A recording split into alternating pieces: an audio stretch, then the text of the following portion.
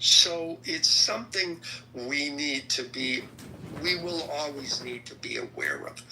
How we address that is another issue. And I think, JP, as you said, or, it's understanding that people are always going to think some fucked up shit, period. But it's taking action. It's when they take action. Now I'm going to put a little bit of nuance. There are times when saying those particular words can be interpreted as a kind of action. But generally speaking, and I'm talking 99.9999% of the time in this day and age, saying that word in particular is speech and nothing more. And we go back to sticks and stones may break my bones, but names will never hurt me. And I think that's a wise, put in a little kiddie form, it's still a wise thing. We understand that in a country that has free speech, if you don't believe that little kid's phrase, then you're in a lot of trouble, because you're going to be torturing yourself constantly. Because people say a lot of dumb shit. And I at least understand when I've said dumb shit. Okay, but there are people who don't, and you have to give them grace, because it's not about them, it's about you and your own peace of mind. And I think what JP and Anthony are talking about is they're not going to let people who say dumb shit upset their peace of mind.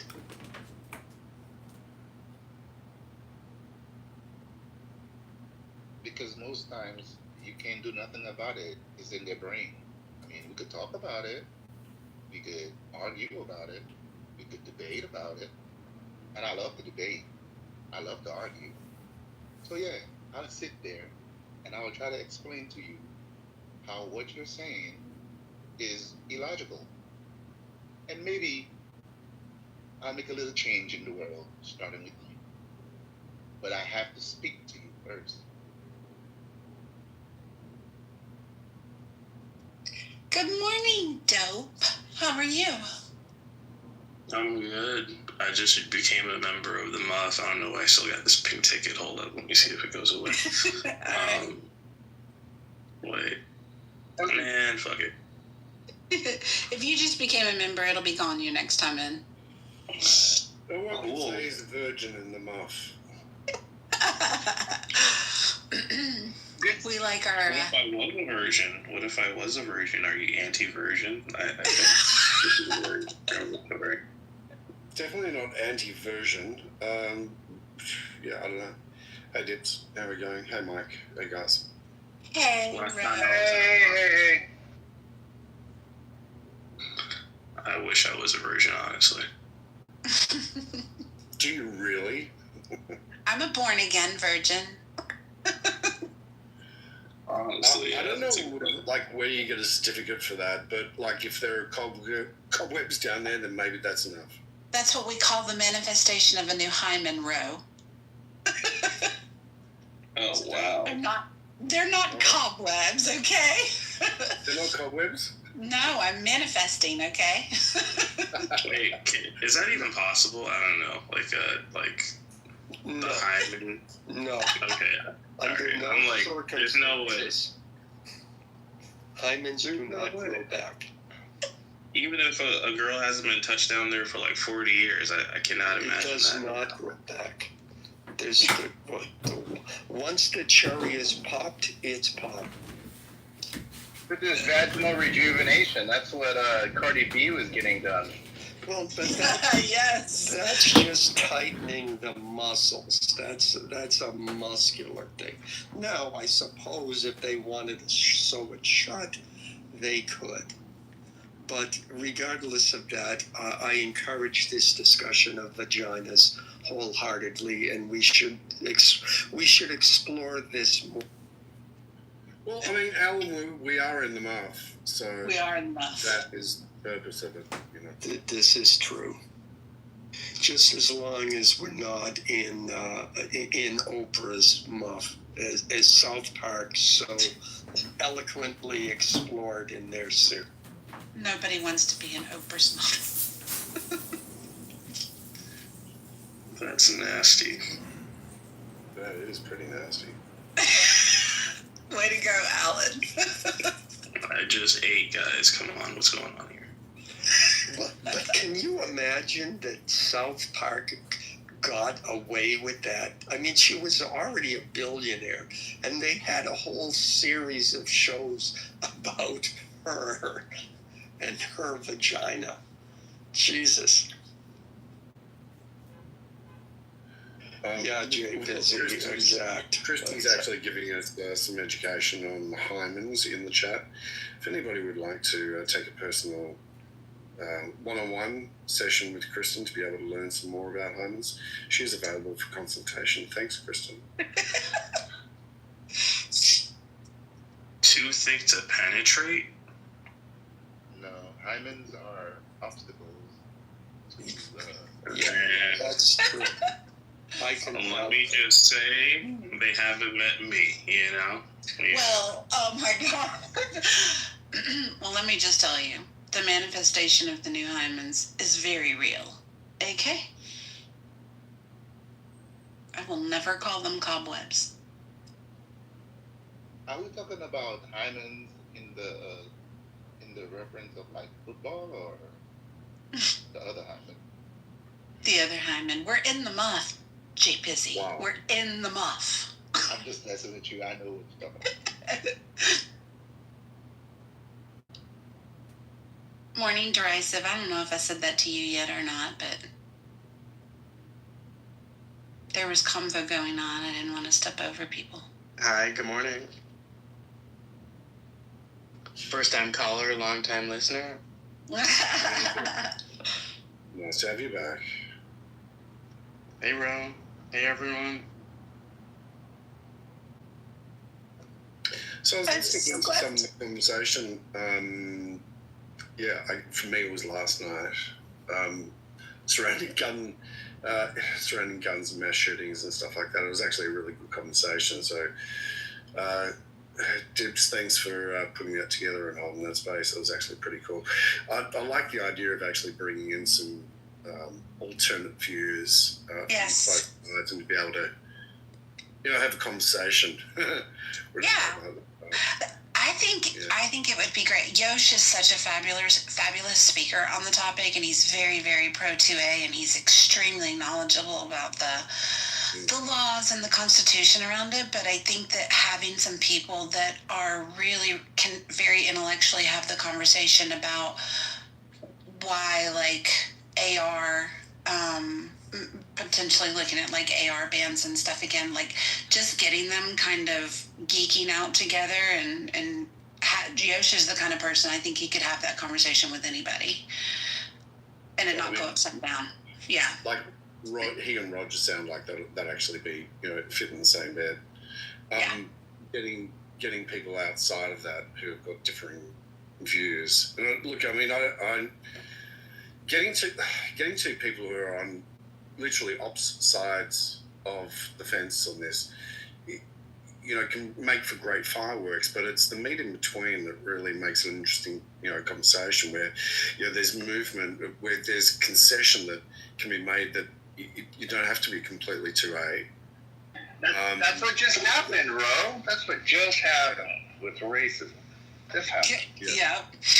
But the thing of it is, I think JB might possibly know maybe another person or two, that because he's very staunchly in the more gun law camp, and between Stilgar and Yosh, I think, and Mojo, if Mojo actually came back, I think that would be a great representation of fewer restrictions, and then we just need 2 or 3 others that support the other camp and are knowledgeable enough to have, to make the arguments.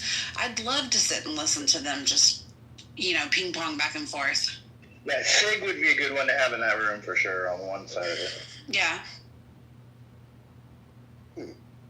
Oh, by the way, I'm sorry if I cut through. It was either you cutting out or me cutting out, but I may have interjected there for a brief second. Oh, okay. No, not at all. Well, let's try and make it happen. Like, get a few people in here.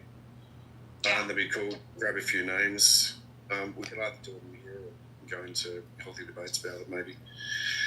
Whichever. Look, I mean, from an Australian's perspective, where we don't have the Second Amendment. There's nothing in our constitution about guns, per se, and it's a different history. Australia has a very different history to America when it comes to guns, and also Civil War as well. So there's some understanding, but what's been in the culture in America is a very different thing in Australia. So when there was an amnesty for the guns to be handed in and so forth, it wasn't as much of a big deal as it would be in America. But I'm sort of leaning in the direction of, look, given that I have a window of understanding to why there is a social push and a cultural issue in terms of having guns, like from an Australian perspective, it's like, why do you need them?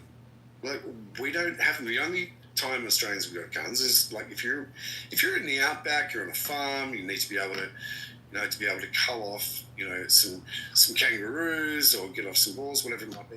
Then fine, it's necessary. But in terms of self-protection, it is not a thing. It never has been a thing in Australia. And it's never been part of our culture. So we just look and say, well, hang on, look at all these shootings that are happening in America. And unfortunately, it is just what we see in America. We see the mass shootings of innocent kids in schools and stuff like that. We go, hang on, surely there's got to be a way of minimising this. Why can't we just make restrictions a hell of a lot stronger so that guns don't get circulated as much? There's incredibly stringent rules and laws, pertaining to the possession of getting firearms and so forth. And obviously, you're going to have less instances of these happening as well. Anyway, that's broad. Two things. One, I was going to say you do need guns in Australia because kangaroos are like deer that have gone to prison, and they're hard asses. And secondly, it's all about the Second Amendment. 1,000% Second Amendment is the problem. There's absolutely no way we can get anywhere remotely close to what Australia is doing because of our Second Amendment. We have it in print, and it's just general enough that it can endlessly be argued. And because it exists, guns are guaranteed to us. And because guns are guaranteed to us, and because we let the cat out of the bag and brought out the same guns that the U.S. Marine Corps uses for everybody and their brother to buy one, there's no going back. There is no discussion to be had, Rollo.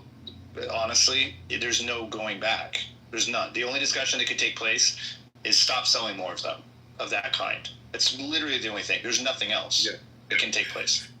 Yeah, look, I mean, in terms of guns and kangaroos and shit like that, look, they can be a bit scary sometimes. Yeah, true. They're needed. They are needed, and they're utilised by farmers out in the outback and countryside and so forth, because there's a purpose for them there, and it's a practical purpose of it. And in terms of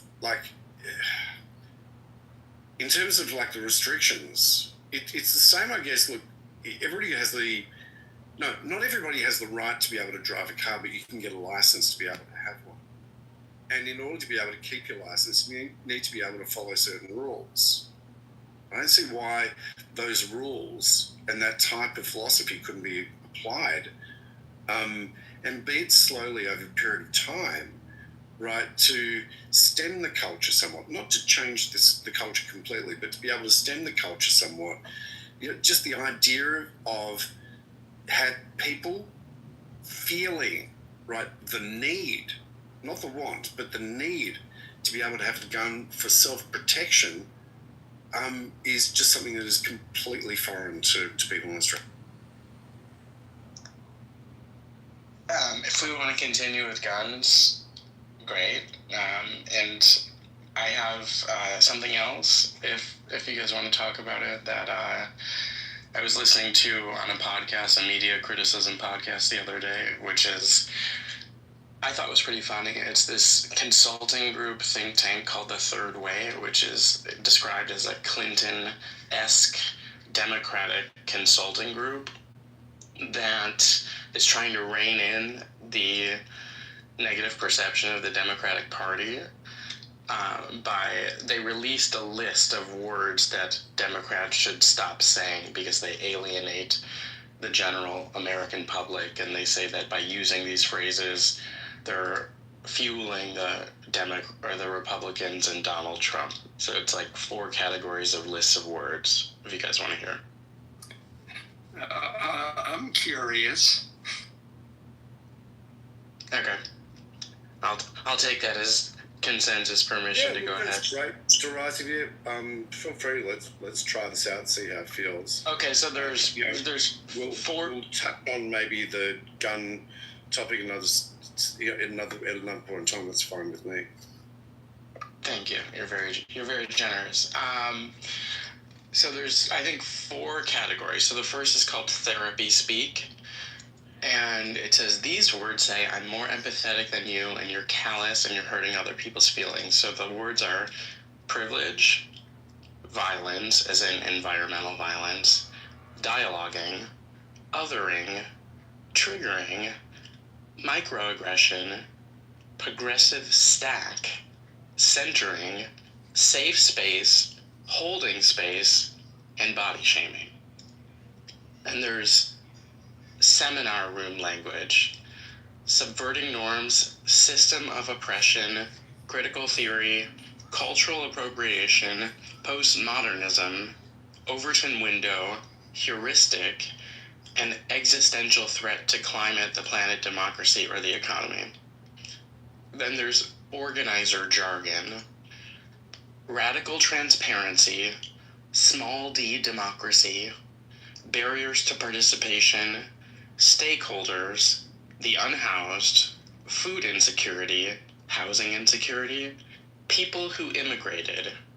Then there's gender orientation correctness, birthing person / inseminated person, which I had never heard, pregnant people, chest feeding, cisgender, dead naming, heteronormative, patriarchy, LGBTQIA+.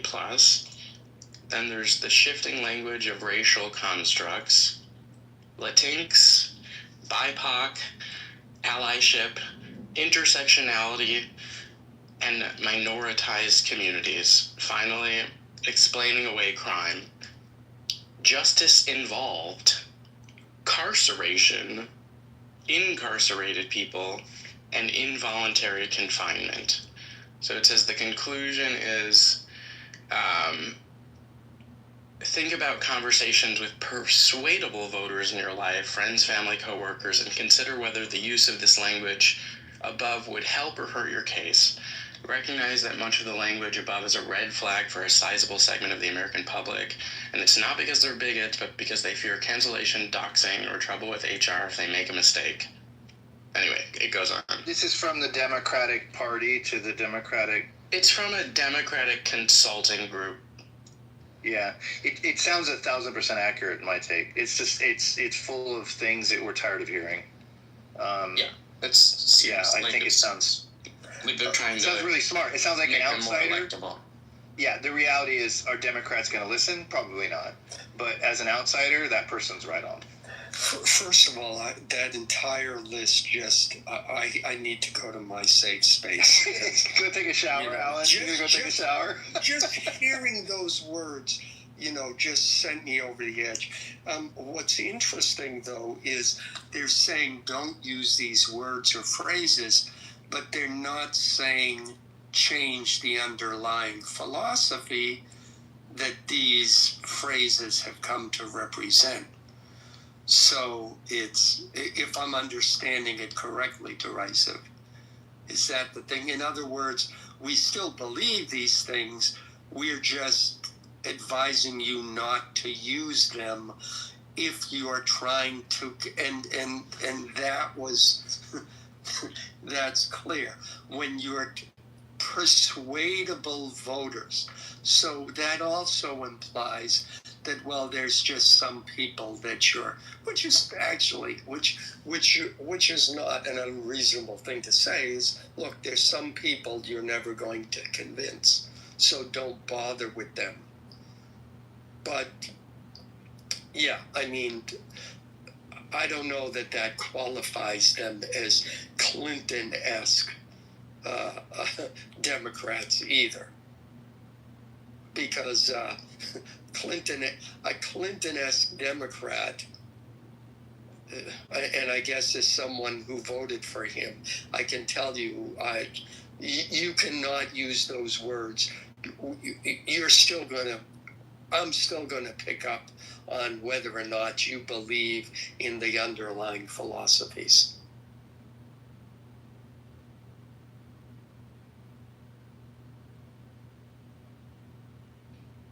I had never heard inseminated person before to describe a pregnant woman. That sounds even more dehumanizing than birthing person. I actually think that's very liberating when I see a woman and I say she's been inseminated. You know, it's just like, wow. Look at this inseminated person. Like, it sounds like so, gosh, the patriarchal standards of our society have been removed. What about inseminated men? Like after the act of coitus, like what do we do about those guys? Do you know what's funny? The podcaster who I was listening to, who originally brought up that list, he's like, well, that applies to gay guys too. Yeah, totally. What's funny is, and you just said it, Dope, that if you actually walked up to a woman who was pregnant and said, oh, you must be so happy to be an inseminated person. When she was done pummeling you, her husband, assuming she's married, would then proceed to pummel you as well.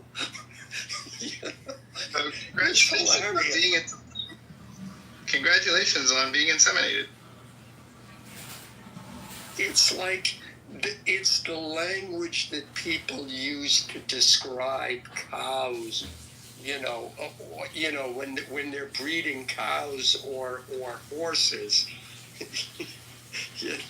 and yes, now as women, or even dogs for that matter. And yes, sorry, my bad. No, go ahead.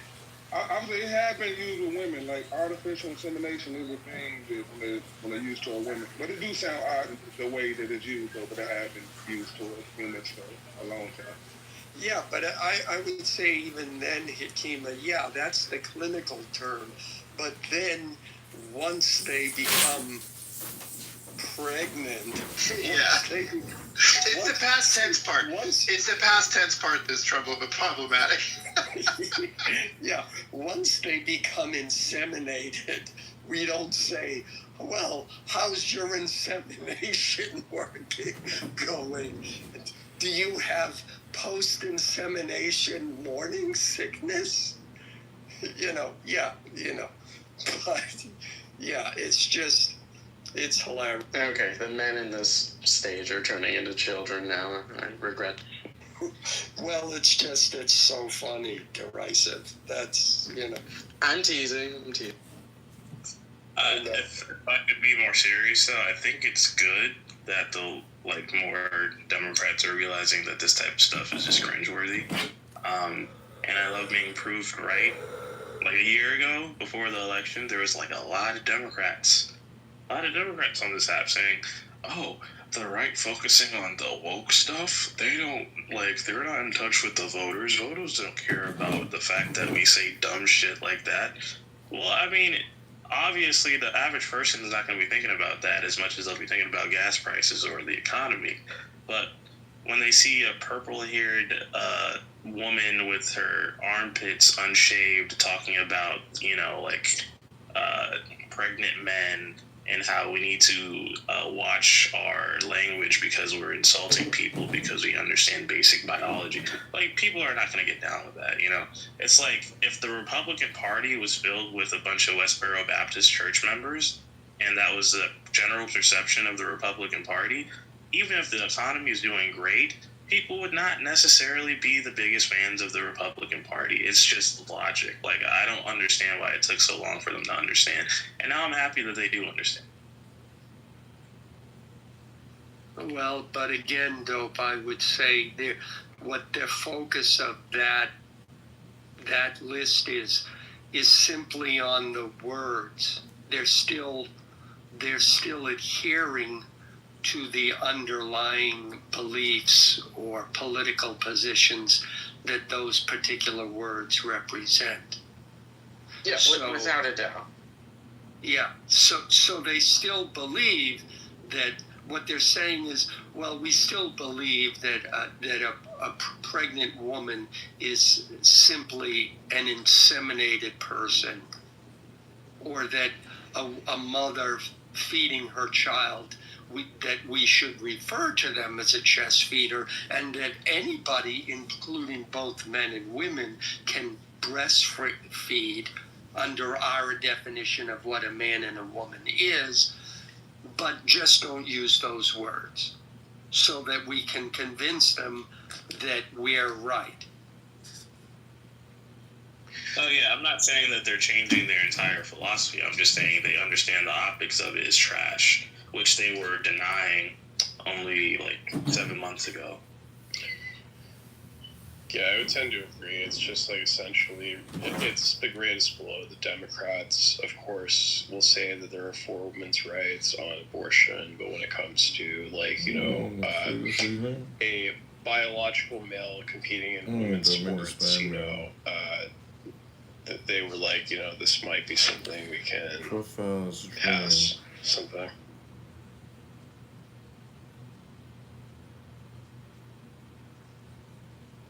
Yeah, this is, you know, there's going to be a big market for this kind of pragmatic strategy for the Democrats in the next election because they just need to work on their electability, and that's, you know, I'm surprised it hasn't happened soon. Yeah, I mean, this is kind of the thing, though. It's just essentially is that the best way Trump can, you know, be favorable is that if he doesn't want to have struggles in the midterm, is to not make such a big deal about the Epstein files.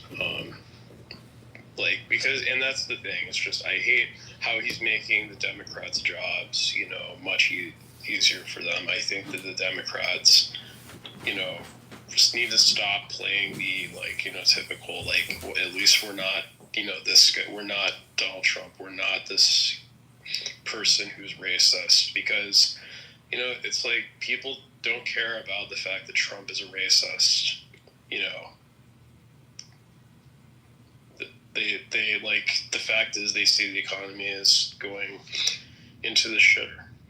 So I'm still back in the whole kangaroo are deers that went to prison.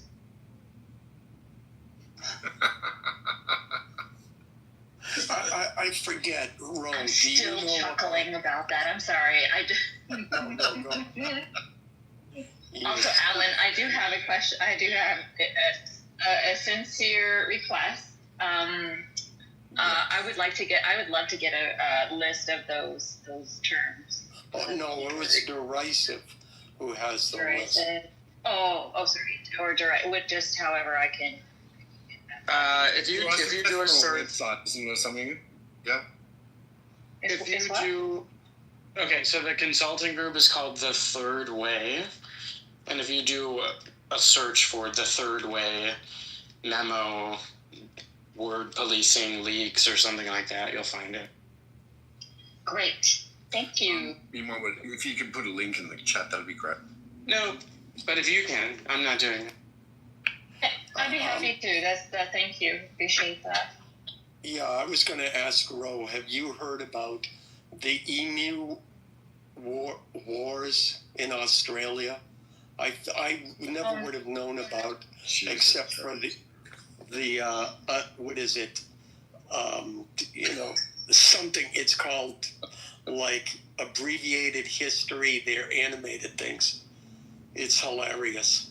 Yeah, it's something that Australians don't really know about, but Americans seem to love to pick it up and go, the Australians were beaten by the emus. Okay, so it's almost impossible to be able to eradicate emus.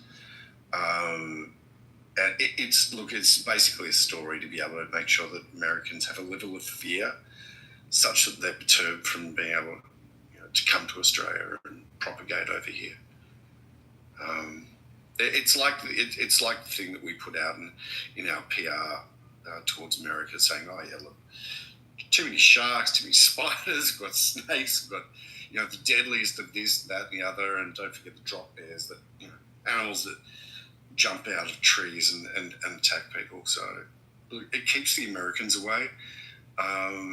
And that works, so we're just going to keep with that. We're going to keep with that story for the time being.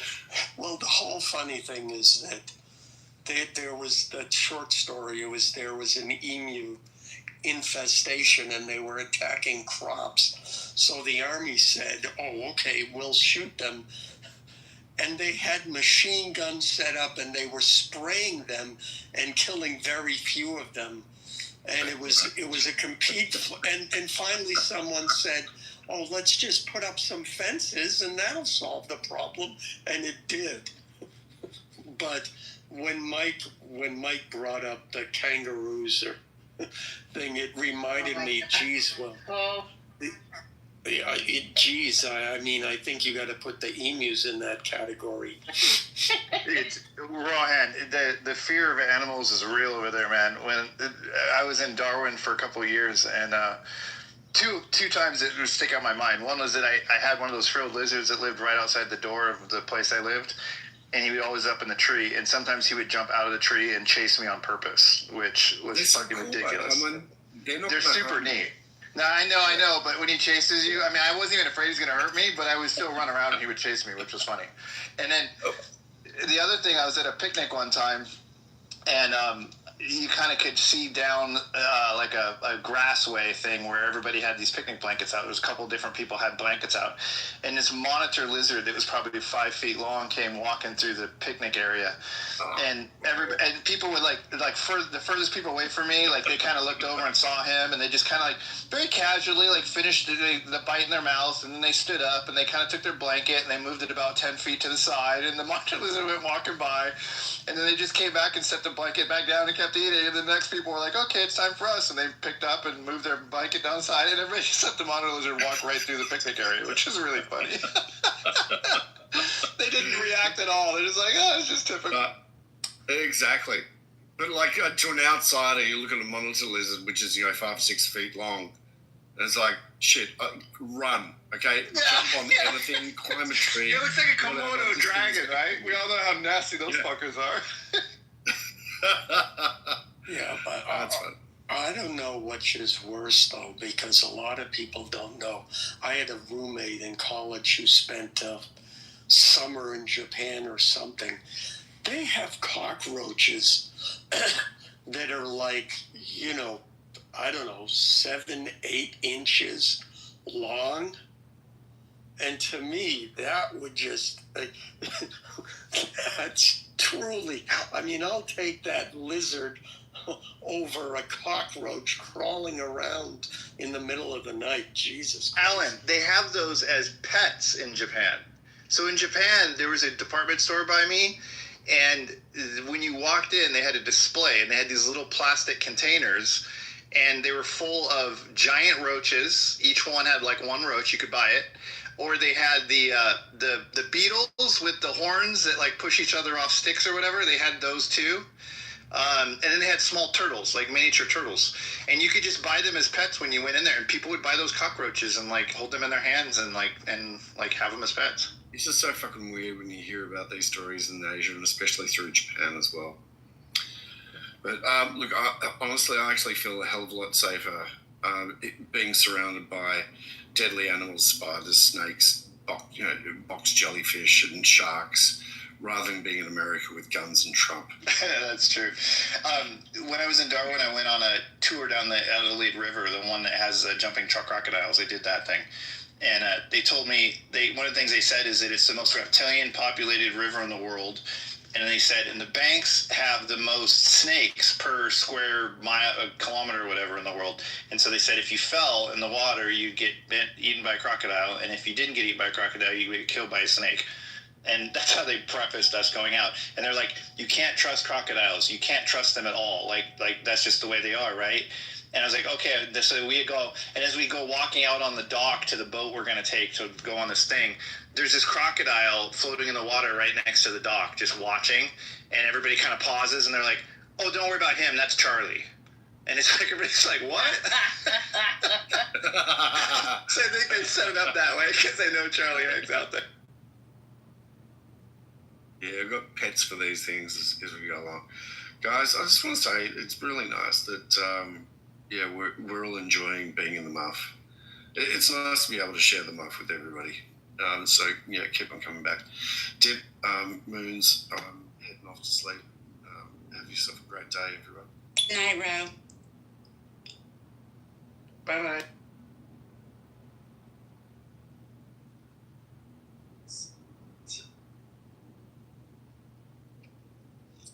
I'm stuck. Hate work. But it's Friday. It's Friday. And it's a long weekend, y'all. Yeah. I'm excited about that. You want to get more coffee? Want to have a coffee break? I just made my second cup. I'm gonna go make me some in just a second. I have to finish Gospel 6. I invite everybody to watch. I think it's the first or second episode of the third season of Married with Children and Al Bundy's testament to Labor Day. It is a hilarious episode. I think it's on the Roku channel or might even be YouTube, if you want to truly understand the meaning of Labor Day.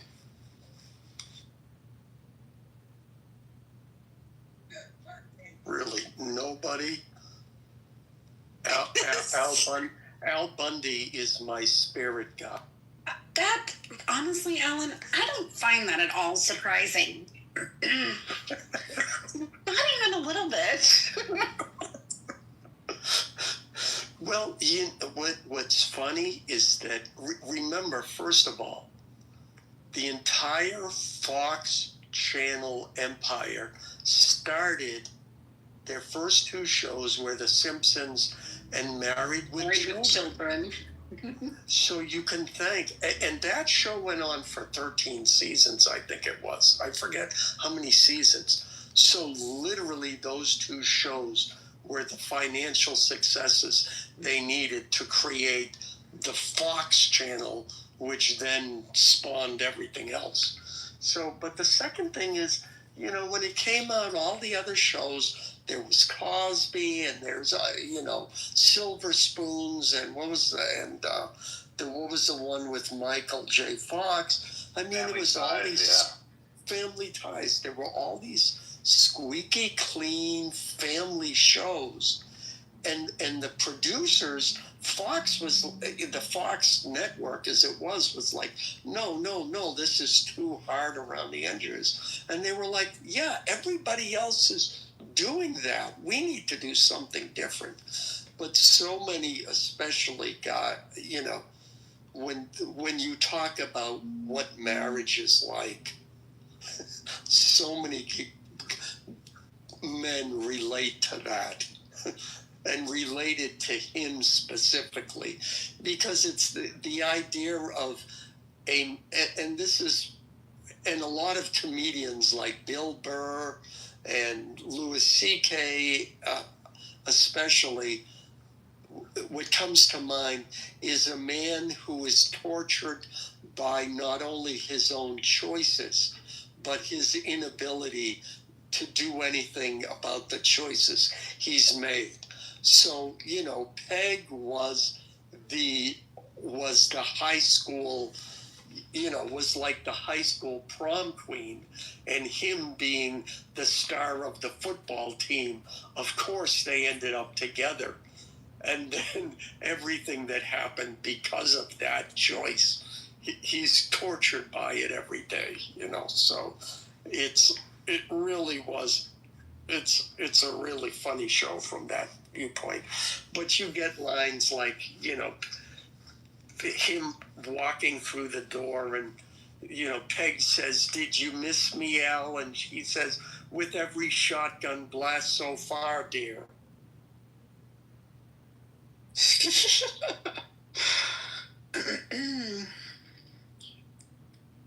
I don't know. I've kind of been sad recently in the last probably 15 years on what, like, you don't see those wholesome family, like nuclear family TV shows anymore. And I think it's kind of sad sometimes. I feel like a lot of the shows anymore, like, really aim to kind of demasculate the men. I don't like it. Oh my God, I was just thinking that. And it really put a bad taste in your mouth about marriage. Like, I tried to figure out what it was about it that I just didn't find very funny. And then, of course, in my mind, I don't think that's funny at all. Well, that was a trope. Yeah, that was a 90s trope. I mean, it's definitely still continues, but it's not something new. I mean, it's, the whole... Yes, but the thing that's so dangerous about it is that it makes it funny. It kind of tries to normalize it, whether that was the intention or not. And that's just kind of like sad. Yeah, I mean, every 90s sitcom husband is some doofus, and he's always wrong, and he needs his wife to set him straight, and, he's sort of like a man-child, and, that's just literally every single sitcom in the 90s. Yeah, even and there's nothing funny about that, frankly, because people are divorcing people left and right because of that issue. It's real. Well, and that's why it's not as funny anymore. Yeah, even Cosby had that in that, I mean, his character, was an obstetrician. I mean, one of the most demanding, specialties in medicine, and yet when it came to the family, well, he was still the doofus of the family. I think and it was all. No, go ahead. Oh, well, I mean, I think that most of the time, though, I think he played it like, well, I didn't know. Yes, he did. You know what I mean? Yeah. Like, and his wife called him out like, yeah, you did. Oh, yeah. But, it goes back to, and even the actor, I forget his name, on Good Times, it was always, I forget the characters' names now, but I remember watching it as a kid and thinking, why is the mother overriding the father? I mean, things like, there was one episode where JJ had an opportunity to make money, and serious money, with his art.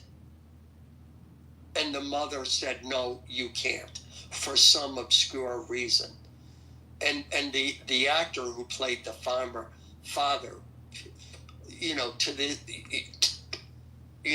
complained about it then, and to this day comments on his character and how even, that was in the 70s that the father was marginalized. But yeah, I mean, there was another thing, like, even in Friends, Ross was the actual smart person in that group. And he was the one who was actually a father, who actually had responsibilities. And he was constantly berated as the stupid one.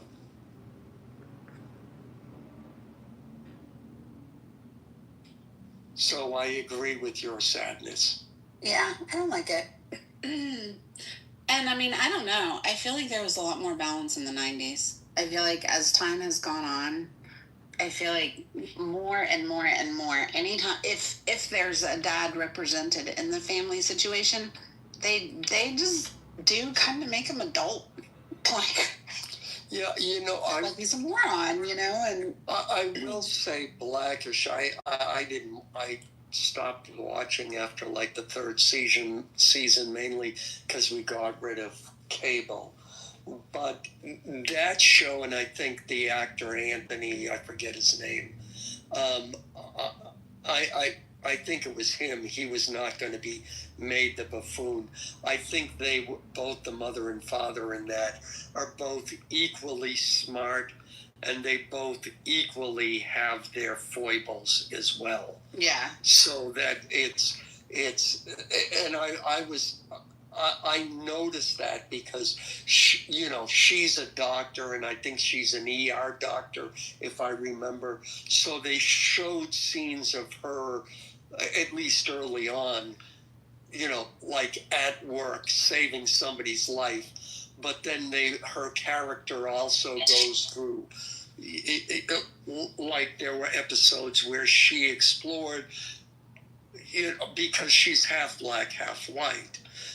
And exploring, when she was a teenager, she went full-blown Valley Girl, for example, and exploring that side of her personality, and then talking to her father about it, and like, well, why did you raise me this way? And it's, so there were some really good episodes with that too. Yeah. And same for him too. I missed Necro. He sent a comment in the chat. If we see him back in here, y'all remind me to address his comment. I'm not really sure I understand. What are your thoughts on anti-discrimination laws against trans people?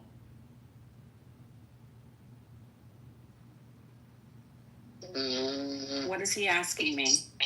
He might, I don't know, depending on what his political perspective is, he might be framing that to say laws that, exclude trans people in sports or things like that, or exclude trans people from locker rooms of their choosing or something. Okay. I'm just trying to make sure I understand what he's asking me. He could be also talking about the fact that transgenders are not a federally protected class group of people, and in maybe some states, I don't know nowadays if they are or not, like in California, but in general, yeah, it would be about that federal protection of class and seeing whether or not we thought that they needed it, Yeah. Well, That's how I would take it. Didn't, I forget which title it is, but didn't Biden expand Title 4 or Title 9 or whichever one it is to include transgender people? And I think Trump just removed them. Right. So it may be related to that. But by all means, let's continue to speculate on what he meant. Smart ass. I mean, I just wanted to be prepared to answer. So I was like, I'm not really sure if he's asking if I think there should be anti-discrimination laws for trans people, or if he's asking if I think the laws that don't provide them the protection are unfair. I'm not really sure which way that's going, so all right. Oh, well, anyway, I can ask him for clarification. Good morning, everyone. Happy Friday. Hey, Serendipity. Good morning, Nat. Good morning. Hi, Nat. Oh, they're slippers. Good morning, morning. Slippers. Good morning. Nothing beats a Jet 2 holiday. You like your Jet 2 holidays, slippers. Wait, Slippers, what is that from? I see it overlaid on videos, or on Ratchet videos or crazy ass videos. But what's the origination of Jet 2 holiday? Where's it even? So it's an actual it's an actual song, and then somebody just overlaid it with the flight attendant discount announcement. So there actually are two separate artists attached to this whole Jet 2 holiday that we see on social.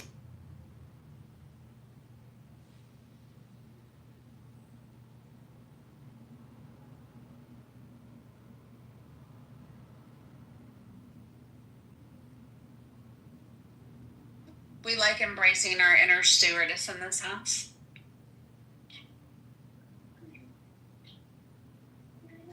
I think there should be a national push to bring back the word stewardess. Flight attendant, stewardess, whatever. Is it like politically incorrect to say stewardess anymore? Probably is. I beg many pardons. Steward. Excuse me, stewardess. Can I have some peanut? The liquor's in back. I'm telling you what, all the liquored people came up last night. All at the same time. It's just like everybody did. Everybody decided to pop the top on the bottle and get schnookered and come to the muff. Like, it was this giant, massive collaboration of incoherent drunk people. Well, in all fairness, there are some muffs that you need to be liquored up before you come to them. But that's another topic. Oh my gosh, Alan.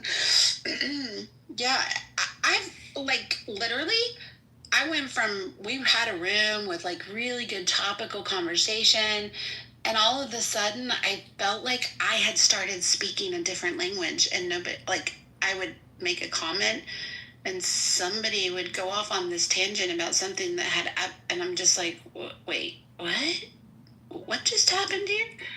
It was crazy. So dainty. I miss you, sir.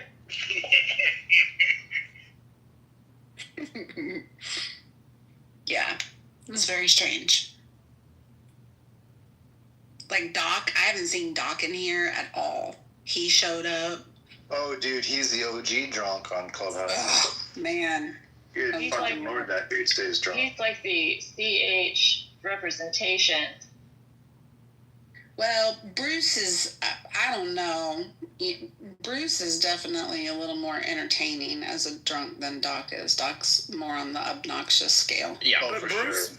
but Bruce still works. Bruce is still mobile. He's able to Yes. get where the hell he needs to go. Yes. He's not sitting up in his house, making pyramids of beer cans and shooting guns. So I would say that Bruce is more of a functional drunk, but Doc is a mess. Like, Yeah, Doc is that a to me mess. was like, what the hell is this? Doc has been through some shit. Back to your point earlier about serendipity, about that, Yeah. those people. Yeah. Dude, he's been through. I had some conversations with him in the early years where we went deep into his military experience, and he's literally like the beginning of Saving Private Ryan, like where people were holding their guts in, like the medics on the battlefield are holding people's guts in. He literally did that, and he did it for a solid 4 years in combat zone and totally survived it, which is pretty shocking. He mentioned like maybe a month ago, someone was talking about some femoral artery or something, and he was saying, oh yeah, there were times, you have to sit there and pull it out and then squeeze it, otherwise the guy just bleeds out. I mean, just casually talking about it. But that was a scene in Black Hawk Down where the medic is like, he's trying to get at that artery, and he knows if he can't get it, the guy's going to die, and it slips out of his hand, and the guy is like, and he's like, yeah, I got it, everything's fine, telling the guy that, knowing that no, the guy's going to die. Yeah, Doc is fucked up. I think his illusions of grandeur and sort of drunk pathology fantasies sort of mixed together, and I think that about 90% of his military stories are either fabricated or extremely embellished. That's the sense I can. It's really hard to say because he definitely served in combat, and you definitely see action as far as you definitely do that as a medic in war. There's no question about it. I agree. I agree. Knowing him as his personality, I kind of agree. The problem is you really don't know what's real and what's not. Yeah, but I just know a pathological liar when I see one. You know what visual I get every time I see Doc, which makes it really hard for me to take him seriously. Even though sometimes he can be perfectly fine, but sometimes he can really, really annoy me. But I can't get this visual out of my head. It has just followed him for years and years and years for me. Like, I see him, and I always go back to one of the first times I heard him in a room talk about his dick being the size of a beer can. Point blank example. He's full of shit. I just cannot, every time I see him, I'm just like... You couldn't have waited until I got to my office and had at least a bagel? At least a bagel. Oh my God. It's Friday. That's the show, guys. Sometimes outrageous things stick with people, okay? Maybe it is girthy. Maybe he wasn't talking about... That's exactly what he was talking about, was girth. Oh, okay. Can the women on stage take a cold shower, please? Talking about Doc. Ew, honey, no. We're just talking about a certain part of the anatomy, not particularly him. Oh, I got it, loud and clear. But Okay. Serenity, that begs the question. What visual image comes to mind with the rest of us? That was a good question, Alan. Yeah, would you like to go down the roster on stage? No. Okay. Alan, I think of a Woody Allen type. Oh, that's hilarious. Oh my God, y'all. No, we're not doing that. You would not be wrong, derisive. Oh, wow. Others have made that comparison, much to my dismay. Well, I was sort of, teasing you in a friendly way. No, but, and I took it that way. Okay, you're very generous. Listen, as long as the guys, and I'm speaking in general, but to the guys on the stage, just as long as you don't shave it down too much. I don't know about the other ladies, but a bald penis is not an attractive penis. So please keep some hair on that thing. Oh my God, Nye, you're so right. I need some manscaping, though, y'all. But it looks bigger. But it looks bigger when it's shaved. Yeah, I don't know who told you that. Allegedly. I don't know who told you that, but they were. No, that's not like that's true. Maybe it is a little true, but it looks like you're vain in a way that's very not masculine when you do. Oh, I agree. I don't like shaved women either. I think they need something down there. So, yeah, I think it applies to both.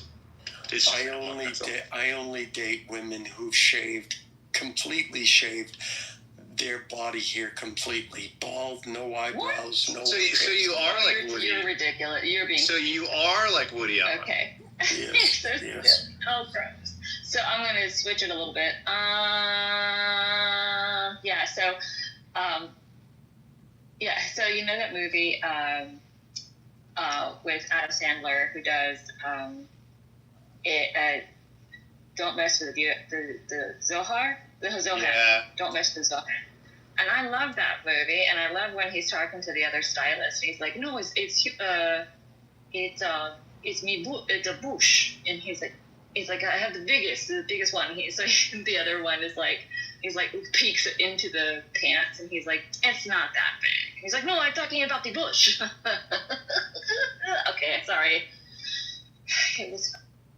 Yeah. On the other hand, on the opposite hand of the scale, you should watch The Last Tango in Paris with Brando, because the woman in that, I'm sorry, it's like a shag carpet. Is that the woman that he raped? Like, No. literally raped on set? I don't. There's a story behind that. Marlon Brando. There's a story behind a scene that Marlon Brando acted in where he took it like she was resisting in real life and she's resisting in the movie, and it was real. Like, he literally took it beyond approval and actually raped her. And she talked about it later. I don't know. I mean, well, that. I mean, he's an eccentric dude, so I don't doubt it one bit, you know.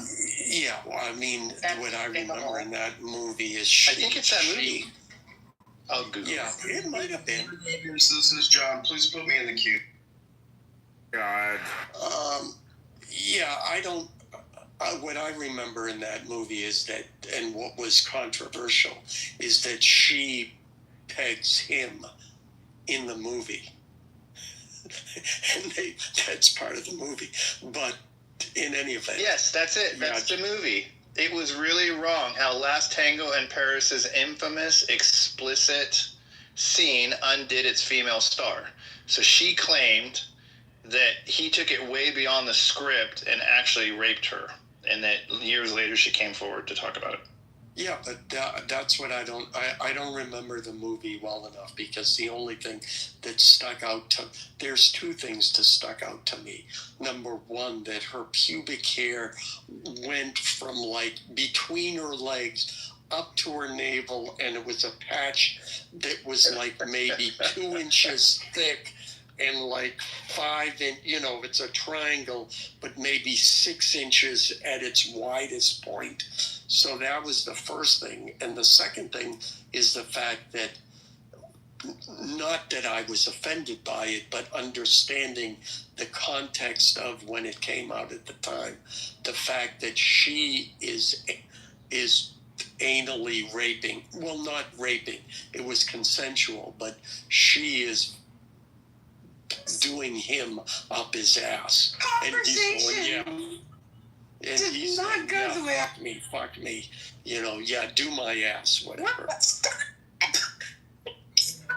Jesus Christ. No, it says that Marlon Brando and the actress both later said that they were raped on the set. Oh my God. Good grief. Hey, moderators, this is John. I just want to say, this campaign is still going. We have recruited petition signature gatherers today in Rockford, Peoria, and Bloomington. Shut up!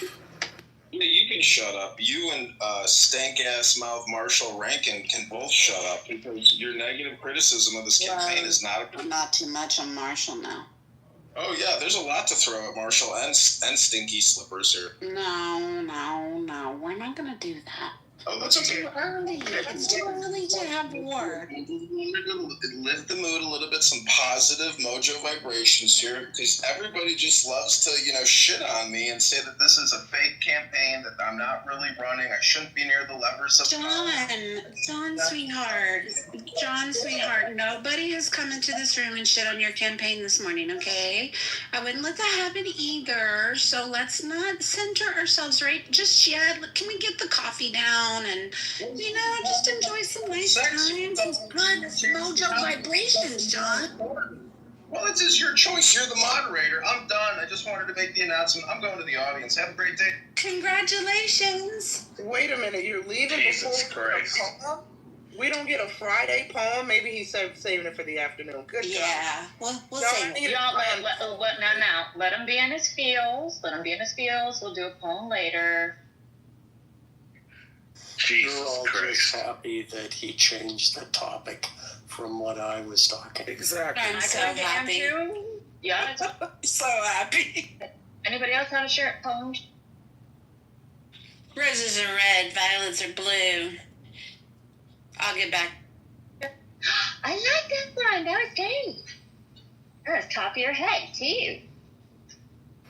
Roses are red, violets are blue. Nobody in this room is running for Congress, and John, neither are you. Was that top of your head? That was good, too. Adam. You guys have a very interesting tolerance level. Well, if I did speak, and that's a good point, but if I did speak about the things where I'm like, guys, Can we not today? There'd probably be 5 times you'd hear me talk. You'd be so tired of my voice. So I gotta roll with some things where I gotta pick and choose which ones that I'm like, it's gonna be, I have to, okay, if it offends me, it's one thing, but if it's gonna be damaging to the rest of the room, then I'll speak up. I'm not a big fan of talking about forced intercourse.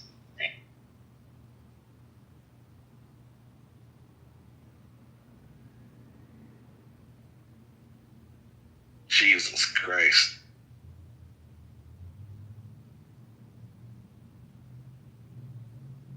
Right? Yeah. So, I bet y'all it's a long weekend. We're on a holiday. I'm so excited. And I just made a new pot of coffee. Ooh, what does it taste like? I don't know, it's brewing. Okay. Yay. I thought you already had it in your hand. No, I just started it. Okay. I actually just took a sip of mine. It's a little foamy, but you know what? It's fine.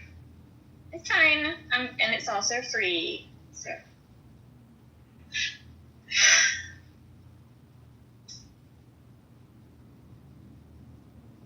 Slippers. How's Los Angeles streets these days? Good. Traffic was a little bit predictable this week, so I decided to leave super, super, super early. And yeah, I mean, I tested a good theory, and I feel like, yeah, this is working out. Yay! That's great. No protesters lately? Oh, no, they're going to be doing the Palestinian protest probably either today in the afternoon or perhaps tomorrow in the afternoon. I mean, they've been doing it every week for months. Okay.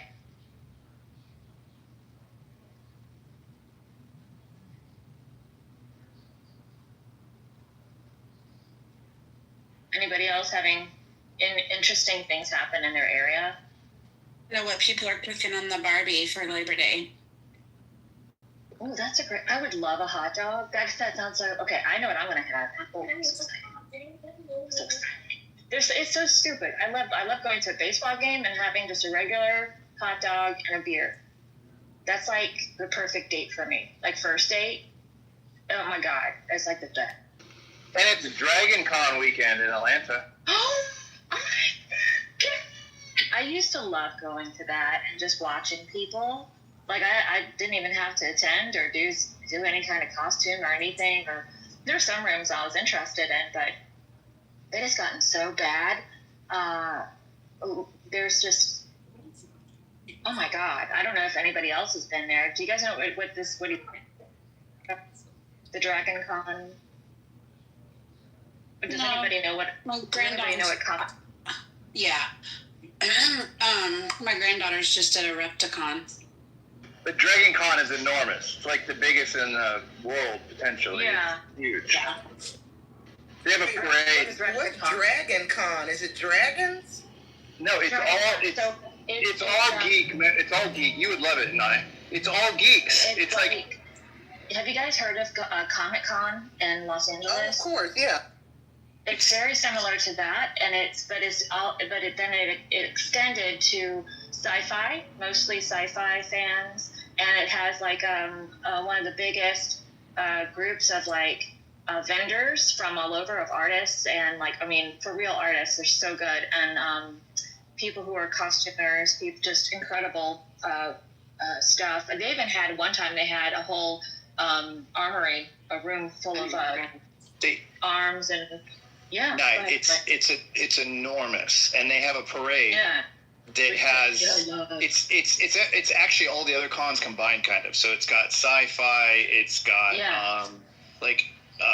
comics, middle and like there's movie stars, anime stuff like it's all part of it, and they have a parade that goes through the city. I think Saturday morning, and it's huge, and it has like like 500 stormtroopers, and like so all the cosplayers come together in groups so that they all group up so that as the parade goes through, they're all like together in whatever their costume is, and like. So you see the Star Wars come through and they play Star Wars theme, and all the Darth Vaders are together, and then all the freaking Stormtroopers are together, and then they'll bring out, anime shit, and like the Powerpuff Girls might be in there. Like it's everything. That sounds it's everybody really dressed fun. up. And then at night, it's called Dragon Con. It's every Labor Day weekend in Atlanta. And then at night, it takes over this entire giant hotel downtown and a bunch of other buildings. But at night, everybody parties out in front of the hotel, fills the whole street. You can't drive on it and stuff. And all of the risque costumes come out. So if you go there at night, like the girls are like half dressed as like anime characters, it's showing their boobs and stuff. Like it gets all risky and crazy at nighttime. Just walking down the street. Yeah, it's and I have and the people who are in costume, they don't get paid. I mean, the people who are there, the stars from that are from TV shows, movies, things like that. They have appearances in the stars room, so you can go get their autograph. You can have pictures taken with them, things like that. People they save their money, and this is what they spend their money on instead of a vacation. They go there. There's a quad of 4 major, huge hotels like Hyatt, Marriott, that's downtown, and they're all connected. So they coordinate with all the ballrooms to have these like, what do you call them? Sessions, like info sessions or discussion groups, things like that. Like they'll have a Star Trek, and they'll have a Star Trek session where everybody that's obsessed with Star Trek will come in. They'll have Star Trek actors there, and they'll have like you go conferences basically, but each conference is based on a geek thing, specific topic. Yeah. So it's just really cool. So you get to like congregate with a bunch of your same like artists and excuse me, other fans that are super fans. But like if you can imagine any kind of like creative genre of a movie, like horror or sci-fi, all that kind of stuff. It's like behind the scenes in movies, anything and everything. It's really intense. And you're surrounded. You have to be very careful because there's and I don't know how to explain it. But you have to pay in order to. You didn't have to do this, but now because it's gotten so big, you have to actually pay money to enter any place that any participants are in, and you have to wear a name tag and things like that. It's very, very. I have a question to people. I've never been to a Comic-Con, but have you guys who've been to Comic-Cons, have you guys cosplayed as a character? I tried to once and it failed, but that was fun. One of my favorite childhood movies is called The Last Unicorn, and I tried to be the lady in Mafia who was the unicorn turned into the maid, and I tried, but it was incredibly uncomfortable. So I'm just so happy to just watch everybody and everybody just finds so much joy. My daughter used to always want to go when she was younger, when she was like early teens, and she dressed as Chica one time from Five Nights at Freddy's. My wife and I make really good costumes. We're really good at doing that. And so she dressed as Chica one time with the full on head and all that and body. And then she got into being a furry. Like we made her a furry, like a big wolf head and a tail and stuff, which she was really into. And then when she got there, like the other furries see her and they're like, hey, and they start grouping together. Well, then we start realizing that all the other furries were like in their 20s and they were creepy as fuck. And she's really got a good radar for creepy ass people. So like she started noticing it too, and she's like, yeah, they want me to go over there, but I don't want to go. I'm just gonna hang out with you guys. And I'm like, yeah, that's cool, let's go. Like you're doing this for a different reason. You know what I mean? So like it was really good. It was really. Have you ever gone as Picard, Mike? Because I feel like you could pull it off. No. Oh my God, you're right. You would be great. No, I have not. Speaking of furries, I run in the Christian circles on Clubhouse too. and I was in a room one day, and they were talking about this furry Christian Discord server, and people were laughing and joking about it, but a couple of us actually went over there and sat in on like some of their Bible studies, and oh my gosh, y'all, they were the nicest people. They were absolutely the nicest people. It was so yeah, the furry Bible study group kind of became a big thing in the Christian circles. They're super nice. They're just they're insanely geeky. Like, they're geekier than the normal people, you know? Yeah. My daughter, strangely, what she hated about it, she loves animals, and she always talks about being an animal. Even in her previous life, she talks a lot about how she knows she was an animal before she was a person, and she didn't know she was a little kid, which is really interesting. So she wanted to be an animal, so that's why we made her this really badass furry costume.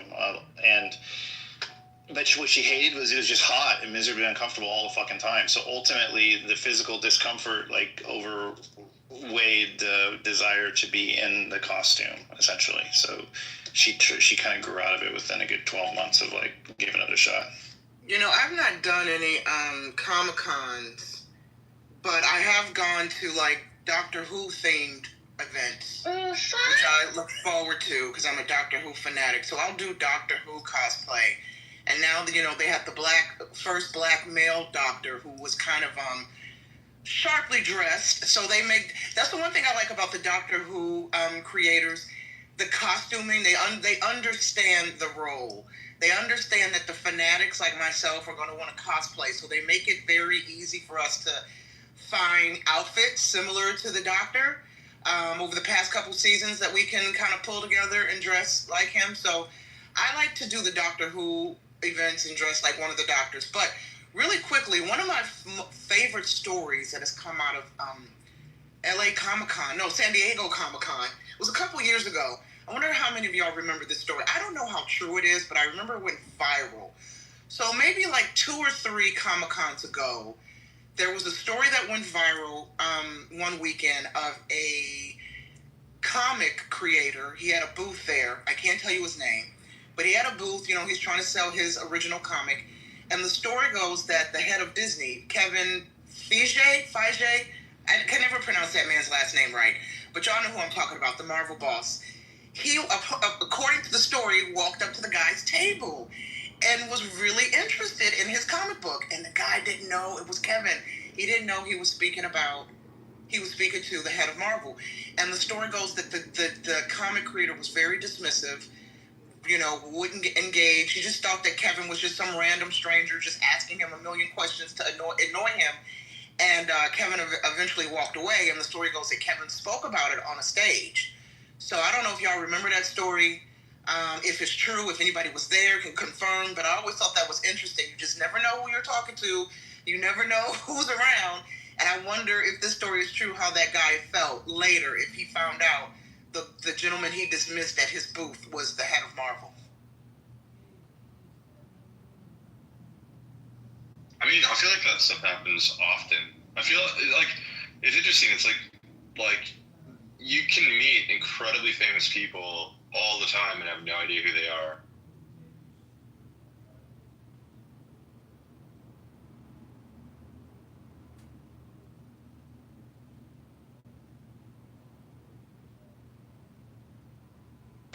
Yeah, and a ton of people flying to Atlanta for Dragon Con. There's a shit ton of Doctor Who stuff there. And the center, what is it? It's like the giant area where all the booths are there. So if you make things or you sell things or whatever, you can have a booth, you know? It's enormous. It's like a gigantic, it's like 4 stories of a trade show. And it costs like $80 to get in to just see the booth. Per day, though. Per day. And one time I made my daughter, like I said, wanted to go, and I didn't want to pay for it because she's the only one that really wanted it. But we were all going to go because she's a kid.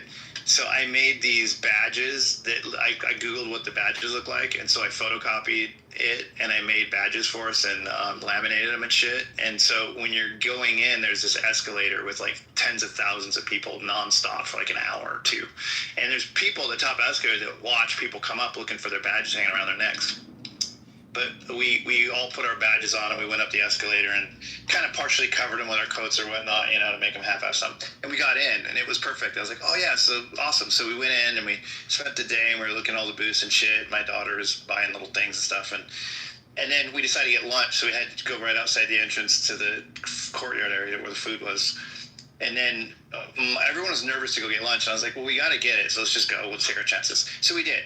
So then we come back and we're about to go in again. And they had like 2 guard people standing there where you enter again from the lunch area. And I was like, I'll go first. So I started walking. And I got 2/3 through. And some geek pointed at me and they go, hey, that badge doesn't look right. And my wife just fucking was petrified because she's not that kind of person to break rules at all. She's a total rule follower. So she was just like, oh shit. And then my kids were like all scared. And I was like, no, it is. And like, no. And then like 3 more geeks came up running up to me and they grabbed my badge and they looked at it and it was super dramatic and they kicked us out. And my wife was so fucking angry at me for making her do it. That was my last time I went. Yeah, I just signed up for the Dragon Con mailing list so I can be aware of this next year because I would definitely go. I can't believe you haven't heard of it. I guess if you were all the way in California, maybe not. But I think it's bigger. It's bigger than Comic-Con. I think.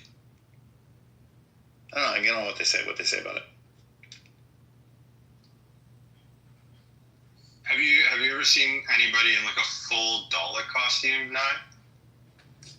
Gala costume, I think at the 50th anniversary, perhaps. There was a big 50th Doctor Who shindig in LA way back when.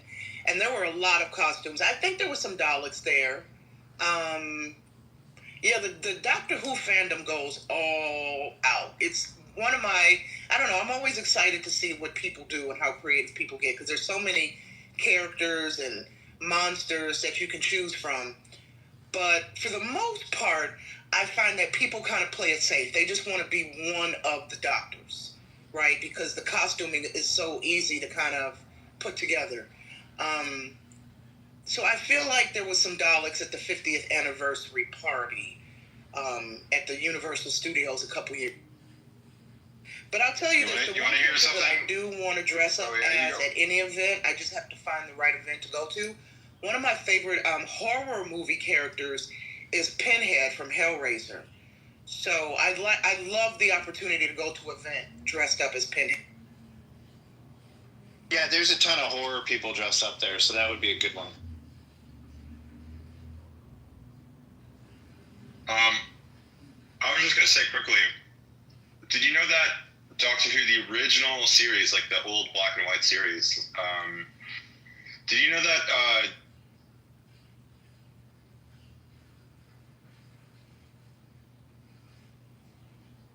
oh man, you cut out. Yeah, you cut out. I didn't hear you. Sorry, man.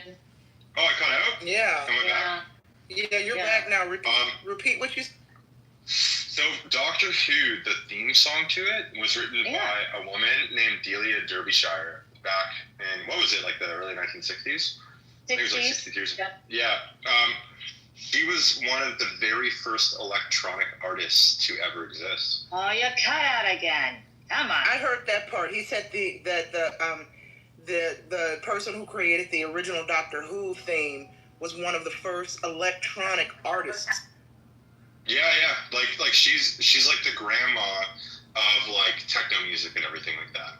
It's like one of the most like revered people in the world for like tech, electronic music, techno music, house music. Yeah, she was and she wrote the Doctor Who theme, but she works for the BBC. Oh, is it out again? I don't know why. You guys sound fine to me. Yeah, this happened to me in another room this morning. I was told that I needed to come back, reboot the app, and come back in. I'll just do that right now. I'll be right back. Yeah. Oh, yay. I love talking about special topic, special interest. Well, if there are any doctor, Kristen, I don't know if you landed. I don't want to speak over you. I see your mic is open. Go ahead. No, I'm so sorry. Go ahead. I'm just. Yeah. No. I never know if a person's mic is still open and I don't hear them, if it's just glitching out. But for the Doctor Who fans in the room, if y'all don't know this, some of y'all already know for the fans that the Doctor has two hearts. So he has 4 heartbeats, I think it is. And the theme song, the bass, if you listen to it, that represents his heartbeats, his 2 hearts. So. Oh my gosh. I Just don't want to really steal quickly, Ian's thunder. Yeah, go. Yeah, we can hear you now. No, I just wanted to quickly say, so Noah, you know how we were talking about this is a bit of a quick subject change, but we can go back to this. But you know how I was talking about the grooming gangs yesterday? Yes. Rumar, who's in the audience, actually was friends with 2 victims of the grooming gangs. Oh, wow. I hate that. Well, I'm not surprised I'm not surprised. I mean, it's a rather small island, and if so many people have been afflicted for over 30 years, you're gonna know, like, not just 1 or 2. That's bad. Yeah. You should invite him up and see if he'll talk about it, because he's a great guy. He's very calm and chill and nice and lovely. Yeah, I don't know. On a Friday, I really don't want to hear it. I'm sorry.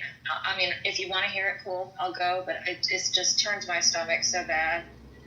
And I don't know, no matter what day it is, it triggers me like nothing else. I've never been so fucking triggered by this. But let me ask you a question. This is a form of entertainment, correct? What? This app. Okay. Okay. So continuing to have conversations about things like that, as much as people do on this app, you don't think that tends to be a bit unhealthy? Yes, I agree. That's why I would rather not right now. Oh yeah, we don't have to talk about it right now. That's okay. Like I'm not trying to force the issue. I just wanted to say, you know, Rumor has like personal experience with that. He was a good person to talk to. Yeah, I get it. Yeah, he's cool.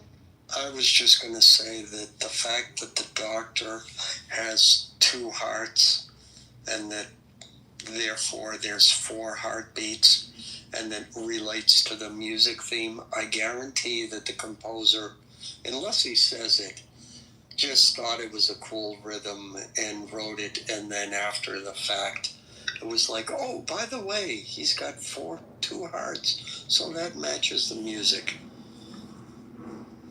It was a woman who composed the music. It was Delia Derbyshire. That's what I was saying earlier. So she was like one of the first electronic artists to ever exist.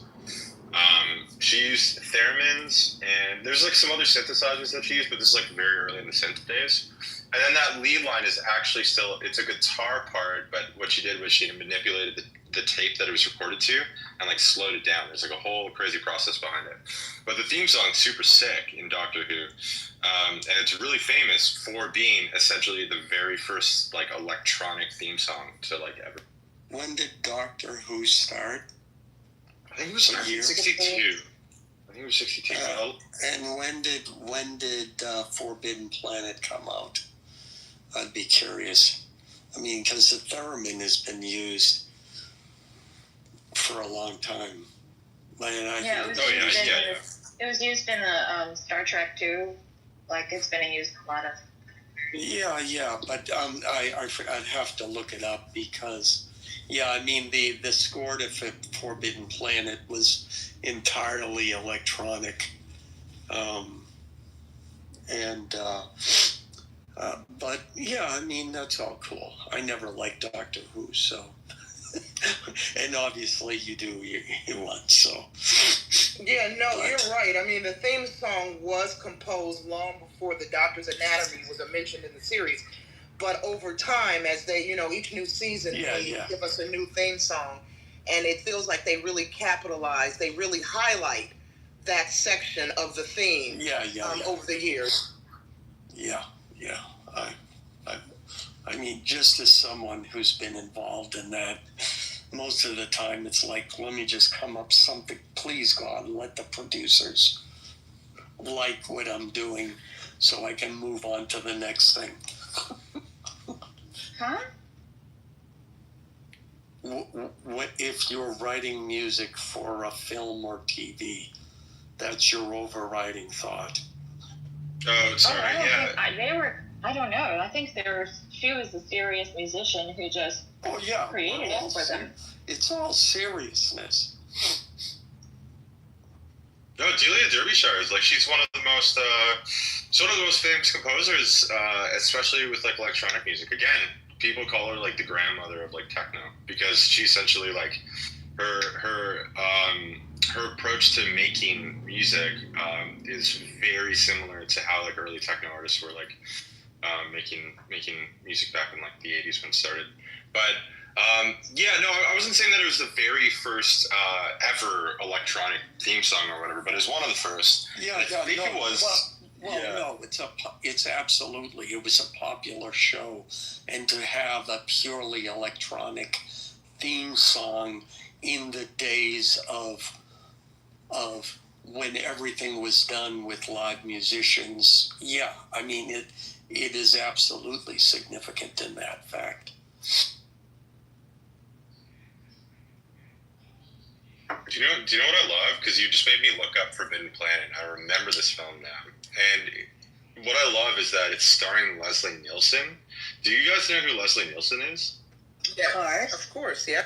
Yeah, the guy that did The Naked Gun. That's so fucking amazing. I forgot that he was in this film first. Well, that's amazing. That was the whole point, is that they hired him, they hired Robert Stack, all of these actors who were famous for doing very serious roles, and to have them in the movie, that was the whole gag, that they were their characters were totally serious, saying ridiculous things.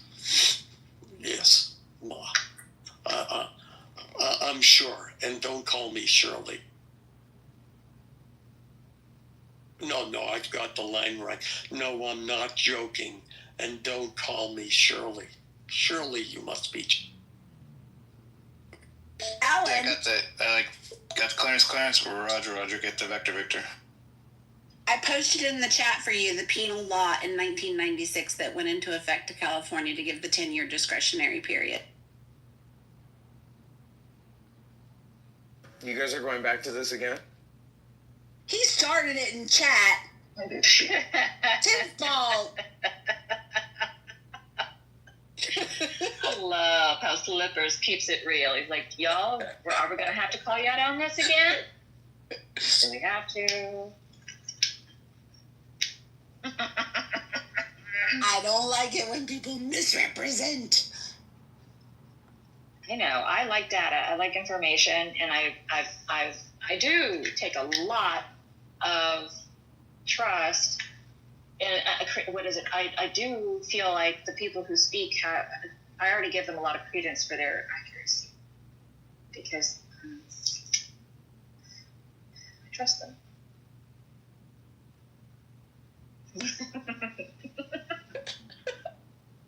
You'll just ignore the chat, okay? I'm not even looking at the chat. I'm sorry. I'm half working. What is the chat saying? Oh. Good morning, Sean. I missed you. Good morning, y'all. What's up, hey, what's buddy? You have my head spinning talking about techno. Let me just say, Orbital from the UK and Prodigy. That's right. Remember that song by Prodigy? I'm a starter. And they also did that song, Smack My Bitch Up.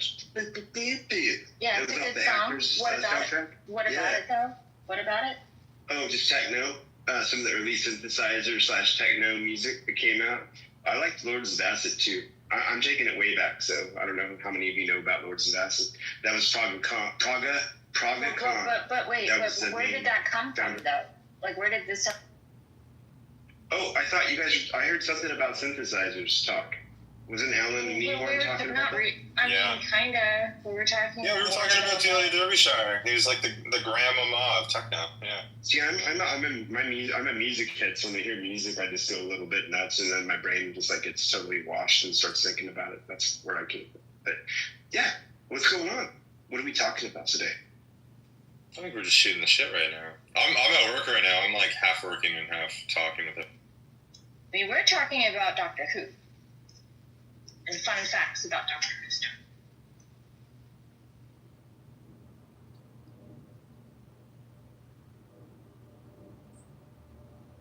Yeah, I don't know anything about Doctor Who. Who is Doctor Who? You should get into it. Do you know what? You should watch the old Doctor Who series because it's like really, really good. But then it gets better with the revival. When they revived it in 2005, it just gets better and better and better.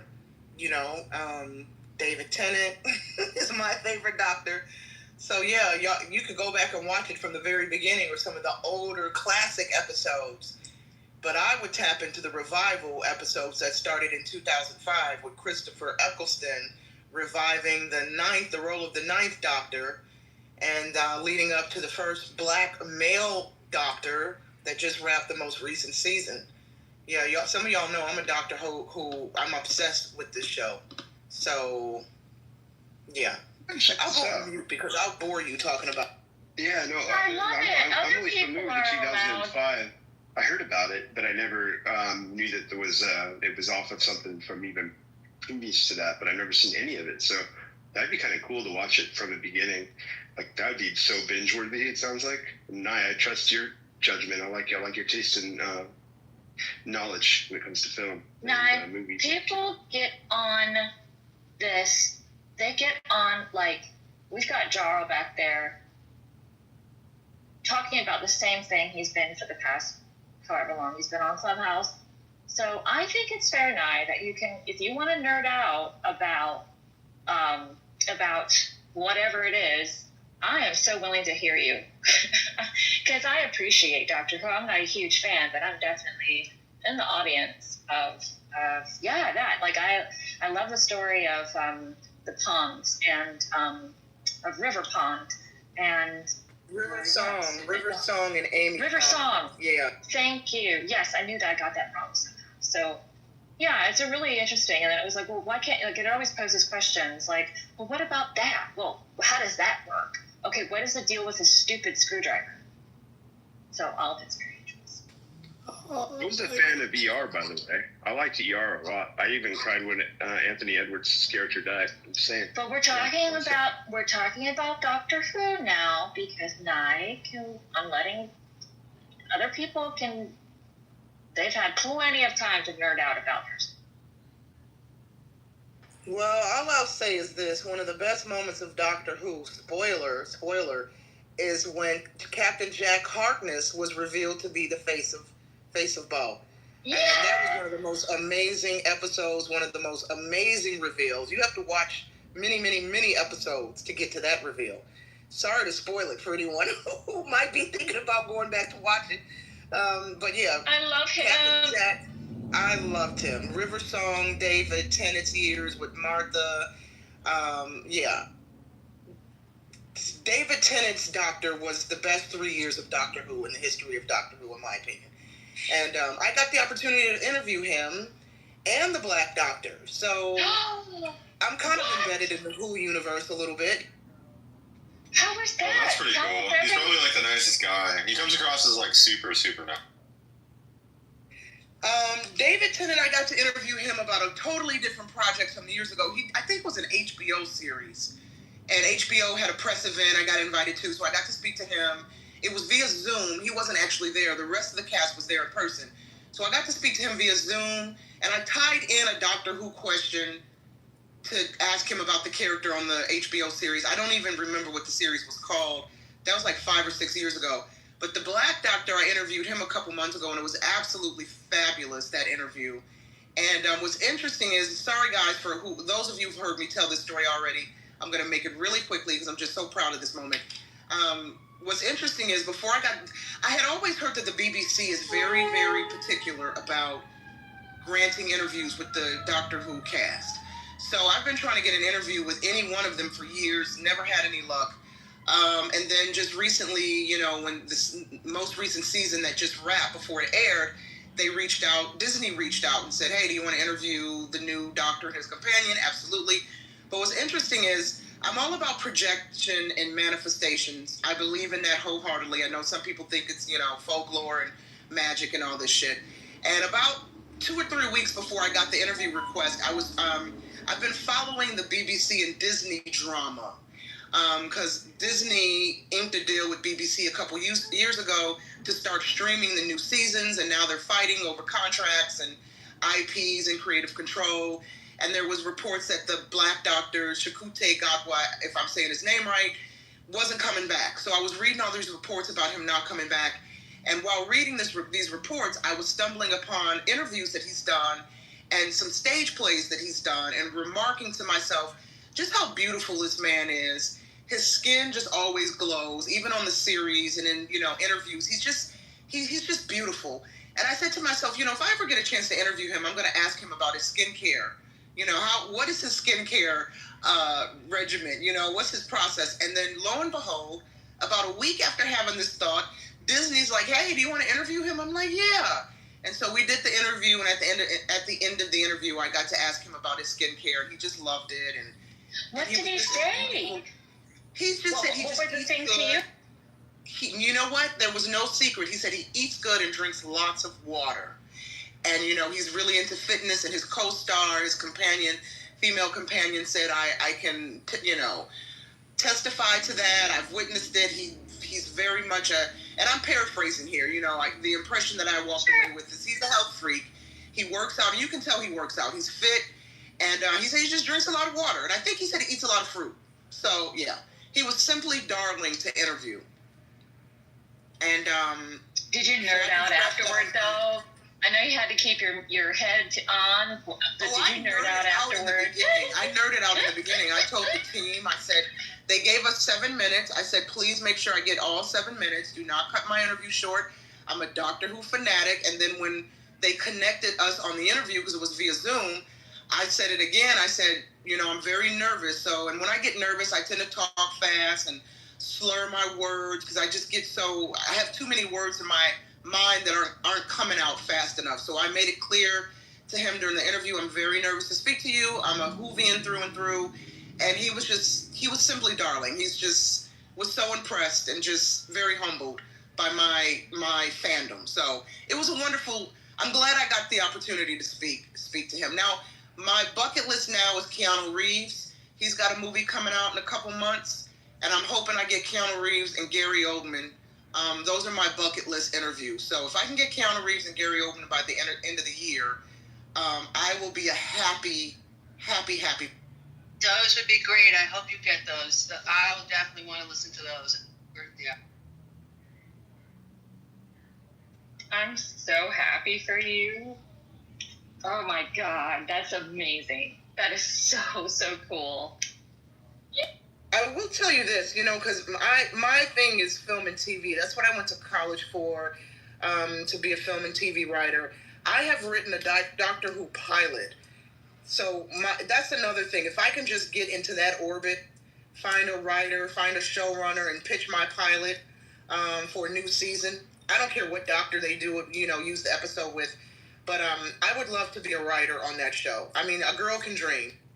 Absolutely. And in fact, to tie it back to Dragon Con, just because I know, people who go there and who also are big fans of several things, there are people who would take that script that you're writing and do an independent, I know it's different, but if you're interested, there are people there who would do their own kind of fan films, and they kind of take their own writing, and they do their own shoots, and people from local talent, things like that, for their own, because if they're hobbyists, then they do that on their own.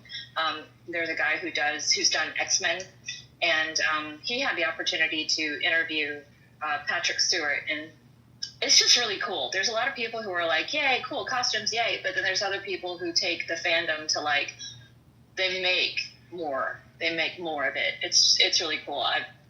Hearing you talk now, I'm like, you need to go to Dragon Con ASAP.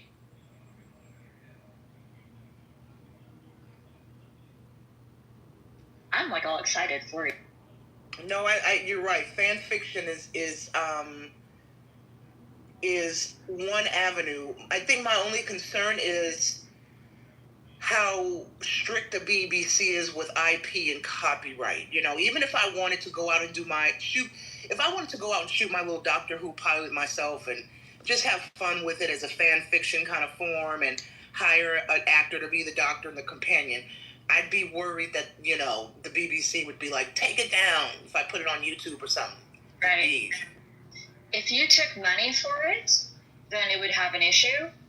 But, or if you refer to any other trademark stuff, like that's been trademarked, you'll have to do some research on that. But if you don't take any money and you just put it up there, they can't do anything. Well, they can if they wanted to, but there's a lot of fan fiction stuff. Like, for example, the only one I know of that comes to mind right now, for the sake of brevity, is there was a lady who did Wednesday Addams and did if she was grown up and if she was like part of like society now, and she was fantastic. It was so funny, but they made her take down her videos because it wasn't Wednesday Addams, it was a copyrighted name and Addams Family and stuff like that. So, but somehow the guy who did X-Men, he was able to do the same. He was able to get his videos done, his film, and put them up on YouTube. That was his venue. I haven't talked to him in a long time, but I could ask him if maybe you guys might talk, because he's so super nice and very level-headed. And anyway, I'll see if I can get in touch with him. His name is Eric Green. Yeah, I remember when Twilight was big, there was a lot of Twilight fan fiction. Oh, yeah. And remember the Slender Man fan fiction, which ultimately was turned into a movie. Oh, interesting. Okay, you're right. I didn't know that was a fanfic, though. I think so. If we have any fact checkers in the house, they can confirm that. But yeah, I do believe Slender Man started off as fan fiction, and then it was turned into a film. And then remember the true life case of the girls? There were these two girls who had some mental, deficiencies, and they took Slender Man to heart. They thought he was real, and they went and killed a classmate, or they attempted to kill a classmate and sacrifice her to Slender Man. Yeah. Dude.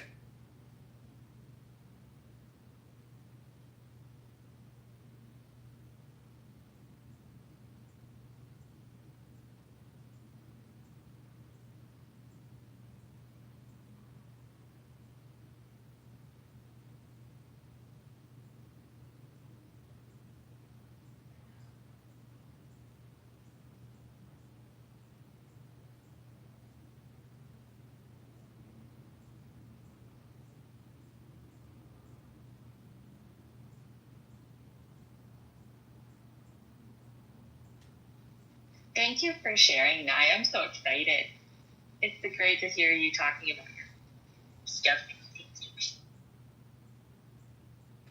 Well, thank you, Kristen. Yeah, I always get excited about movies and TV, and anything Doctor Who related is always piques my interest.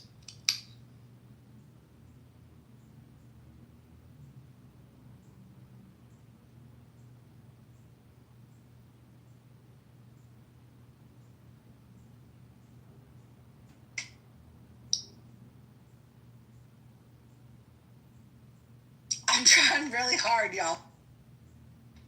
What's the matter? Not to say, Alan, just have this conversation with me. What? Huh? Yeah, just read the bill. I just did. Yes, so you see the part where it says a victim under 14 years of age, and, because the and is important, 10 years difference. That's talking about the crime itself. It's not talking about the requirements for registration. And in fact, that bill changed it for 14 years. You understand. Under the age 14, and it changed it to 7 years. There is nothing in that bill that talks about the registration post-conviction of the sexual predator. Alan, you understand that bill is specifically about the penal code regarding a judge's discretion to on cruel sexual acts. It's not about the crime. That bill, essentially, the way it was originally worded, gave judges the discretion in vaginal intercourse circumstances for them to be able to waive the mandatory sex offender registry in consensual situations as long as there was not more than a 10-year age gap. What that bill did was it 28. No, the reason. Mistake right there. Wait, let me finish. No, let me finish. I promise I will let you rebut me. Okay. I will let you rebut me.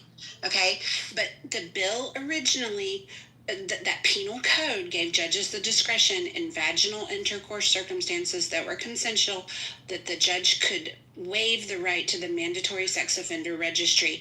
When the bill was changed, it was changed to include oral and anal sex because there was a bias against same-sex couples that consensually engaged in sexual relations that were within that 10-year age gap period.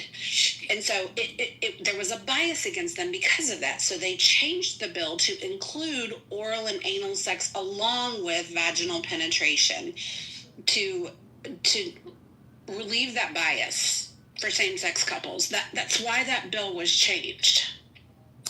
Okay, first of all, the wording here is important. The 10-year distinction only applies to the crime itself with a victim under 14 years of age. And that bill changed it from 10 years to 7 years. That's all that bill addresses. Now, the provision that the judge and the way the Democrats presented it as, well, people who were involved in vaginal sexual assault already have this exception, is a false claim. There was nothing in that bill. I just read through the entire bill. There was nothing in that bill that pertains to this requirement of sexual registration and putting any requirement on that sexual registration and saying that, oh, there's a 10-year period.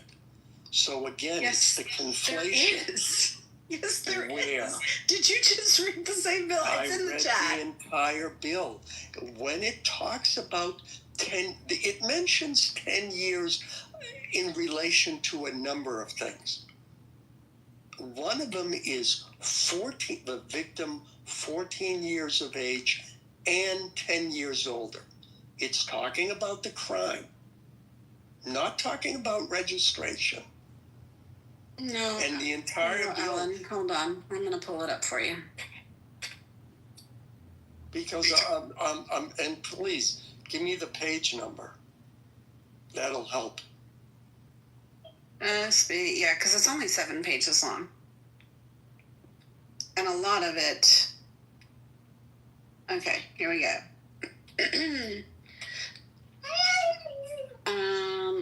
Let's see what the page numbers. The existing law under the Sex Offender Registration Act requires a person convicted of one of certain crimes to register with law enforcement as a sex offender while residing in California or while attending school or working. A willful failure to register as required by the Act is a misdemeanor or felony. This bill would exempt from mandatory registration under the Act a person convicted of certain offenses involving minors if the person is not more than 10 years older than the minor and if the offense is the only one requiring the person to register. The penal code is amended to read as follows. sections 290 to 290.024. Inclusive shall be known and may be cited as the Sex Offender Registration Act. All references to the act in these sections are to the Sex Offender Registration Act. The whole bill is about the Sex Offender Registration Act, Alan. Every person described for the rest of the person's life while residing in California shall register with the chief of police of the city in which they're residing or the sheriff of the county if the person is residing in an unincorporated area. Okay, blah, blah, blah. I'm going to get past that.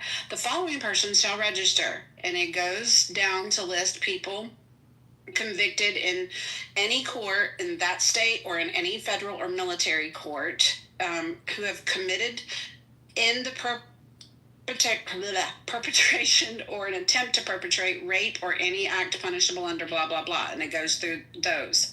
Notwithstanding, a person of a violation subdivision of Section 286 shall not be required to register if at the time of the offense the person is not more than 10 years older than the minor as measured from the minor's date of birth to the person's date of birth, and the conviction is the only one requiring the person to register. All of this is from the Penal Code of 1996, okay? And they're saying that this section shall remain in effect. It is hereby amended to read, I'm trying to get to the meat of it. Inclusive shall be, it's citing a lot of law. Okay, every person, that's just the whole. Why do I feel like this? Which bill are you reading? SB 145, Alan. SB 145. I'm reading from, you said this was SB 1148. Let me check the number. No, it's SB 145. Well, you just about 20 minutes ago cited SB 1128. No, I didn't. The whole argument has been about SB 145.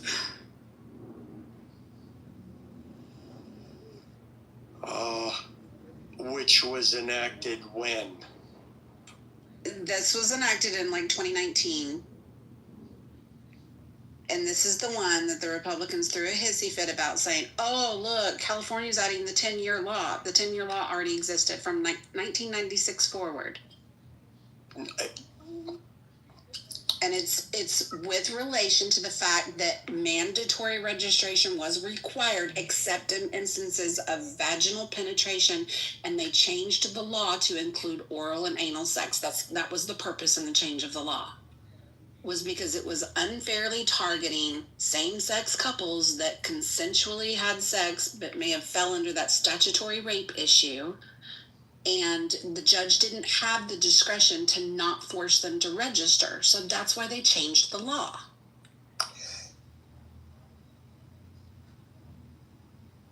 Am I on mic? Because yes. Yes. You just I'm trying to scroll back, but I just saw the thing. Alan, I just posted the 1996 Penal Code law that had the 10-year exception. And previous to that, you said 1128. And I'm looking over 1128, which is 137 pages. That's the one I'm reading from. Now you're talking about there we go. Senate Bill 1128. Modified aspects of the Sex Offender Registration Act. Alan, go look at the chat. It says SB 145. Go look at the chat. I'm looking at the chat right now. And it says SB 1. Can somebody else tell me I'm not crazy? Yes. Does the chat say SB 145? The chat, I'm looking at it right now. Let me take a screenshot, put it in my PTR for you. It was 28 minutes ago. No, 34 minutes ago. I got 33 minutes ago. Yeah, well, no. I'm going to stick it in my PTR too. Look. Yeah, 28 minutes ago. Okay, So from 1996, now you just mentioned 2019. So you may be correct that in 2019, they changed the law again to make it a 10-year exception. No, the 10-year exception was there in 96. No, it isn't, because yes, it is. I put a link in the chat. It is in Penal Code 290. Yes, it is. Oh, Abby, please. I cannot. I put it in the law. I put the text to that actual bill in the chat. And I just stated specifically what it says. Now, there may be a conflation between the conviction, what constitutes a conviction, and what people are convicted over. But it changed it from 14 years and 10 years age difference to 14 years and 7 years difference as part of the penal code. But it says nothing about the requirements of sex registration. And there's various things about, well, you have to be on it a minimum of 10 years. The 10-year thing and isn't about how long you have to be on the sex offender registry. The 10-year gap is applicable to, there has to be a less than 10-year age gap between the alleged perpetrator and the alleged victim in consensual sexual acts. It has absolutely nothing to do with how long they have to be registered. That's just about that age gap. But SB 145 was amended to include oral and anal sex so that same-sex couples would not be penalized having to be sex offender registries, because the judge didn't have the same discretion with them that he had with vaginal intercourse. Like, that is it. I don't know what bill you're even talking about as far as the criminal acts. The bill that I'm talking about that Republicans lost their shit over was SB 145. It is about registration. Yes, I get it. And your argument and the argument that you presented yesterday and that the Democrats said as, oh, you're losing your shit over nothing, is the fact that they said that 10-year exception was already part of the law, and 28 minutes ago, or now 30 minutes ago, you presented SB 1128 as the proof that 10-year exception already existed for vaginal intercourse. And I just sat and I put the link in the chat for SB 1128, and that 10-year exception did not exist since 1996. So the fact that the Democrats objected to that and the reasons why they did it were valid, because it did make a 10-year exception for everybody. SB 1128 was a modification of SB 1378, which is where the 10-year age difference consideration originally went into effect. It was not mentioned in SB 1128 because they didn't change it.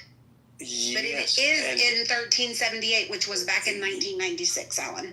And SB 1128 deals and relates specifically to a victim under the age of 14, and I think Abby will tell us that the word "and" is extremely important, and 10 years difference.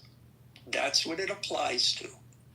We're talking about, it doesn't say anything about somebody who is 15 and 10 years difference. Someone who's 16 and it's someone who's 14 and 10 years difference. And what what is being presented is that, oh, for anybody at any age, if there's a 10 years difference, well, then that's okay. That was never the case. No, you're wrong. But I just, Okay. you're wrong.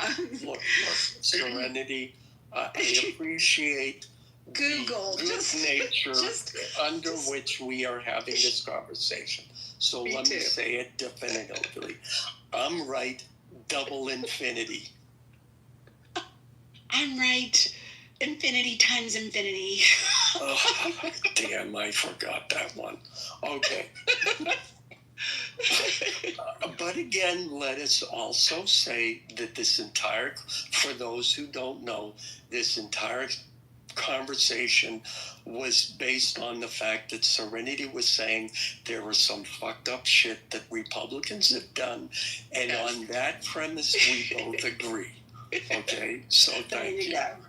Okay, yeah. All right. And I'm right, infinity.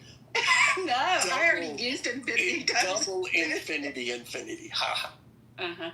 Nanny. Boo boo. That's how we argue up in this joint, y'all.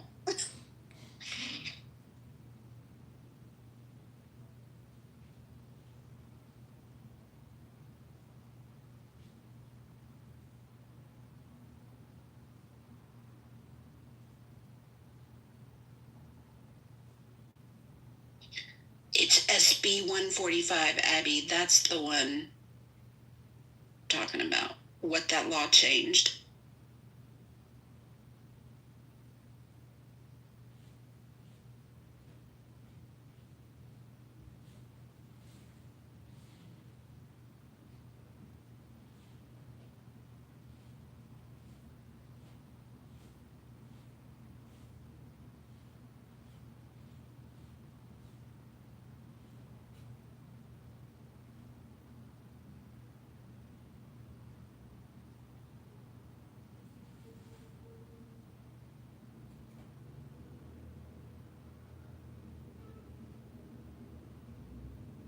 Goodness, it got quiet. Is everybody on stage working? Jess? Yep, I'm trying to plow out these stories so I can get off work early today and have the rest of my day. What? I want pizza. I'm trying to go get pizza. No, I just want to say I hate the dialects. I hate everything about them. And when I watched Doctor Who, it was a complete turnoff.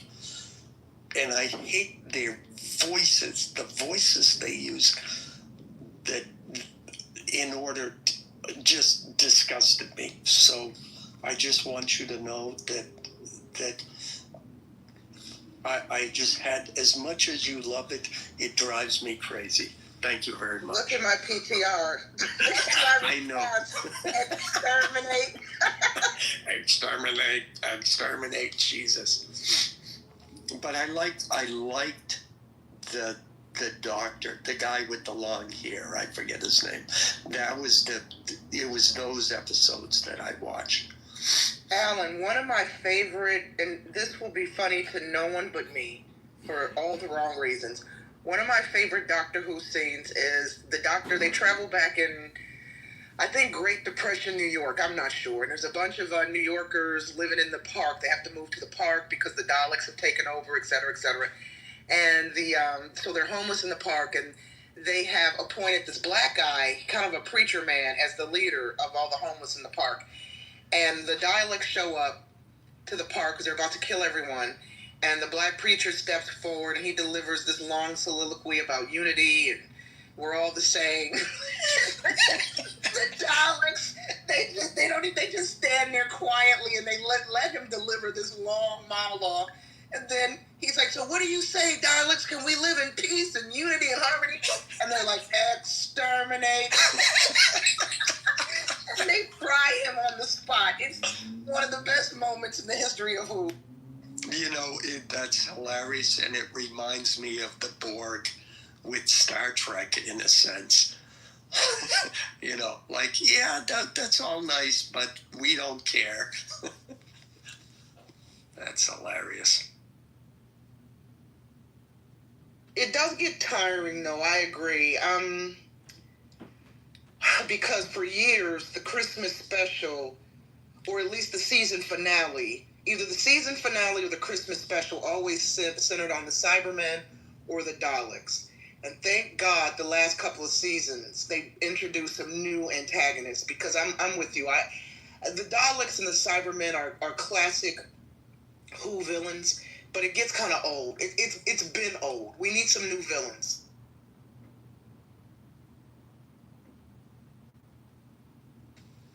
Yeah, there's only one episode comes to mind, is where these two planets have been locked in battle.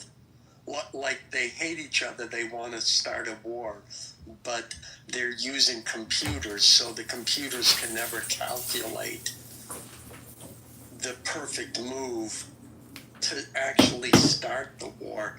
And Doctor Who is like, just do something, anything, it doesn't matter. Start fighting. Can you, Nye, can you give me like a Cliff Notes version of what the hell it's about? Doctor Who's basically about, he's a Time Lord. He's a 1,000-year-old Time Lord from the planet of Gallifrey. There was a great war between the Time Lords and the Daleks many moons ago. The planet was destroyed. Most of the Time Lords were destroyed. For a while there, the premise was the Doctor was the only Time Lord left, but then, you know, over the seasons, you learn about the Master, so that they're not all completely dead. They introduce new Time Lords here and there.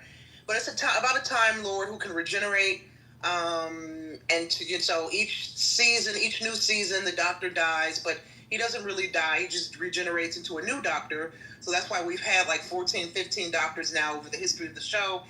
And he travels all through time and space in his spaceship that's called a TARDIS, which stands for Time and Relative Dimension in Space. It's bigger on the inside. It looks like a police, hold on, phone call coming through. It looks like a classic British police phone box. So he travels in that generally with an American companion. His companions have always been, not American, human companions. And he has a fondness for humans. And he's called upon, you know, by intergalactic forces, and the UNIT is the government agency based out of the UK that battles all things supernatural. So when there's a supernatural threat, the Doctor and his companion are called to save the day. So that's pretty much the gist of it. He's an alien time traveler who saves humans and other alien races from imminent danger. What's interesting about that, hang on a second. What's interesting about that from a writing perspective is that you can literally do anything you want to create a storyline for an episode that basically has him doing anything you want him to be doing. Exactly. Like there's literally no parameters on what time he can be doing it, where he's doing it, who's even doing it actor-wise. Like it's the most open-ended fictional, like creation board. It's like a blank slate that allows you to literally write absolutely anything. It's almost like there's no rules. It's super interesting. I mean, it's interesting how like generic it is. Well, Mike, that was the original TV show was called something like Chuck Wagon. I think that's the name. And basically the main characters were on this wagon, and they would or like Kung Fu, where he's wandering America.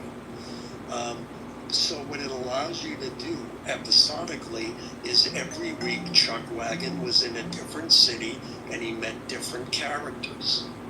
And that's what Star Trek was. As Gene Roddenberry said, look, this is Chuck Wagon in space. I'm on a spaceship. Every week we end up at a different planet. We end up with different aliens. And same for Doctor Who. You try to create a vehicle in which you can introduce new characters. And yeah, like if you want to write a story about dinosaurs or cavemen or the Middle Ages, like he can just show up there and do whatever the hell he does in that time frame. Exactly. And can he fight like werewolves and vampires and stuff like that? Do they exist there? Well, I don't know if there were any episodes. I never really liked the show, but if he wanted to go back in time to 18th century Transylvania, they could do a show like that. Or maybe does it pick up other monsters like that, like other monster lore that exists? I didn't watch the show a lot, but oh no, I was asking that. Well, just at night. Speaking of Star Trek, hold on. Just recently, I don't know if it was a Star Trek new series. I don't know what's going on, but they put a TARDIS in the show. So they kind of married Star Trek and Doctor Who just a little bit. They put the TARDIS in like the opening credits or the end credits, or somebody was visiting an alien world and there was the TARDIS, sitting on the planet. I didn't watch the episode. I just read about it. But to answer your question, Mike, do they introduce monsters from other movies and TV shows? Is that what you're asking? Yeah, like vampires and werewolves and shit like that. Do they pull in like well-known other types of monsters? Let me think. There probably has been some werewolves and vampires. I don't know about vampires. There may have been some werewolf elements, but for the most part, I don't think so. I'm really going through my Doctor Who mental Rolodex here. I feel like the showrunners have tried to be original as possible with introducing new monsters over the seasons. Okay. Because, like I said earlier, they understand the assignment with the fandom and the cosplay. A lot of the monsters and characters they introduce, they know the fans want to dress up as these people, right? And they want to make it very specific to the Who universe. That's just my perspective. So if you go to some of these Comic-Con events or these fan comic events, and you see these people dressed up, then if you're a Whovian too, you recognize that's very much a Whovian character, and you're not confused like, oh, is that a Doctor Who character or is that a character from, American Werewolf in London, for example. So I feel like the characters that they introduce, the antagonists especially, are very much for that world.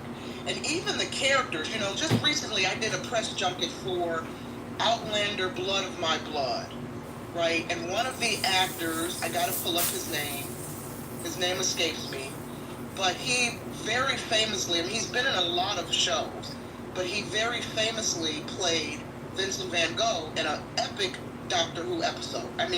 His performance as Van Gogh, it makes you tear up, especially at the end of the episode. So that answers one of my questions. So they do encounter like real people from history. Oh yeah, they definitely do real people. Oh, okay. Definitely do real people. So I was doing the junket, and even though the junket was about Outlander, every reporter that came up to speak to this one guy all asked him about Doctor Who. Because of his performance as Van Gogh. And we couldn't even get to the Outlander questions without the Doctor Who questions first. So it resonates, these characters and these characters and these monsters. So yeah, yes, take it. That's interesting that everyone was asking about that. It reminds me of, many years ago, I don't know what year it was, maybe 2010-ish, maybe later than that. I had this be a Toyota, one of those little boxy cars, and it was sponsored by Toyota, so it was all like a show, like I'd take it to car shows. So I did it for like 2 years for the Scion brand on behalf of Toyota, just a part-time thing, just for fun. And at the end of it, they like retired the program, and so they gave us this all expenses paid trip to Miami for all the people that had cars that were basically with them. And they flew us down there, and they gave us a bunch of money on a pillow, like cash on our pillow. And it was like 4 days in Miami, South Beach, and they had all these events lined up. And Benny, have you met other people? You remember Steve, was in there earlier, and there was a question about if Israel is a net positive or net negative, and he went on this whole eternal flame, baby. Shit, what you talking about? They are either 11-year-old, 12-year-old, or maximum 15 or 16-year-old. they are kidnapped every day. Three girl children from minority community are kidnapped and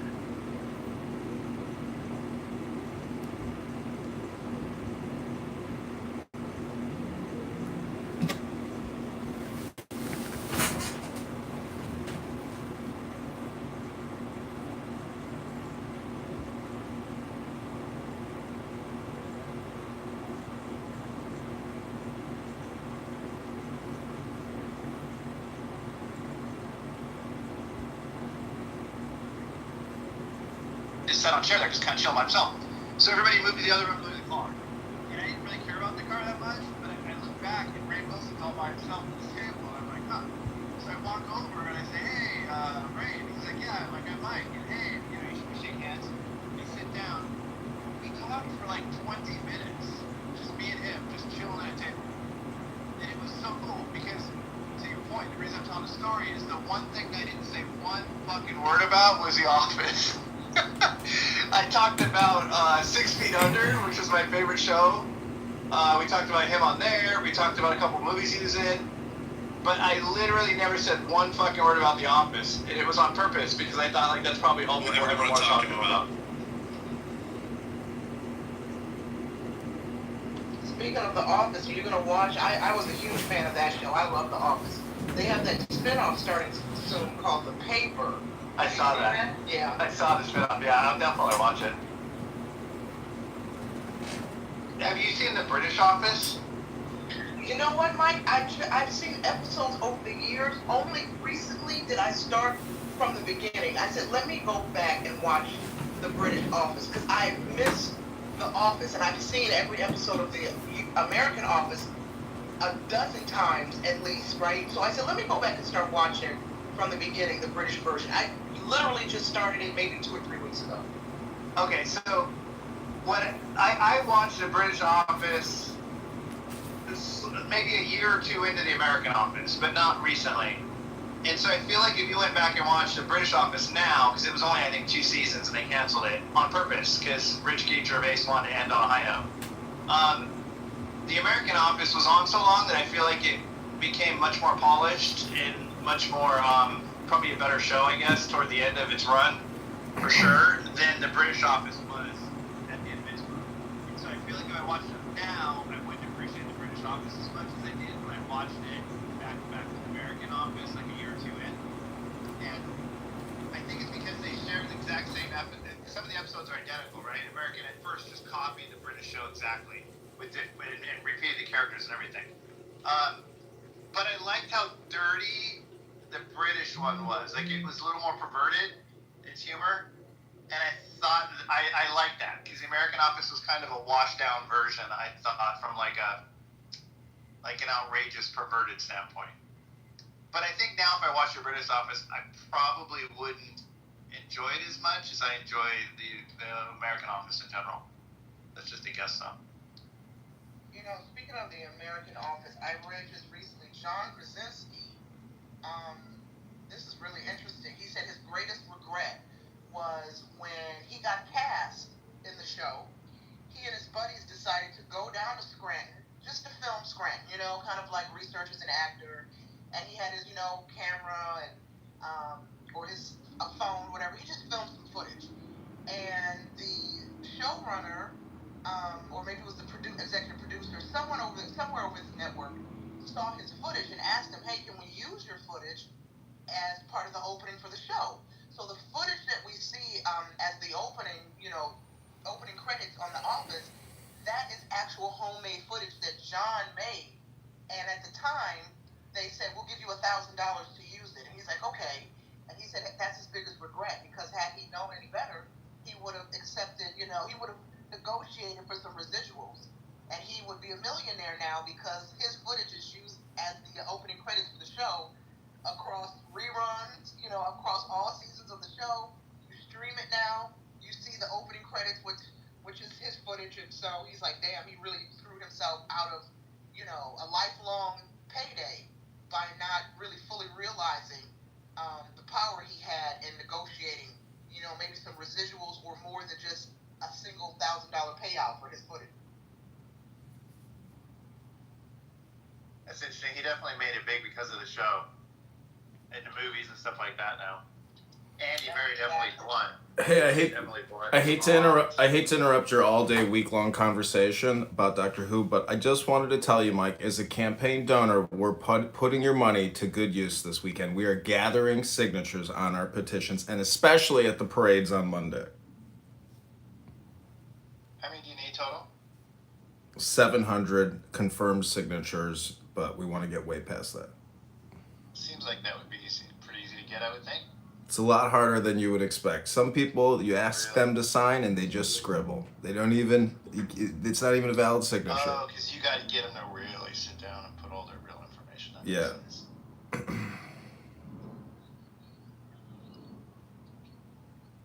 But I'm posting in the gig section right now on Craigslist to find promo girls who have MAGA hats. So I want to get hot chicks with MAGA hats and American flags gathering signatures. They won't even have to move. Men will just come up to them and sign. Listen, the way I look at what you're doing is we're politically aligned, so that's easy to understand. And then you're doing something. You're literally doing something when other people just talk. And so I respect that. It doesn't mean that you're going to have a chance of winning. It doesn't really matter. The fact that you're doing it, I mean, it takes effort, and it's a step beyond what most people are willing to try to do, and I support that idea. Clubhouse aside, I don't think Clubhouse is a format to really be successful at it, but that's just my take. But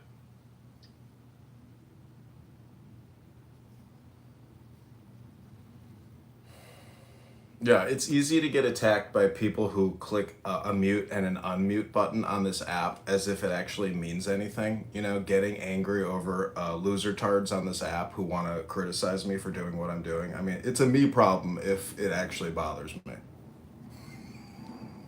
I mean, personality aside, you're smart enough. You're certainly smart enough to hold down a role like that in real life. And like I said, we politically aligned, so I'd rather have you than somebody that's opposed to us politically. Well, I mean, it's not political to want to have a fair and balanced budget. That's the point is they're going beyond politics. They're stealing from us. They're robbing us. They're looting us. They're shaming us into an unfair bargain and a deal that we're not signing up for when we vote for these people. $2 trillion a year when we only collect $5 trillion a year. And it's not even $2 trillion. It's more than that. It's like $2.3 trillion a year. So they're looting the Treasury. The Federal Reserve is allowing Congress to do this, and Congress is allowing the Federal Reserve to do this. So until people start calling that out, that diabolical union between an international banking cartel and our Congress, I mean, you could say it's our, confederation of banks, but I mean, it is what it is. Trump can't get him to lower the rate. John, when I hear you talk about this stuff, it concerns me not that you're going to win or lose, but that you're going to be assassinated for exposing this corruption. Yeah, it's that cat's out the bag. There's bigger mysteries than that morons can't figure out. So I'm not worried about calling out the Federal Reserve when you can't even fire people that work there, because then they tell their sorority judges on the federal bench, you can't fire her. You can't fire her. Nobody has any passion about fiscal responsibility anymore. It's the reason we have two political parties that couldn't give a shit less about it. It's not an issue that's just very divisive. Pretty much uniformly, no one gives a shit. Yeah, look at Abby asking, what's the difference between per capita? Per stirps? Do you want to go at it with me? We can get into some basic trust and estate discussion. How do you understand how per capita is defined law? Okay, Abby. Abby knows everything. She's such a genius lawyer, but yet she's on Clown House talking 40 hours a week. Wow, what an impressive Clown House career, Abby. Hey, though, you mentioned about people or Clubhouse itself. I think the value of Clubhouse is directly related to the individuals within it. I think Jarl just learned what the word per capita. I think he just learned. I don't think he knows what it means. I think he just learned how to say it recently, and it's like a thing because he runs around. He runs around Clubhouse accusing people of not understanding per capita, and then he throws out ridiculous statistics that are completely inaccurate. And then he argues in ways that represent sometimes that he generally understands per capita, and sometimes he has no fucking clue what it means. But it's like his buzzword. He should like name himself per capita. Should be like his freaking clubhouse name. Well, people on this app don't even know multiplication. Why would you expect them to know division? What is per capita? Like here's how Charles argues. He did this with us the other day in here. He says Americans are they have 5 times more violent crimes than Canada does. And so then we Google it, we look it up, and it comes up to like 1.8, I think it was, or something in that example. And so we say, no, here it is. It's 1.8. So what he'll do is he'll say, now he's not going to let me talk. I'll put the source. Go ahead. Let me bring him back in 1 second. He can defend himself here in a second. So he'll say 5 times. He'll say, actually, here it's 1.8. Here's the source. And he'll say, that's double as much. See? And where you're like, but you said it was 5 times as much. But that's double as much. You guys are fucking horrible. And you're like, but now you're moving the goalpost. You said 5. Can you acknowledge you're wrong about 5, and then we'll stop and talk about the 2? It happens, right? And then he'll throw out per capita as like a buzzword, and then it's like a revolving. Dude, we annihilated him 2 days ago. I mean, it was really sad, actually. But now I'll let him come up and defend himself. Hang on a second. Did Brad ever pay his debt? No, but he did try cooking a shepherd's pie in a crock pot yesterday. Oh, fuck, how'd that go? So, very quickly. Do you know anybody that can actually cook and talk on Conhouse at the same time? I don't think we should take serendipity as 1.6. Maybe I said violent crimes, I don't remember, but the actual statistic that I was referring to is homicide rates from firearms. The homicide rate from firearms in the United States is, actually the last time they tracked it was 4.054 per, I believe it's 100,000 people. And in Canada, it was 0.704 that same year. That is just about 500% difference. It's you can do the math. Maybe I'm off by like a handful of percents, but it's 100% accurate. And to your statistic, I think it's violent crimes. I mean, again, the point stands, Mike. A 200% difference, or even a 100% difference, is massive, right? In other countries, look at, like, when they compare crime statistics, they'll say there's a 10% difference, a 15% difference, a 5% difference to, like, European countries. But if you compare to America, it's a 200% difference. You can make fun of the fact that, oh, I said 200, but it's 175%, or I said 500, and really it's 475%, but it doesn't matter. Those numbers are insane. America has a ridiculous gun problem. That's all.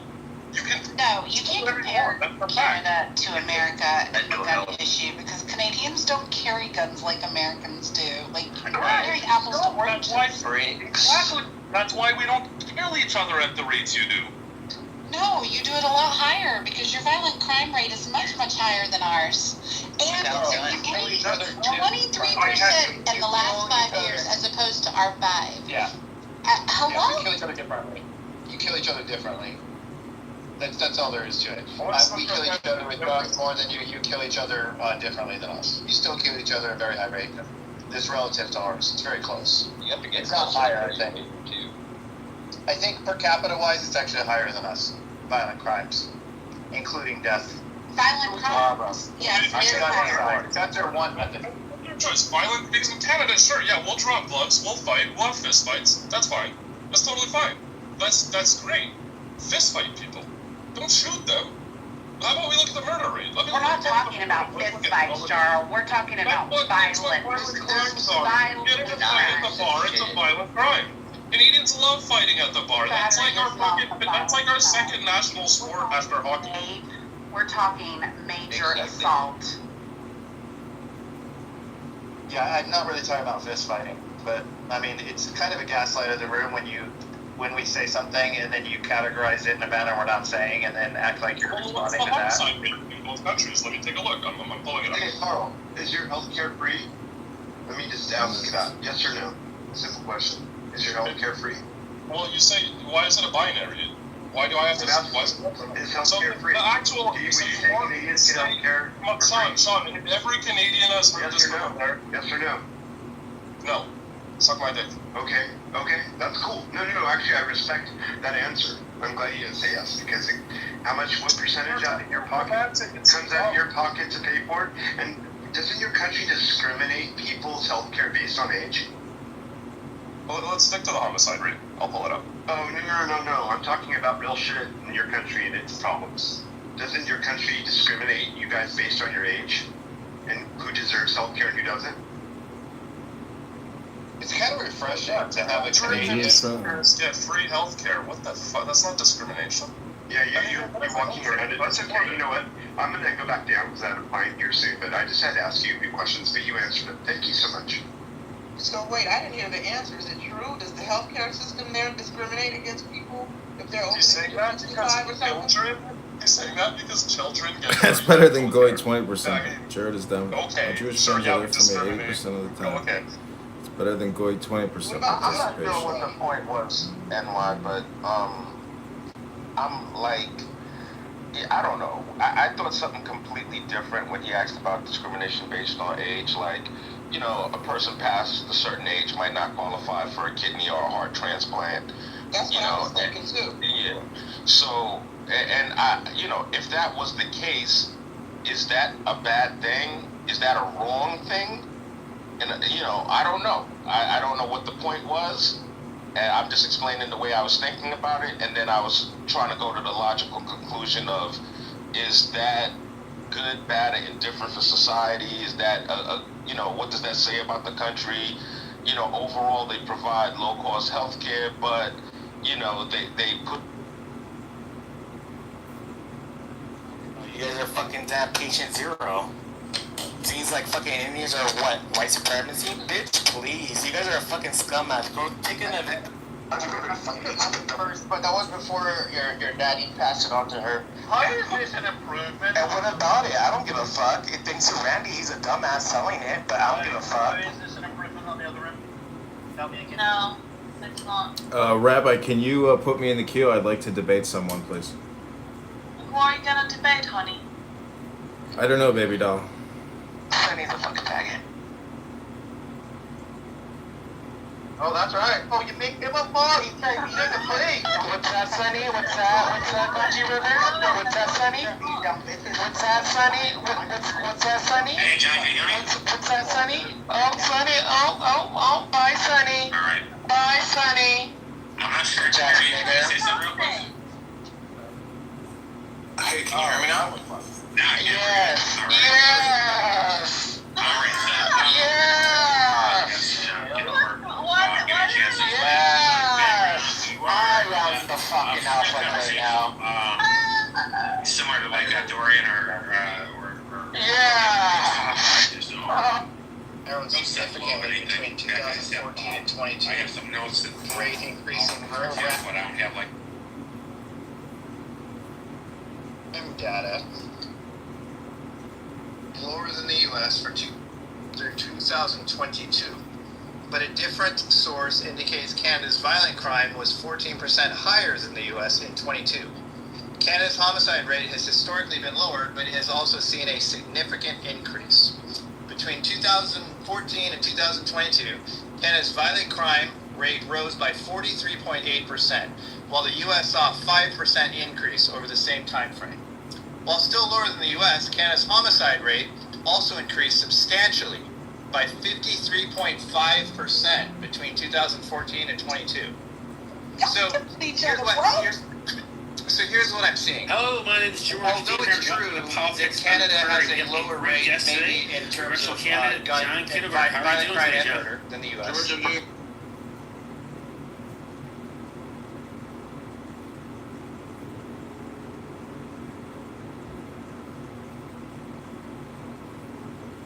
So, down to is this.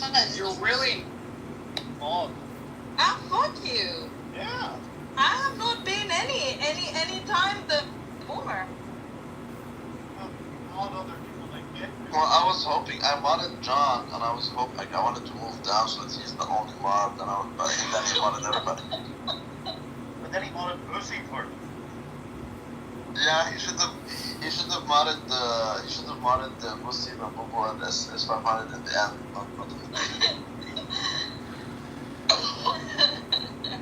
Well, he shouldn't have modded anyone. It would have been cool if he's the only mod. So, John, you're fucking up. You hear that, John? You know what I like, Randy? That game you came up with, like, where you gave voting rights, specific voting rights. Yeah, Well, one person gets to kick one. I wanted to kick. That was fun. I wanted to kick Bussy from the room, but I don't think it allowed me to. So I was like, you know what? Fuck this room. I didn't want to listen to that shit. Why did you want to kick Pussy? No, I wanted to boom the room, but I didn't want to do it myself. Why did you want to kick Pussy? Because he's a horribly loud, toxic, annoying person to put in your brain. Bro, Toronto fucking Indian. Oh, there you go. Yo, what happened to Hamas? The fuck? Yeah, he is not allowed to be in the same room with me. It's not a.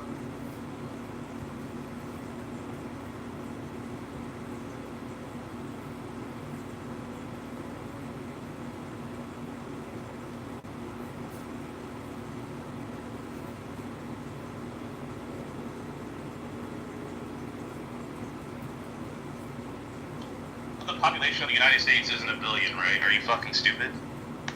Hi, moderators. I hate to interrupt this amazing discourse, but if you could put me in the queue, please, I'd like to read a poem. Thanks, moderators, for the consideration. I appreciate it. This is candidate Congressman John speaking. Thank you. Oh, I don't know if you guys heard me, but moderators, if you could put me in the queue, I just wanted to say a poem, 60-second poem. Thank you, moderators. 60 seconds. 60 seconds. Gentlemen, can we take 60 seconds to listen to Wait, John's poem? I'll say one last thing and then kick me out of the room. No. Just one last thing.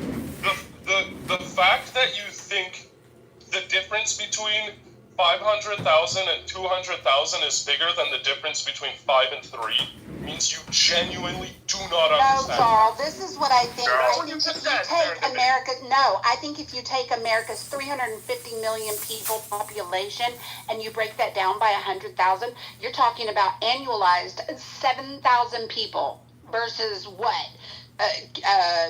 Canada's 3,500 or 3,500? We're not talking about these magnanimous numbers that you're throwing out here. We're talking about 7,000 versus 3,500. What do you think the 5 means? What do you think the 5 means in that? Like 5 what? What does it mean? 5 and 2 what? Explain it to me. I want to make sure you understand. What does the 5 represent in that rate, in the murder rate? What does the 5 mean? It's very simple. I know it is. It's 5 and 100,000. Just say what it means. You can be off by. Hi, moderators. This is candidate Congressman John Kitover. I hate to interrupt because this isn't a moderator speaking, but if you could put me in the queue, I'd just like to read a 60-second poem. Thank you all very little. Can anyone explain what the number 5 and the number 2 mean there? You don't have to be right by like you can be off by a factor of 10, 100, 10,000. I don't care. Just explain what the 5 or the.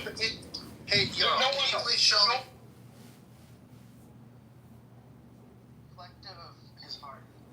What is his heart?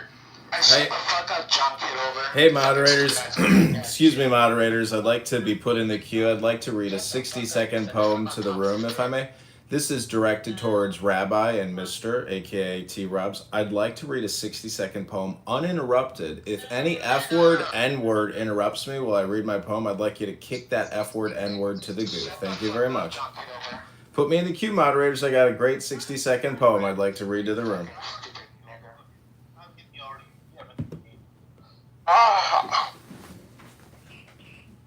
Okay, this is the poem, moderators. Here we go.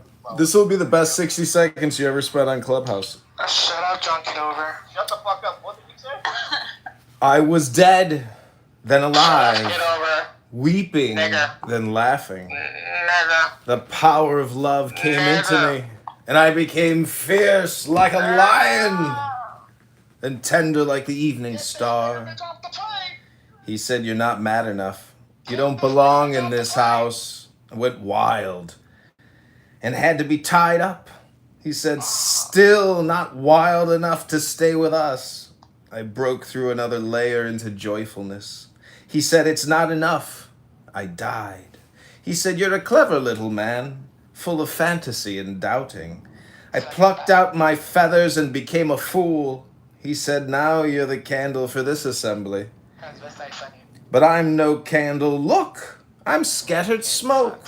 He said, you are the sheikh, the guide, but I'm not a teacher. I have no power. He said, you already have wings. I cannot give you wings. But I wanted his wings. I felt like some flightless chicken. Then new events said to me, don't move! A sublime generosity is coming toward you. And old love said, stay with me. I said, I will. You are the fountain of the sun's light. I am a willow shadow on the ground. You make my raggedness silky. The soul at dawn is like darkened water that slowly begins to say, thank you. Thank you. Then at sunset again, Venus gradually changes into the moon and then the whole night sky. This comes of smiling back at your smile. The chess master says nothing, other than moving the silent chess piece.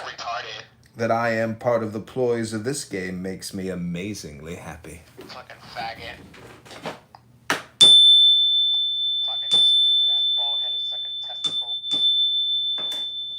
Well, the one thing that is common amongst all of us in this room is our brains. And Shut up, John. Why don't you suck a dick? well, I'm just saying that this is the way your brain projects, and I feel bad for you. I should have more compassion and kindness for people like yourself, because clearly you're part of that mental health disaster that has occurred. Bitch, you just want to suck on my clitoris. That was a good poem. It's a good poem, isn't it? Anyways, Galactusy, thank you for all your comedy contributions. You're welcome, babe. Thank you very little indeed. Exactly. I hope you go chemo. What did you just say? Did I stutter? Yeah, I think you did. Well, good. You heard me clearly. I think you said something like, I hope you get chemo. Is that what you said? Then you have ears. You're a smart half-breed kike. Well, you know what I do have to do is do work. Because if all I do is listen to you talk... I'm running for Congress. I have to go get signatures on petitions. Bitch, Nora was right about you. She's more successful. At least she gets arrested.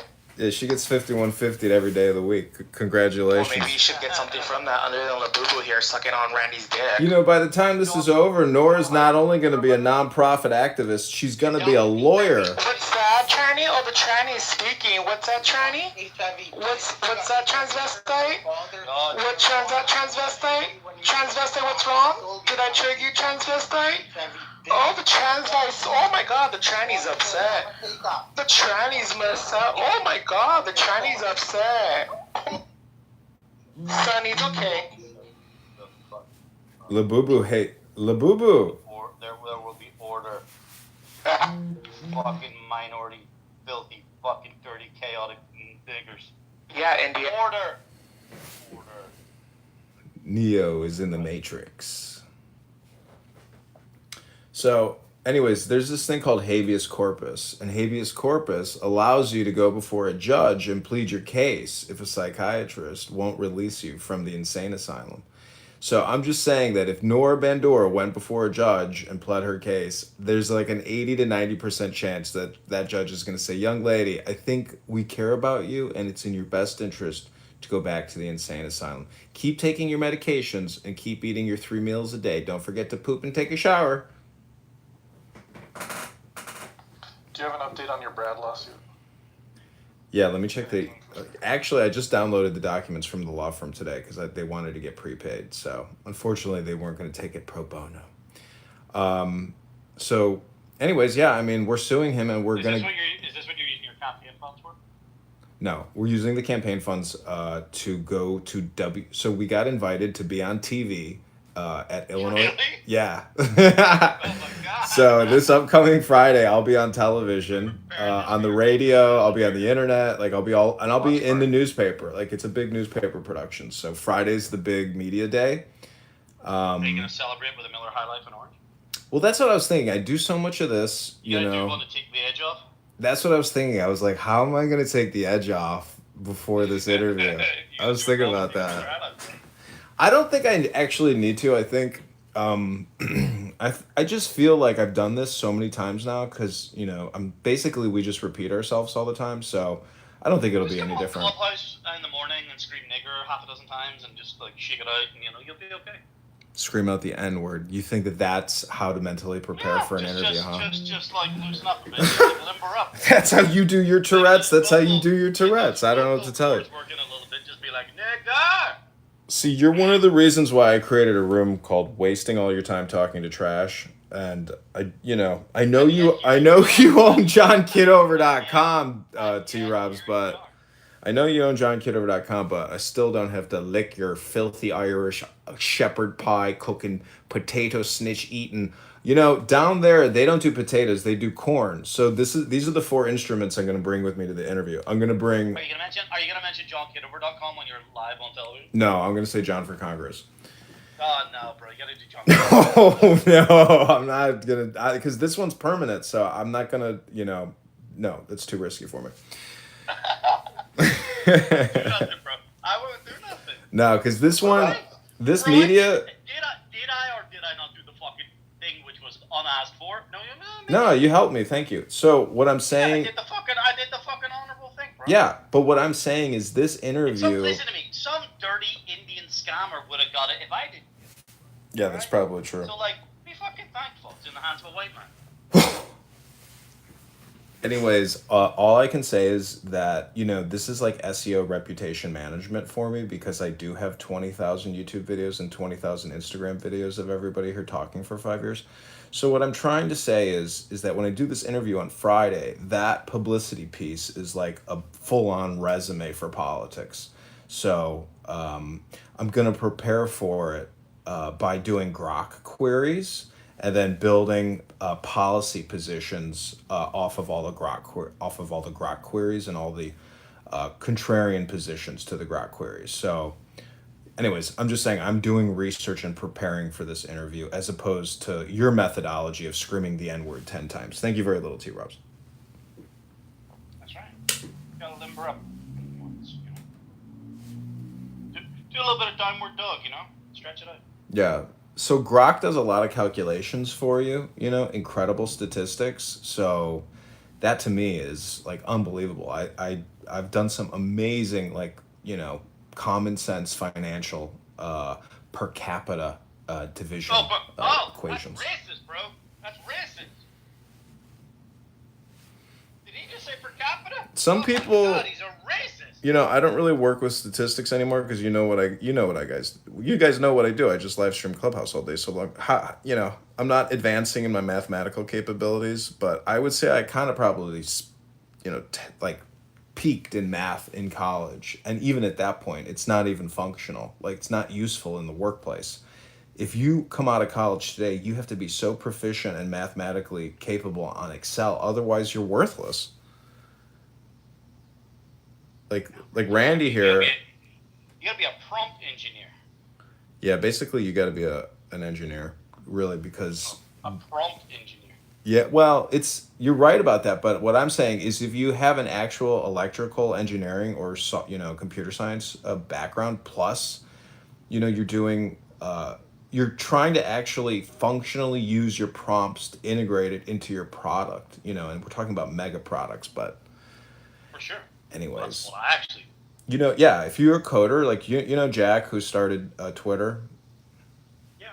If you go to his X account, he actually, you can see he's a lot more mature or crazy than somebody like Elon Musk. Elon Musk is a content whore. Adrian Dittman is a content whore. Jack just posts.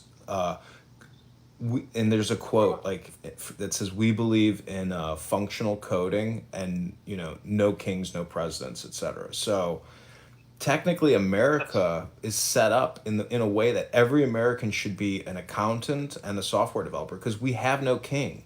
We're technically like a mega corporation. So everybody is vying for position in this huge accounting scandal, which is nothing but a financial fraud. That's the craziest thing about the American system, is everybody is integrated into the biggest skim ever, which is 2.3 trillion a year. It's currency manipulation, but we're giving it all away to Fortune 500. Grok will actually tell you in the big beautiful bill how much each corporation got from it, and it's just unbelievable. It's 500 billion a year split up amongst the Fortune 500.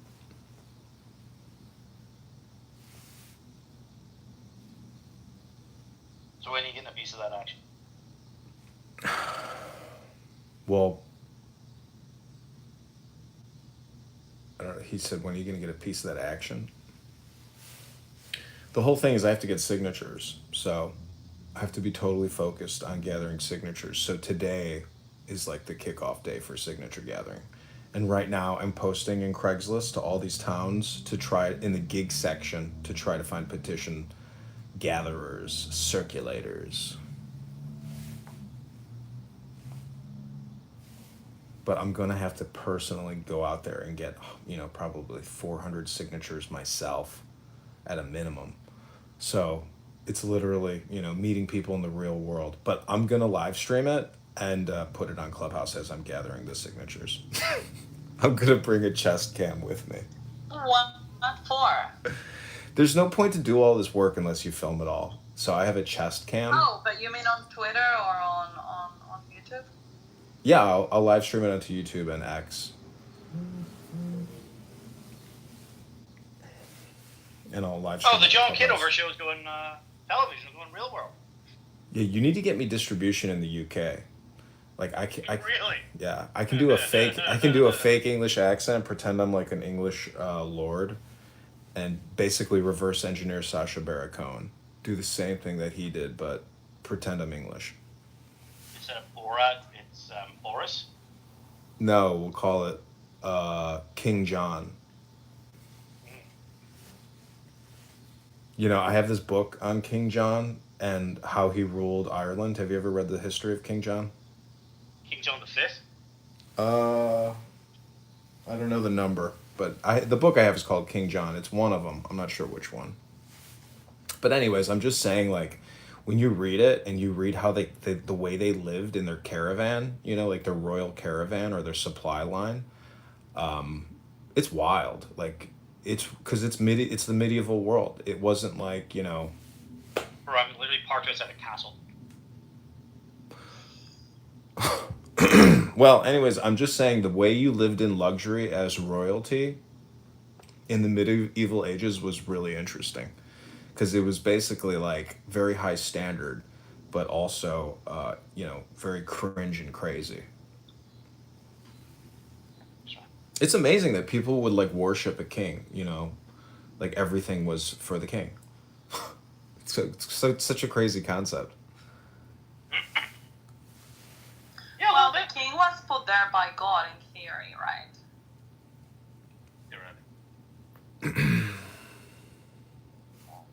Well, what's interesting is the political intrigue, because there's so many variables as the king. Well, you're still worshipping your kings. I mean, now look at your PTR. You have Trump, and would you dare go against? But do you think there's anything wrong with pedophilia, Trump? Of course there is. Don't ask me. Don't ask. Dare say that. Oh no! See, you guys are. See, this isn't even normal political discourse. Well, suddenly, lo and behold, like an entire population now sees nothing wrong with pedophilia because Trump said that. That's not true. Of course, that's true. Rabbi is the sickest individual, because the fact that I'm live streaming all of this and he uses all these words. But I'm the sick guy, but you're literally the one. You go by the name Rabbi. Your name is fucking Muhammad Abdul Al-Jaziz, then Fakhuri or whatever. What is your real name? The fact that people address you as Rabbi. I mean, do you think Epstein did anything wrong? Listen, I'm not going to answer any of your ridiculous, stupid questions. Exactly. No, I'm happy to answer these questions if you wanted to do this professionally, but I'm not going to do this when you. About worshiping kings, what he's literally worshiping a president. All right, I'm done engaging with you. I'm going on mute. Or anything, but I'm just saying, like, where do you draw the line? I draw the line on the sand and I put a chicken in front of the line and the line doesn't move, but you just keep running your mouth nonstop. You don't know how to have a real conversation. This is a troll room and you're a super troll. I congratulate you. You're the greatest of them all, Rabbi. But you know what? You're still a schmuck. No matter how hard you work, even if you become a CFA in Canada, it's not going to mean ugats. You got that, Rabbi? So where do you draw the line? That's basically what I'm looking for. In the sand where we put your nose, your beak, you're a chicken, Rabbi. You're nothing but a chicken. So why is Elaine in the why is she You're nothing but a chicken, Rabbi. Do you believe that Trump is either a pedophile or simping for Listen, if this is how you spend your Friday, I created a room earlier. It's called Wasting All Your Time Talking to Trash. You should have come to my room. You would have been perfect for it. But instead, I came here to live stream you into the room called Wasting All Your Time Talking to Trash. Everybody, that's what Clown House is. Wasting your time talking to trash. That's it. These moderators are trash. They're nothing but human trash. They're a dustbin, a garbage can, a pile of turds. There's horseflies all over them. There's mushrooms coming out their ass. This is trash. This is garbage, human vermin, scum, villainy, time wasters, losers, schmucks, morons, idiots. Trolls of the worst kind. You shine a little light on them and they scurry away like rats and cockroaches. They want to talk nonstop about nothing. They're the dumbest people you could ever hope to meet. You know what a real idiot is. These aren't fools, ladies and gentlemen. These are morons. Stupid people. People who talk nonstop about nothing. Wasting all their time. But they won't come in my clown house room called Wasting All Your Time Talking to Trash. But here you are. Live streaming you think? Well, the truth of the matter is, Trump is either directly engaged in pedophilia or he is covering up for pedophiles. And far be it from me to be a pedophobe or anything, but I'm just saying that clearly something is going on there. And I do find it to be very interesting how the same people who were talking about it now have no problem with it. What do you guys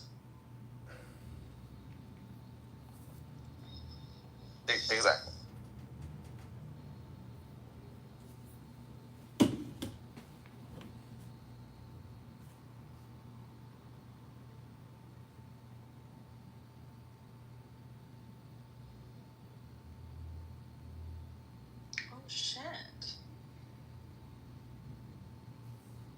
Shalom.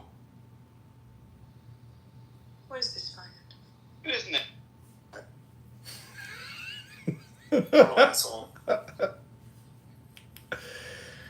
Oh, man.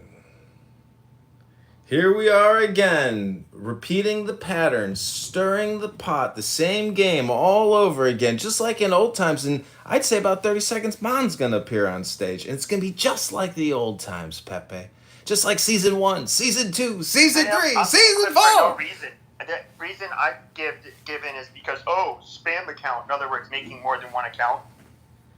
So people are reporting. Yeah, it's not Clubhouse. It's the people on Clubhouse that get accounts clipped. Exactly. No, I know. Yeah. So it's just me being on here. This person doesn't want me to be on here because they don't want the lies exposed.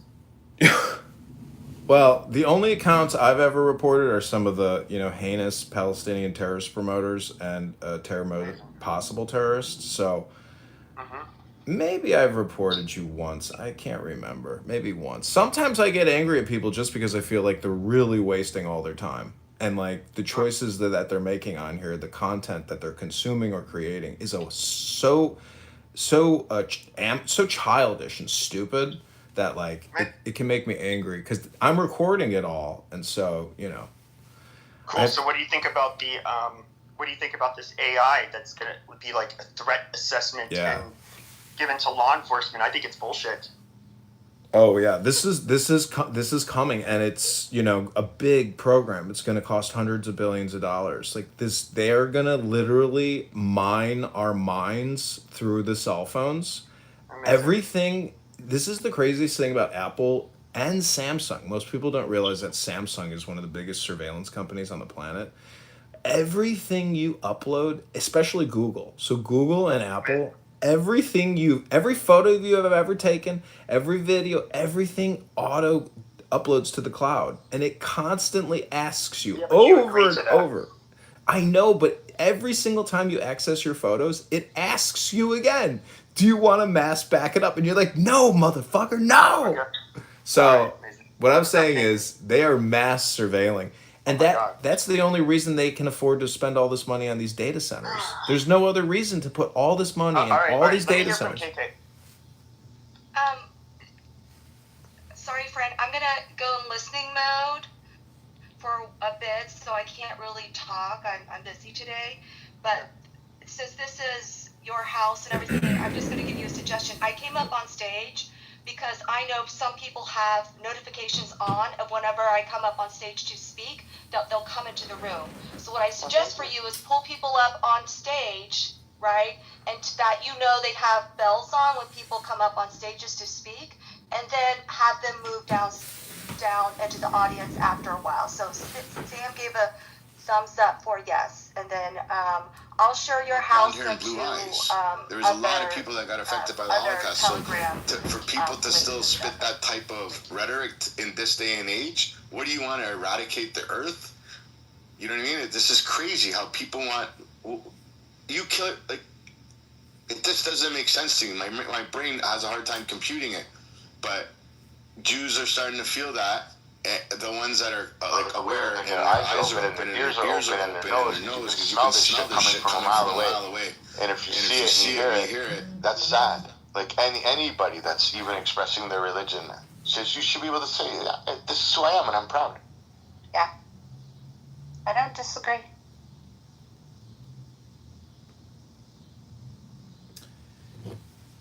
Not at all. Hey moderators, this is candidate Congressman John Kitover. I'd like to read a 60-second poem, if I may.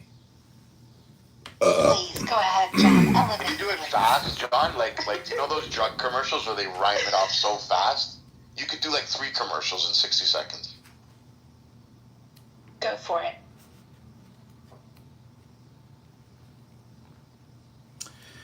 How does a part of the world leave the world? How can wetness leave water? Don't try to put out a fire by throwing on more fire. Don't wash a wound with blood. No matter how fast you run, your shadow more than keeps up. Sometimes it's in front. Only full overhead sun diminishes your shadow. But that shadow has been serving you. What hurts you blesses you. Darkness is your candle. Your boundaries are your quest. I can explain this, but it would break the glass cover on your heart, and there's no fixing that. You must have shadow and light source both. Listen and lay your head under the tree of awe. When from that tree feathers and wings sprout on you, be quieter than a dove.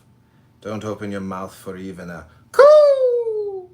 When a frog slips into the water, the snake cannot get it. Then the frog climbs back out and croaks, and the snake moves toward him again. Even if the frog learned to hiss, still the snake would hear through the hiss the information he needed, the frog voice underneath. But if the frog could be completely silent, then the snake would go back to sleeping, and the frog could reach the barley, the soul that lives there in the silent breath. And that grain of barley is such that when you put it in the ground, it grows. Are these enough words, or shall I squeeze more juice from this? Who am I, my friend?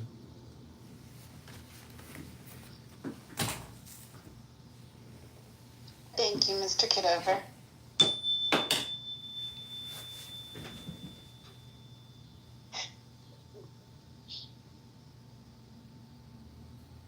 Look at y'all coming in the muff and getting a little poetry.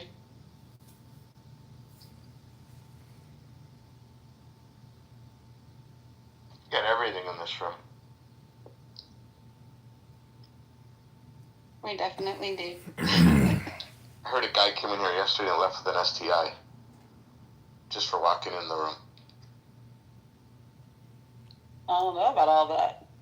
Maybe one or two that I kicked. Yeah, something.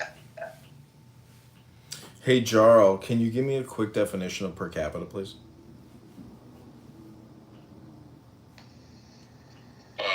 Per 1,000 people, or per 1 million people, or per 10,000. It's as simple as that. You mean it's not a division by the total number of the population of America? The legal population? Yeah, that's a pretty semantic definition.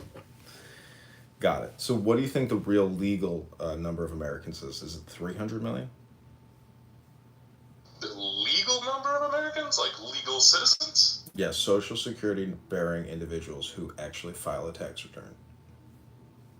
I don't know, but I wouldn't argue whatever number you give me. Well, I guess what I'm saying is nobody really knows the true numbers because the IRS doesn't publish those numbers.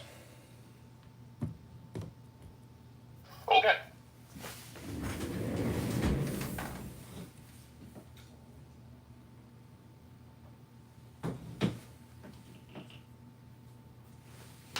What's the current Muslim population of Canada? I don't know, probably a couple million?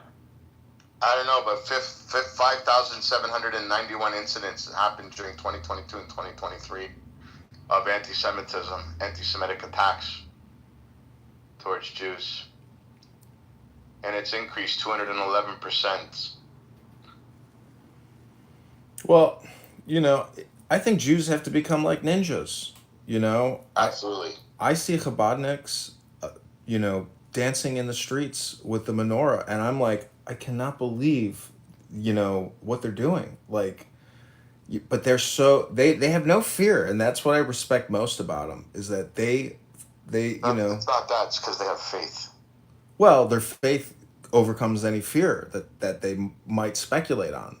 Absolutely.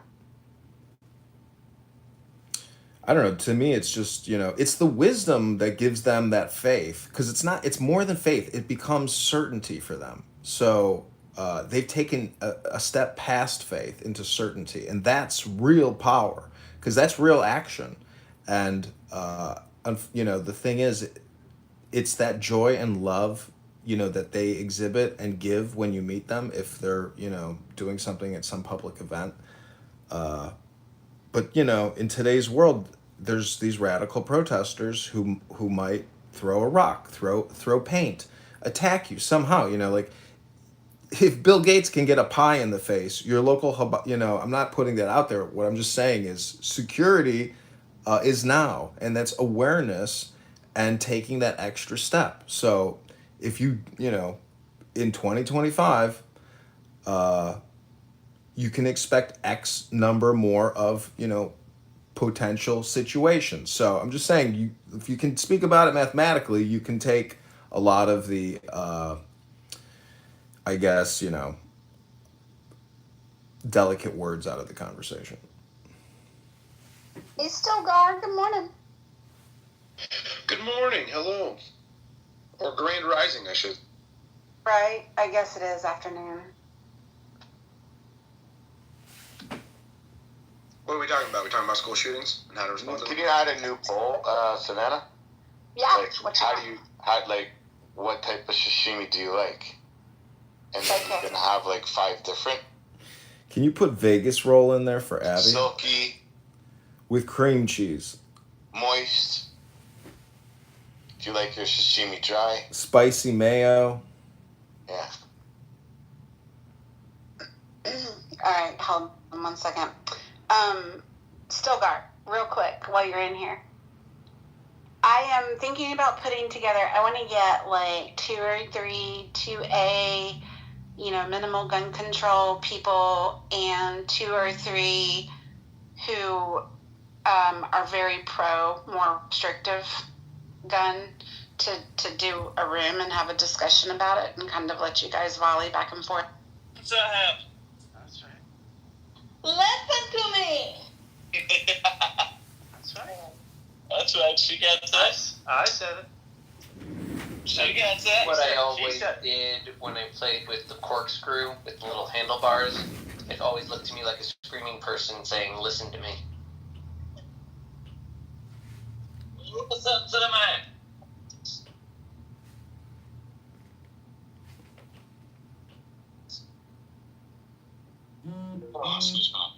Okay, listen. Do you know that Tim one time threatened me to be dead to him?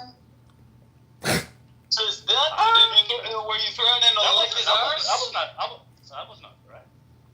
It was a threat. You said, "You're 5 seconds away of being dead to me." Not a second. Probably 5 steps away. You know, I recently joined the International Tourette's Association.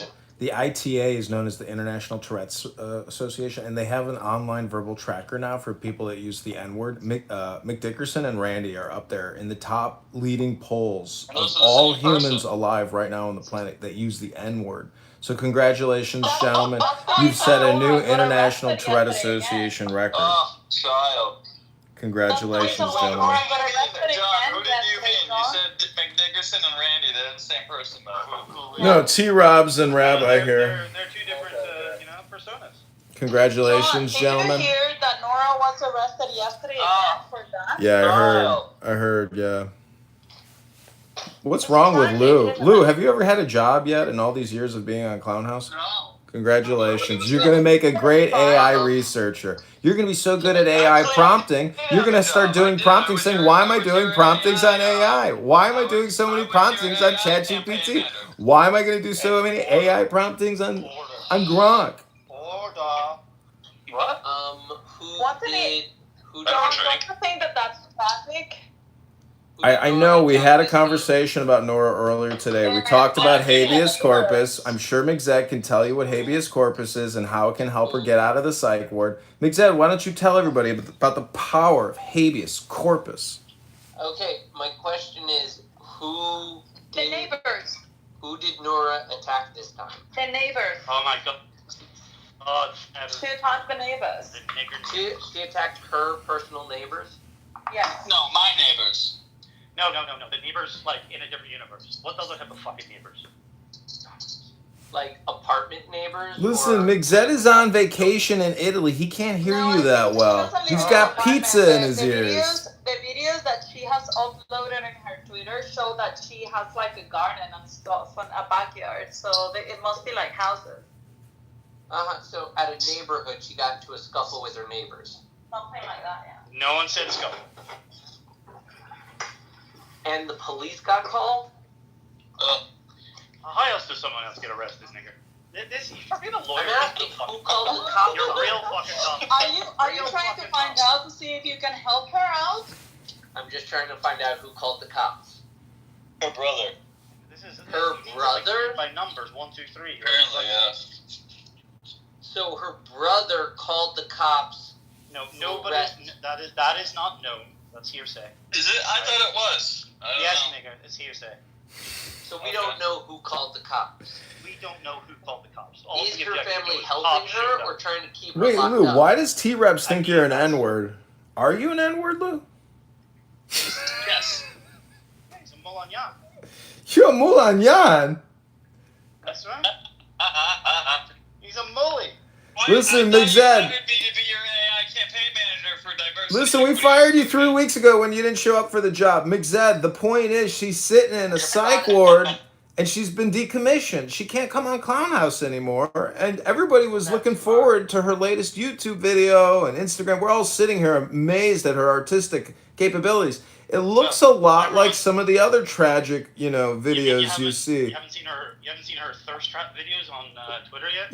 You mean her thirst trap portfolio or profile pictures here on this app as well for all these years? I mean 14-minute long videos. Oh, wow. Well, wow, that's so exciting. The thing is, we've seen the video in the elevator shaft, so that cat's out the bag. Have you read her journal yet? Every single time I go out on a date and I get catfish. We all have. I screenshotted every single page. Oh, Whoa, we got a movie coming. The Nora Shalash story. Did she free Palestine? Was it worth it? She deserves minimum the only thing she's likely to free is the a South Park episode. Oh, she could make it onto South Park with her elevator pitch.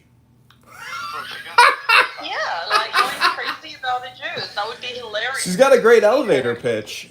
Do you know how much money she could make from all these Middle Easterners if she like started her own OnlyFans? That's what we tried to consult her on. We said she could probably raise a lot of money off of her viral video, but she lazily said, "Nah, I just want to talk to Diego. I love you, Diego." So stupid. So stupid. I bet you she felt that one. Punish people for their retardation. She's sitting in a psych ward. Her very well. Yeah, Diego is a groomer. He's a social media groomer. I don't know how this happened, but she's convinced that you and Diego fucked. Ooh. Really? I mean, like, I thought it was a joke. So you might be part of what sent her over the edge. That's right. Oh, then I'm gonna go for it. That pussy sent multiple people over the edge. Damn. Thank Tomas. Scarlet Letter. Well, we didn't know if he ever made it over the edge or not. Scarlet Letter.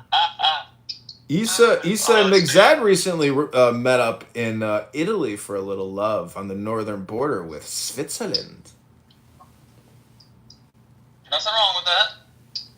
McZad, was Issa a catfish or was she a goldfish? She has the memory of a goldfish. 100% catfish. She has the memory of a goldfish. What? Never mind. 100% catfish. Who's Catholic? McZad, did you see the Pope when you were in Italy? We did go towards the Vatican. We had gelato there. Ooh, was the gelato That good? doesn't answer the question. Let the record show that does not answer the question. I don't think that I saw his greatness from Chicago. Oh. Turns out him and his brother are gay. What? For each other? I don't know. What? But Really? they're both gay, yeah. Who's gay? What do you mean it turns out? Based upon what reporting? You're crazy. No. I'm 42 years old and I've developed very good gaydar as a heterosexual. Oh, get the hell out of here, dude. You're talking about like a respected... Don't get triggered if I spread a little gossip about the Pope. Jesus Christ. He's a nice guy from Chicago, from all I hear. I haven't heard anything bad. It's all political. Jesus. It's just political. Jesus, it's just political. Jesus, it's political. Jesus, it's political. I'm just saying, I thought he was gay. Jesus, why are people getting so upset about the LGBTQ nowadays? I'm just saying the Pope is gay. So why does that upset everybody? He's not gay. The guy is asexual. And you're going to sit here and tell me he's not gay? His brother's gay. With all due respect. His brother is gay. Look at the interviews. The guy is gay. He's flamboyantly gay. He's like Dr. Adams, but a Polak. Okay, but that doesn't make him gay. Listen. How many genders? Check Mississippi. McZed, tell us about Adam Kadmon and the first transsexual. Bisexual?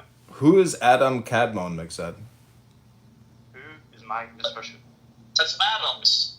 No, I'm saying before there was Eve, what was the name of that human that Adonai Hashem created? Adam. I know its name or his name was Adam, but you know, what was Adam's gender prior to the creation of Eve? Man. But wasn't you can't be a man. You can't be a man. Wasn't there first another couple that he kind of like washed off, and then he created Adam and Eve?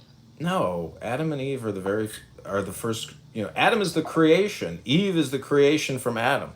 That's why every woman is subservient to man, because you came from us. It's not the other way around. Oh my God! Shut up. Why is this so triggering? This is Jewish. This is Jewish logic. This has to deal with gender. Don't get upset about the conversation, princess. Jesus. No, you just sound like Yes. a man that is lonely and wants to blame women for all of his problems. And what's wrong with that? Oh Jesus! I'm gonna go have lunch. Nothing. Just own it. Melissa is such a feminist that she thinks that God is a woman. Oh, child. Look at this. No, We I got think British God is Hodel in the asexual. I don't house. think God or gender neutral. God does not have a gender. I don't think God is a woman. You know, British Hodel gave great advice to the people in Gaza before the war. British Hodel kept encouraging Palestinians to invest in Bitcoin. You mean Pakistani hodl? No, British Hodel. No, Pakistani hodl. So wait, were the people in Gaza? He's not Pakistani. He's Indian. Were the people in Gaza transacting with shekels, or did they have their own Palestinian currency? Anybody? Or was it a blended currency in Gaza? What was the question again? What was the primary currency being used in Gaza, or what is still the current primary currency? U.S. dollars. Bitcoin. Anybody? I put it in grok. No, it's the shekels. You guys spent years talking about the war in Gaza, and you guys don't even know the currency that they transact in? Jesus. You didn't know either. This app is so political. Jesus. This app is so political. Jesus. It's You didn't know either. Otherwise, you wouldn't have asked Grok. Is it children? Listen, Lou, let's just talk about AI for the next 10 minutes because... Probably goats. I love AI, just like I love Noah, Bobo, and I love Phantoms. Oh, hi, Fatima. Did you just say Adams? Hello. Yola, Rabbi, Anderson, Lou. Hello. Shay. How you doing, Bobo? Mr. Anderson, can you tell Noah to come on stage? You go just anyone, Boo-Boo. Yeah, New has permission. Isa got it, exactly. They do call anybody boo-boo. Don't feel important. Fatima, did you hear the bad news? Fatima, I mean, like, who the hell is the real Boo-Boo here? Did you hear the bad news? Our girl Noura Bendour is back in the psych ward. She tacked her neighbors. She's in a straitjacket right now. They're pumping her full of lithium. And she's sitting there saying, fucking Rabbi in Clubhouse, fucking T-Robs, fucking Issa, fucking bitch, fucking McZed, all these fucking Zionist entities on Clubhouse, a fucking Clubhouse! Imagine her screaming to someone in an interview room about a rabbi on Clubhouse. I gotta talk to my fucking rabbi on Clubhouse. Now I got a fucking rabbi on my... Okay, pump her full of lithium. I don't think the lithium is working. Call my fucking rabbi. Call fucking go. Call fucking El Normal. Call fucking El Normal. El Normal will tell you. Are you Jewish? Are you Jewish? Are you Jewish? Are you Jewish?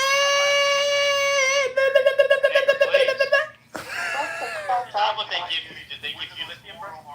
Yeah, they definitely did. Let me go. Why are you detaining me? Why am I being detained? Are you detaining me? Why am I being detained?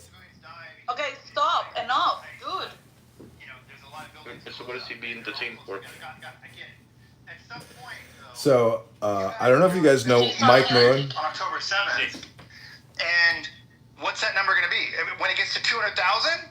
Are people bothered by 1,700 or 200,000? I mean, the number's the number. I mean, the number's the number. And the number's not going to make people feel... Why the hell didn't you record that room when they arrested Nora?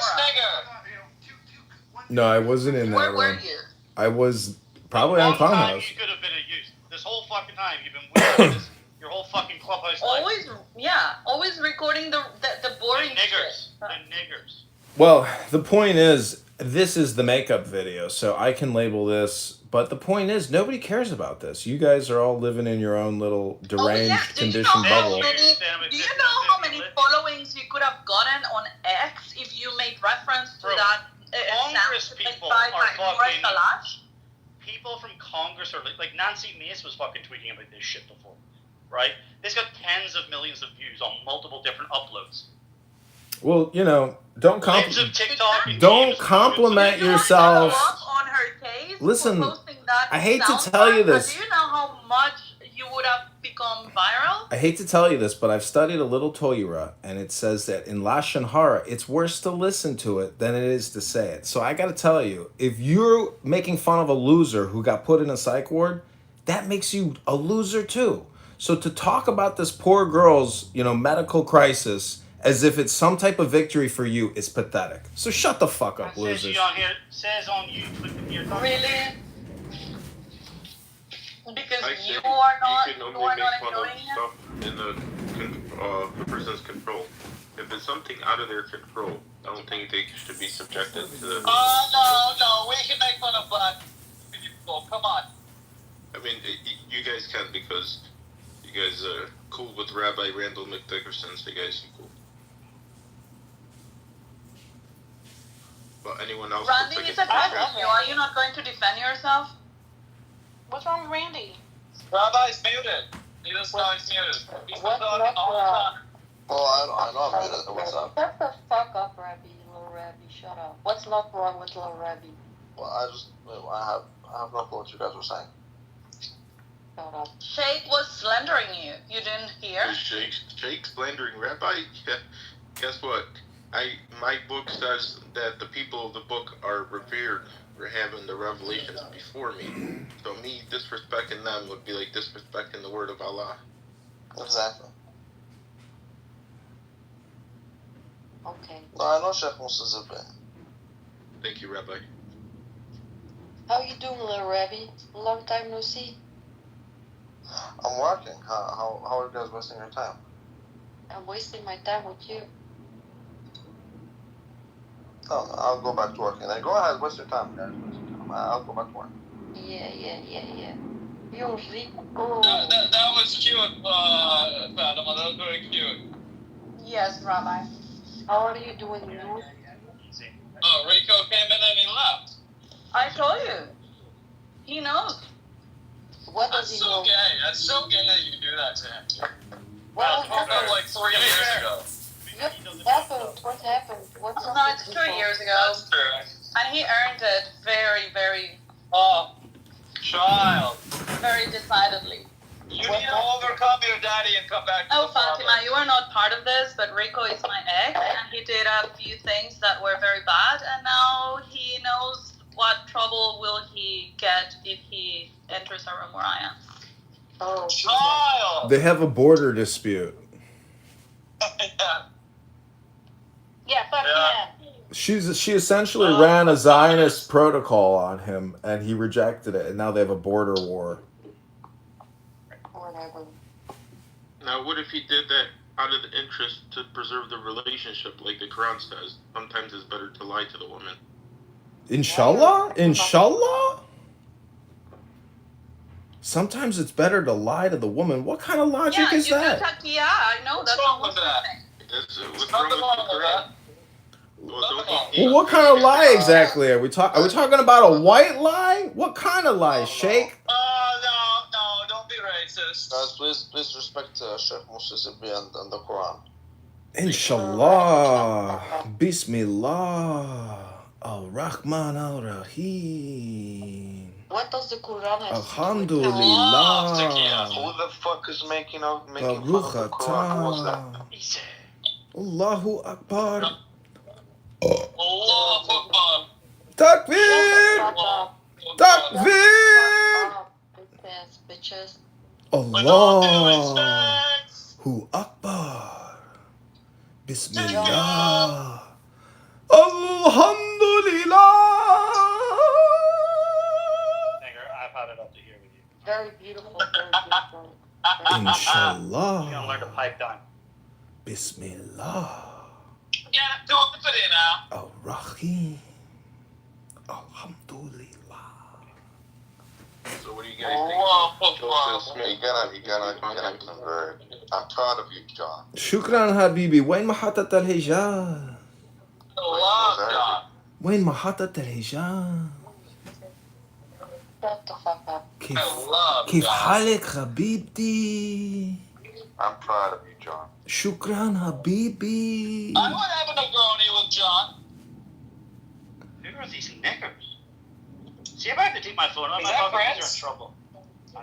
I'm going to create a new nonprofit called N-Word Tourette's Research Association, and we're going to find out exactly what kind of medication can help N-Word Tourette sufferers stop themselves from the scourge of saying the N-word all the Be on time. that list predominantly. That's racist, so you can't have that. Hello, my name is Tim. I'm a clubhouse troll. Nice to meet you, Sally. I unfortunately have to take medication for an N-word syndrome that I have. Well, I've got a Tourette's. Well, I say the N-word all the time. But now I don't have to say the N-word anymore because I'm on medication.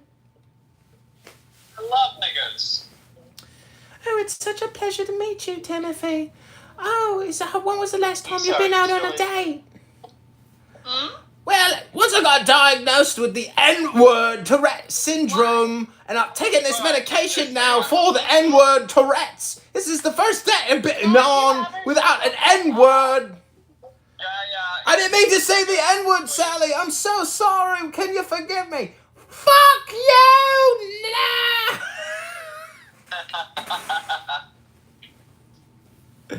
You see, T-Robs, if you use the N-word all the time, you become the N-word. I don't know what to tell you.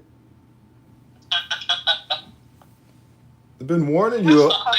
I've been warning you about your vocabulary, Timothy. Stop using the N-word, or you become an N-word. Okay, Negroni. A Negroid. I like Negroid. I love Negroids. That's right. But did Negroids love you? No. You love these Pakistanis and Indians, but they love you back. I love Indians. No, that's the problem. Do you know what I learned yesterday? What did you learn? The British created one of the biggest genocides in history. Over 40 years, they killed 165 million Indians. We love genocides now.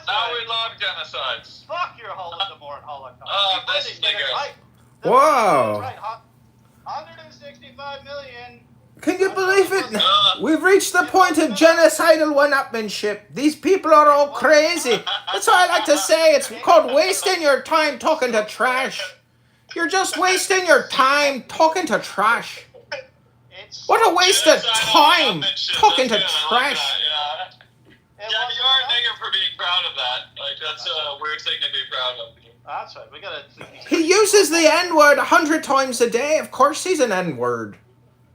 It's like called wasting your time and talking to trash. Hey, Zach.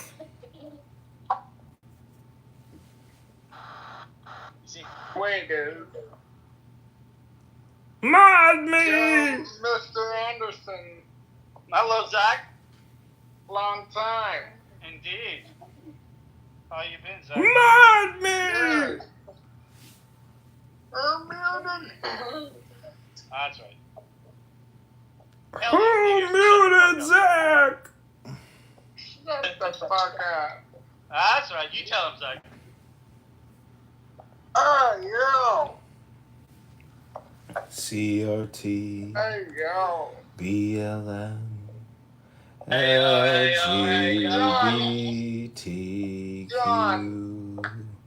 CRT. That's enough. BLM. LGBT. Zach, you tell him. That's why I got you clipped, John. Oh, shit. It all comes out. CRT. BLM. You know I got you clipped. BLM, CRT, LGBTQ. CRT. CRT, BLM, LGBTQ. Oh, hi, LaBoo-Boo. Oh, more fun. Oh, God. The boo-boo. Hi, LaBoo-Boo. Hi, LaBoo-Boo. I love LaBoo-Boo.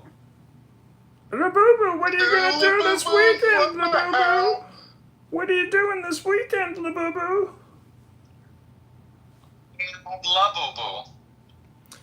LaBoo-Boo hates me. He's in one of the hater categories of the campaign to elect candidate Congressman John Kitover.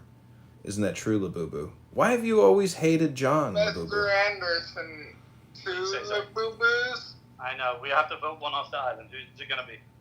Kick the Negroni. I'll sacrifice myself for LaBoo-Boo. Kick the Negroni. He needs a job. Put him in the goo. Which one? Which LaBoo-Boo? Kick me. Kick me. Boo-boo. So in a room recently, actually kicked me the other day. in a room recently, I kicked Randy too. I wanted. I was gonna end the room. That's right. What's up, best friend? Like a slogan, I'm not using the right word. It bothers me that I have to claim Zionism and not just be, I support Jews, but I'm not really a Zionist. Why can't Jewish people just live in security? That word. The people who, I'm not the historian on this, but from what I remember and what I read, some of the main people who push for Zionism. What did you read? What book did you read? Secular. So I don't think it carries that religious and, essentialist dogma inherently. That's good if that's true. That makes sense. I'm done.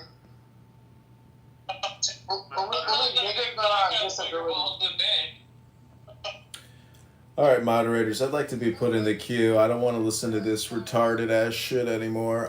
I'm gonna just read a poem, talk over everybody, because if I could give you anything for those who have given so much to the campaign, I think it would probably be a beautiful poem just for 60 seconds. I know most people want to just come here and get their dopamine and talk over each other and talk about nothing and waste all their time. But I created a room earlier called Wasting All Your Time and Talking to Trash. And thus, welcome back to another episode of Wasting All Your Time Talking to Trash. Bitch, you're the nigger. You're a fucking damn Asian nigger, bitch. Oh, you know what? The Muslims are fucking up your people, bitch. I'm glad. Mashallah now. Noah's over there. Where are those who died serving God on the plain of Karbala? Where are those who know how to open the gate? There's no rational answer to this. A prison full of debtors has been let out. Where has everyone gone? Where are you? You're in the ocean, of which this world is just the foam thrown up on shore. Something huge inside me surges, and the foam of this poetry takes form.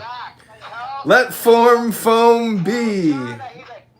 Dive into the burning ocean at the source of light. Shams comes up in the east. Don't unstring the bow. I am your four-feathered arrow that has not been used yet. I am strong knife blade word, not some if or maybe, dissolving in air. I am sunlight slicing the dark. Who made this night? A forge deep in the earth mud. What is the body? Endurance. What is love? Gratitude. What is hidden in our chests? Laughter. What else? Compassion. Let the beloved be a hat pulled down firmly on my head, or drawstrings pulled and tied round my chest. Someone asks, how does love have hands and feet? Love is the sprouting bed for hands and feet. Your father and mother were playing love games. They came together and you appeared. Don't ask what love can make or do. Look at the colors of the world. The river water moving in all the rivers at once. The truth that lives in Sham's face. I wish I knew what you wanted. You block the road and won't give me rest. You pull my lead rope one way, then the other. You act cold, my darling. Do you hear what I say? Will this night of talking ever end? Why am I still embarrassed and timid about you? You are thousands. You are one. Quiet, but most articulate. Your name is spring. Your name is wine. Your name is the nausea that comes with wine. You are my doubting and the light points in my eyes. You are every image, and yet I'm homesick for you. Can I get there? Where the deer pounces on the lion? Where the one I'm after's after me? This drum and these words keep pounding. Let them both smash through their coverings into silence. If my words are not saying what you would say, slap my face. Discipline me as a loving mother does a babbling child caught up in nonsense. A thirsty man runs into the sea, and the sea holds a sword to his throat. A lily looks at a bank of roses and wilts and says nothing. I am a tambourine. Don't put me aside till the fast dancing starts. Play me some all along. Help me with these little sounds. Joseph is most beautiful when he's completely naked, but his shirt gives you an idea, as the body lets you glimpse the glitter on the water of the soul. Even if the corpse washer binds my jaw shut here on Clown House, you'll still hear this song coming out of my dead silence.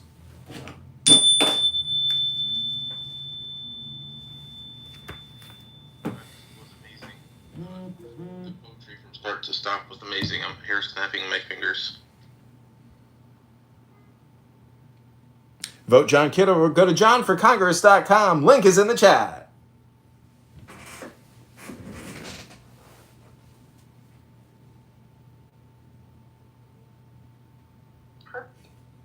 In the physical.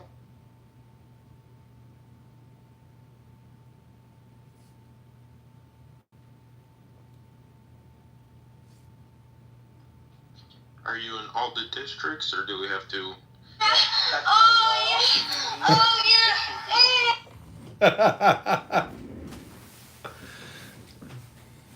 Chris, we're not doing that. If that's the case, then you are a religious country in some respects. Because America doesn't have a counter keeping track of how many Christians we have versus other religions. Well, I mean, right? I guess you could say they're based around a religious/ethnic identity. Yeah. So, yeah, that makes sense. Wait, but I don't think they're like. I think people assume that because they're Bussy, I wanna just let you know I have a crush on you. Well, I don't know if it actually is Bussy. Ever since I saw your real Nate picture, I fell in love, and like I hope you could see me as like I'm thinking of, you know, they know better. They use their funding for infrastructure, and like look where they've gone in the last 50 years. That's true. Are you living in Afghanistan? I'm back and forth. Okay. How is it for so grateful for everyone in the room. traveling? Hello, beautiful people. It's actually very good. There's a lot of tourists that come in and out. I mean, there's like tourists, like guides and groups, and like they're enjoying it because they were under a whole different impression of how Afghanistan is, and when they go, they're just like amazed, like how it really is on the grounds, right? Yeah, I see those videos. Did you eat meat over there, bro? About Jesus. Yeah. About Jesus. I mean, Volcanic is a vegan, by the way. Did you eat meat over there, Volcanic? Did you change? Where? I changed a little bit. I started eating a little bit of meat. I ain't a free fucker like your mama, okay? No, bitch, you a free fucker. She fucked the hottest nigga on the block. That's why you. Actually, really, it's weaponized against Israel because it completely ignores the same or worse discriminations in other countries where they have bans on Jews, like Saudi Arabia, Jordan, and Libya. Nobody ever refers to those countries as apartheid, but Israel in the situation with Gaza is very commonly referred to as an apartheid state, which, if by definition you want to say that's what it is, that's fine, but they're not the only ones that do it. And many countries do it against Israel. Yeah, it's because your libertarianism is showing through, and you're willing to defend people. Yeah, that's exactly libertarianism. To defend your God. This has nothing to do with libertarianism. Of course it does. But So it says God will send you strong delusion, which is a deception. Hey mods, this is John. I would just like to request 60 seconds to read Bible flashcards. Thank you mods for the consideration. This is John speaking.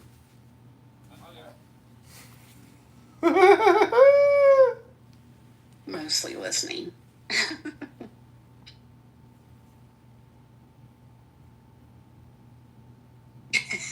She's at her service at work. But yeah. Oh gosh. No. This is always I'm tired of the woman. I tend to steer clear of these conversations on Clubhouse because they don't generally go very well. Well, so far it's been pretty much. Right? It has. It has. Of course, we don't have Norman here. If we had Norman here, it would have been quite a... For all intents and purposes, I would like to point out that I said in a racist way, quote unquote, earlier, and I actively try to avoid racism as a general broadity. It has to be individually based. Hence, my bringing up of the kindest family I have met being Jewish. Yeah, I understand. It's a fair point. And we all have different experiences. We come from different parts of the country. We have more or less exposure to Jewish people in general, depending where we're from, where we live, where we work, things like that. So everybody's going to have a testimonies based on their... You told them for the first time that you're Jewish and you gave your big I hug. never said that I was afraid to. I said I didn't want to start anything with the guy. You thought it would start something for if he knew you were Jewish, and then you told him, and then he gave you a hug. But I know, My perspective You were is... scared needlessly. With people's words, you're pretzel. Hold on. You're an antagonist, but it's okay. And I'll say the story what happened. So when I did lose the key, the guy left the phone number on it where I lost the key, and he said to call. I called. He showed up to my house, and he said, "Hi, my name's Fred. I'm a Palestinian." So I said, "That's a little fucking weird. So I'm not going to say, hi, my name's Bibi, and I'm a Jew." I thought that would be weird, and that's going to give somebody that's already got cancer more cancer, and I'm just going to basically fill this guy full of hate. So it wasn't worth it for me to say that. And then when I was on with you, he came up to me and said, "Hey," I said, "Hey, how's your day?" And he said, "Oh, listening to the BBC, I can't believe what's going on. They blew up a hospital." So I go, "Yeah, I didn't want to say to you the other day that I was a Jew because, you know what I mean, you're already like listening to media and stuff like that." I go, "But look, we talk." And he goes, "Yeah, you're right." And the guy gave me a hug, and I gave him a hug back. And that was it. But I wasn't trembling or scared. I tried to avoid confrontation with my neighbors. Yeah. My point is, didn't mean to be confrontational with you, BB. I was just simply pointing out how, like, exposure makes us all a little more understanding of each other, right? Okay, I misunderstood where you were coming from. It's just because you came from, like, you know, I appreciate field sometimes, so, but yeah. No. I meant, like, look, I admire that you have Palestinian friends and you're not just, like, a hater for the sake, you're not just tribal, you know? I think that's really respectable, BB, that some of your neighbors that you are close with are Palestinian, even though you're on, you know... No, I know, but when I asked them if they would go back and live there, they say, hell no. Hell no.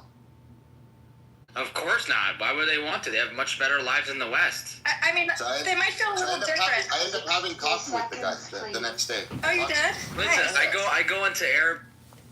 There's be something in the milk and the cheese that bothers her, right? Take off today.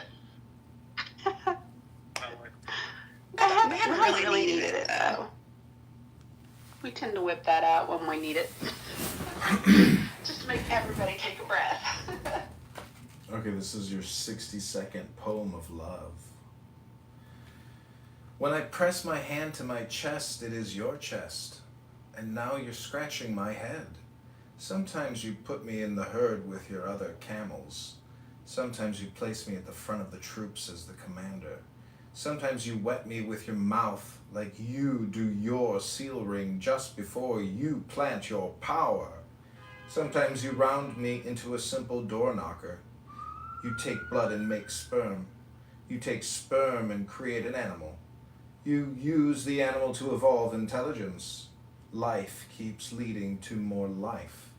You drive me away gently as a flute song does a dove from the caves, from the eaves. With the same song you call me back.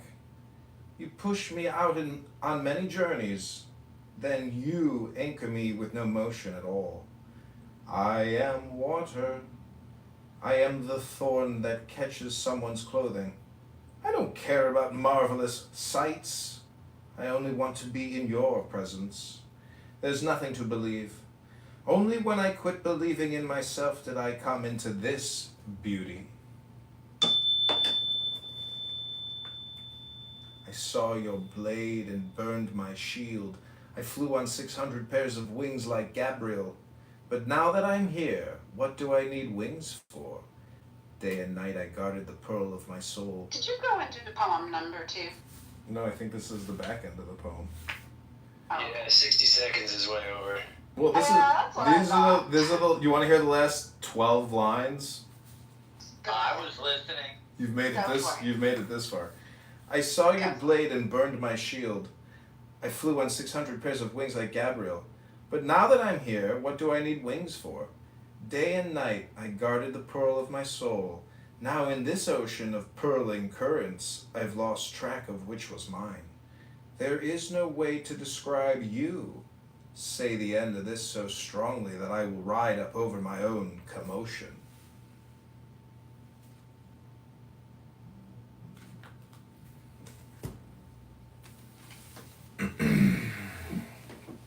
Oh, that's called reading, everybody, from a book. It's a poem. Thanks, Mr. Hi, everybody! Hey, Pockets! Hey, Miss! Spending my birthday with y'all! Happy birthday!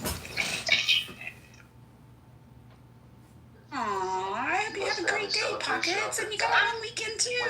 I just got off of work. They're like, we'll give you a half day. I'm like, you don't gotta tell me twice. So I'm on the way home. Gotta take the best nap of my life. And then I'm probably gonna just hang out with my dad tonight.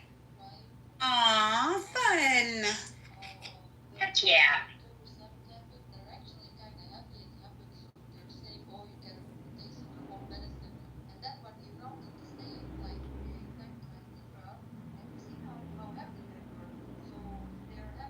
But yeah, I'm 29. Holy shit. Damn, Pockets. I know, I can't believe I'm basically 40. You about to expire. Shit.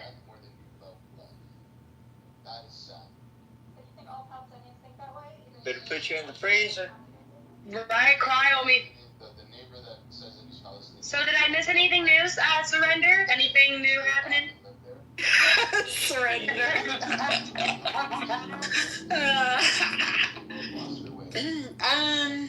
No, you know how that goes. You know how that goes, Pockets. You miss a day, you miss a lot, but really not anything at all. I literally miss one day and I miss like a whole fucking season of Clubhouse. Right. I'm just, and I come the next day and I'm lost. And it sucks.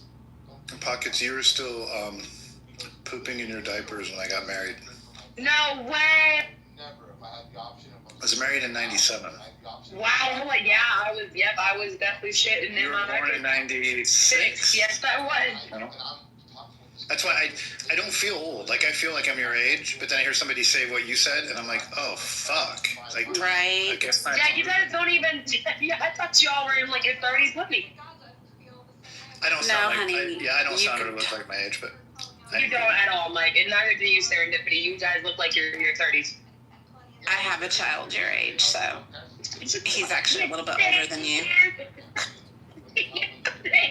Right? Oh my God, Surrender, you get me my mother. Come to mama, baby. Real big mama. That is so funny, dude. That's awesome. Damn. That's crazy. So what, you had him because you had your child when you were like 14? I wish, no. Oh my God, serendipity, that's crazy. Right? I mean, there's a reason. Mind-blowing. I literally thought you guys were so young. This is crazy. My oldest granddaughter is 12. Oh my God. Yes. Oh my God. My oldest granddaughter is 12. That's fucking weird. Yeah. You look like a grandmother. She's like, no, adopted granddaughter. It's not real. Like, what? But Serendipity, you so pretty. You so pretty. So I'm yeah. Whatever you're doing. Says the pretty girl. Someone in chillism looked at my picture and was like, I ain't gonna lie, that's the type of picture you can't look at for too long. And I was like, man. I think that motherfucker was calling me ugly. It's okay. Yes, there's good ones. No, he wasn't. Pockets is beautiful.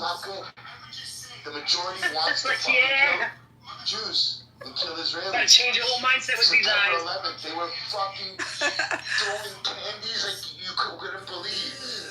And there's is my youngest grandbaby that's 5 months old. Hold on, I gotta get squeezed.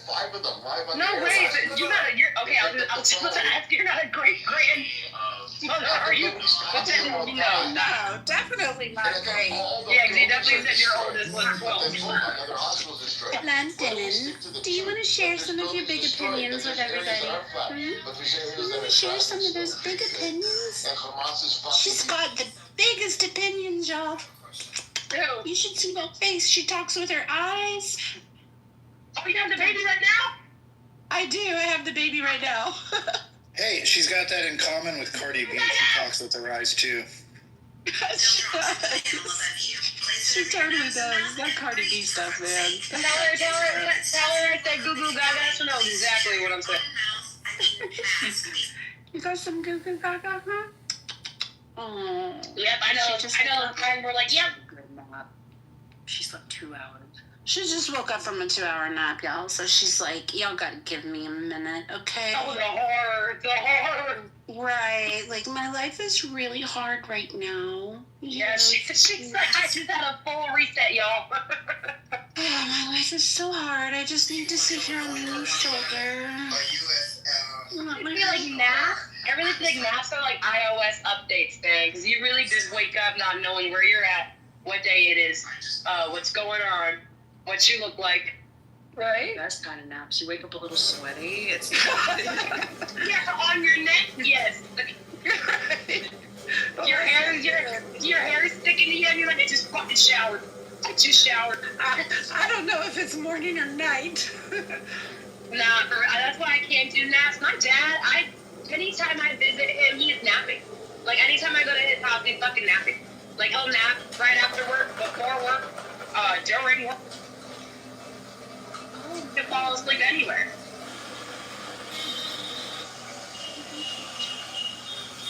That happens at about age 50.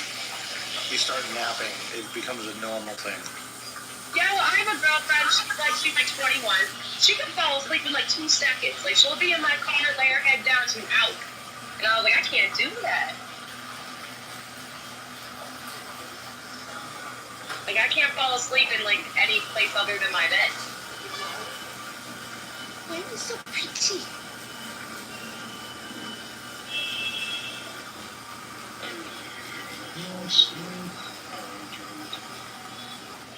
Really, Negro? I would have taken you for a day sleeper.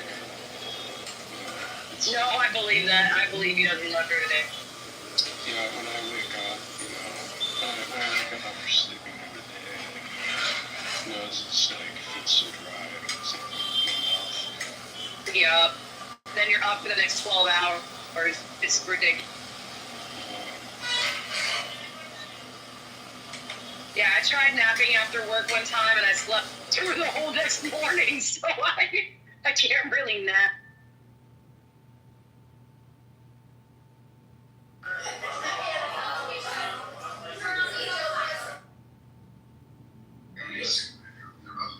Comes out of nowhere and Yo, we really got ice out here in Tucson, Arizona, picking people up. Do you really? We do, literally. Ooh. Yeah, I think the last time you guys had somebody just picking up so many Hispanics was when you guys had Joe Arpaio. Yup. But they're literally going downtown and just picking these people up, serendipity. Like, I just saw a whole fucking man just escorting people into it. Wow. And I'm like, damn, there goes my update.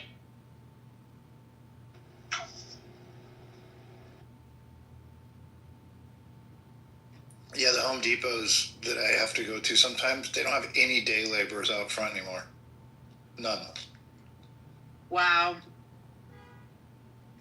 Our food trucks are now just disappearing. We have no more food trucks. Which is so fun. We have to be careful what we ask for, man. Yeah, I'm getting used to this shit. That kind of reminds me of like the Family Guy episode where basically had Abraham Lincoln who came out and he saw like he asked him why is your lawn getting so high? He says that I used to have a lawnmower.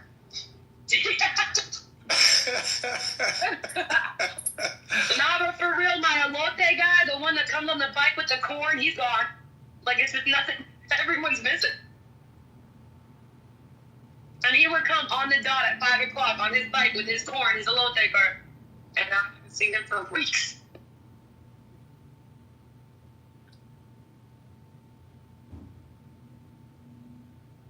So they're really taking like the best people that we need. The food trucks and the elote guy. They're taking the people we need.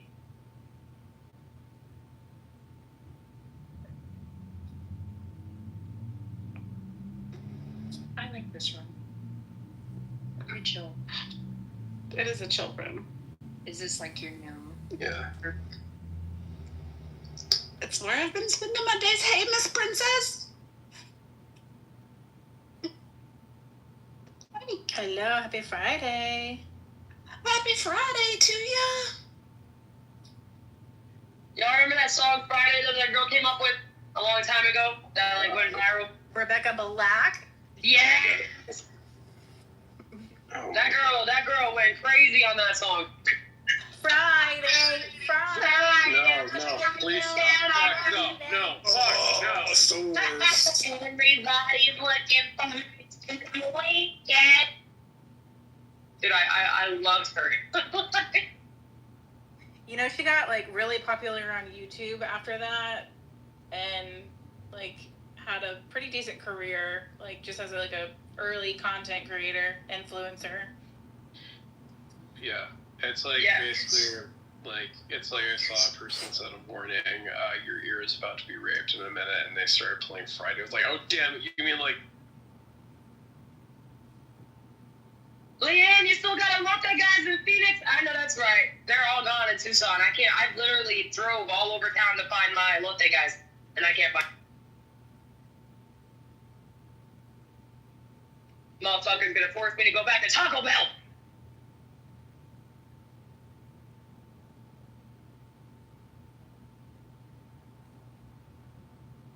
William Wallace, there are no boomers in this room, to my knowledge. Well, maybe Joe B. Damn, Mike, why'd you gotta tell her like that? What the fuck?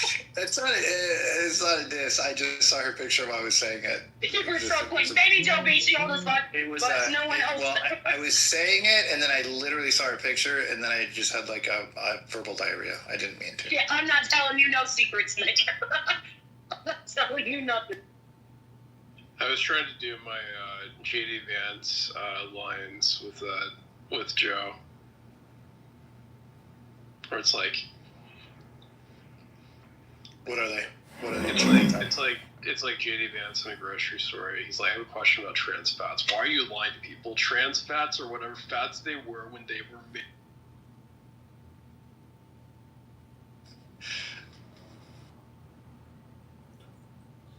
I'll fuck around and tell Mike something so important, and then one room he'll just be like, oh yeah, Jessica said it.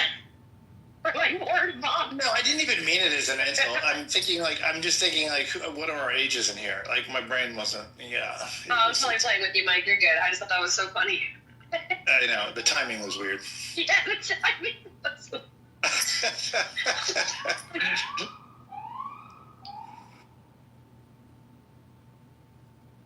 Wait, I just looked up Rebecca Black, and she's like on tour as a singer.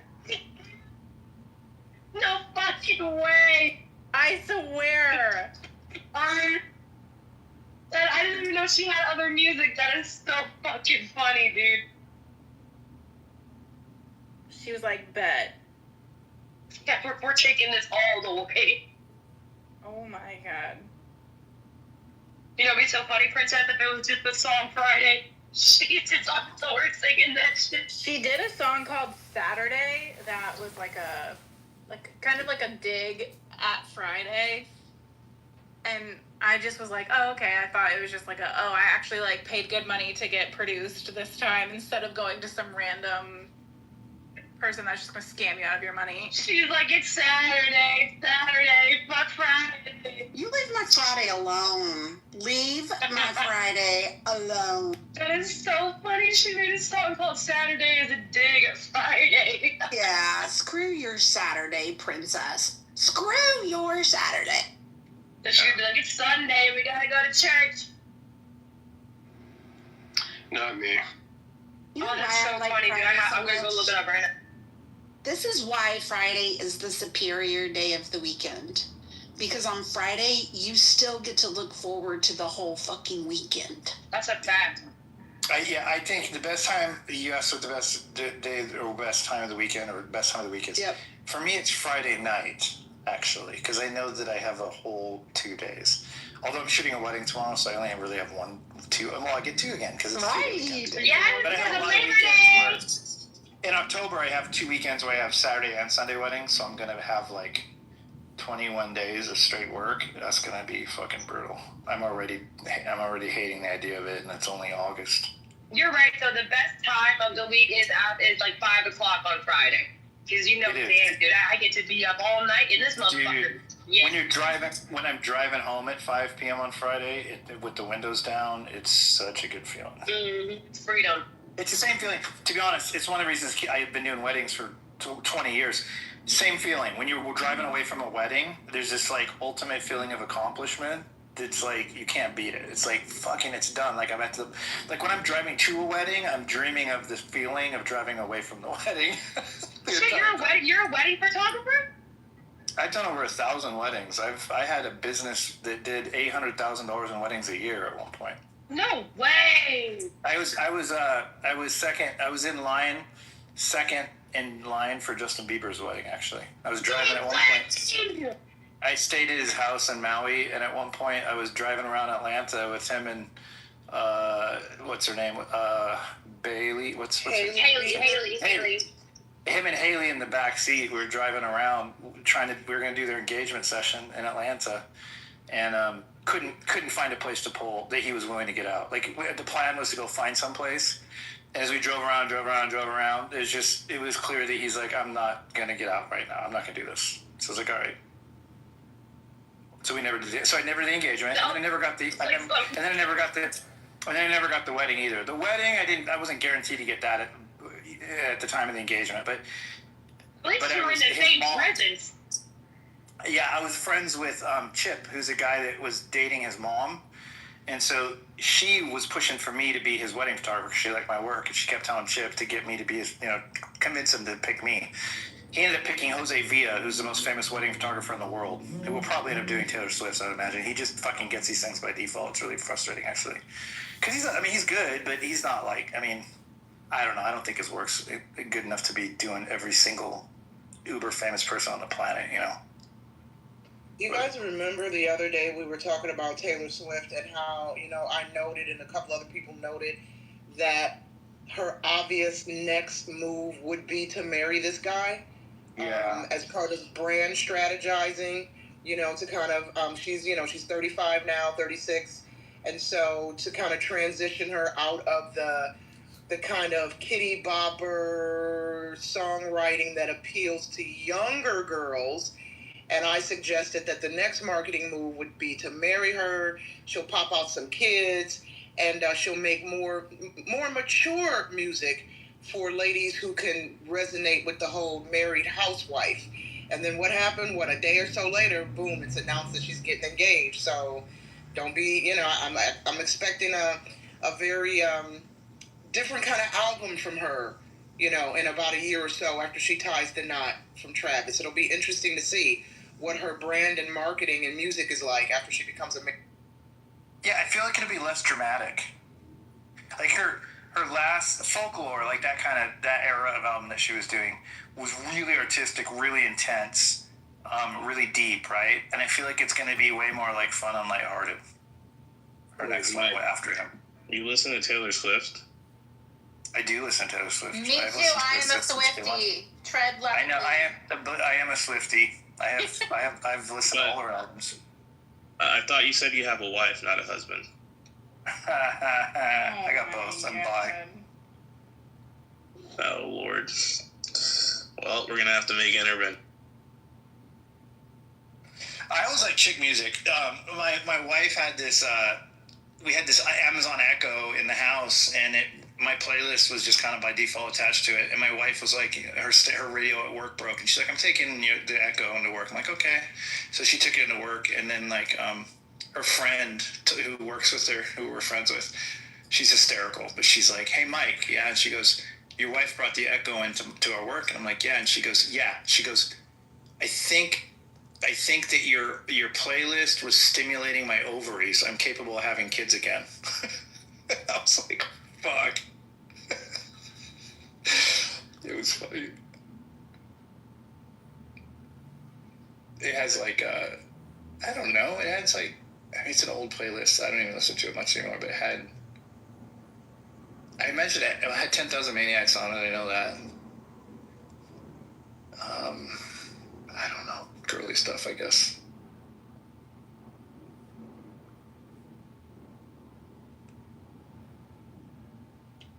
I don't want to be a hater in this room, but I'm just not that impressed by Taylor Swift. You know, it's just not my vibe. I feel like as a Swiftie, if someone's not impressed with Taylor Swift, it's because they haven't listened to her entire discography, which obviously is a lot of music at this point in time. But I think that if you have just heard the pop singles on the radio that eventually end up to be annoying, like all pop singles on the radio, it's easy to be like, meh.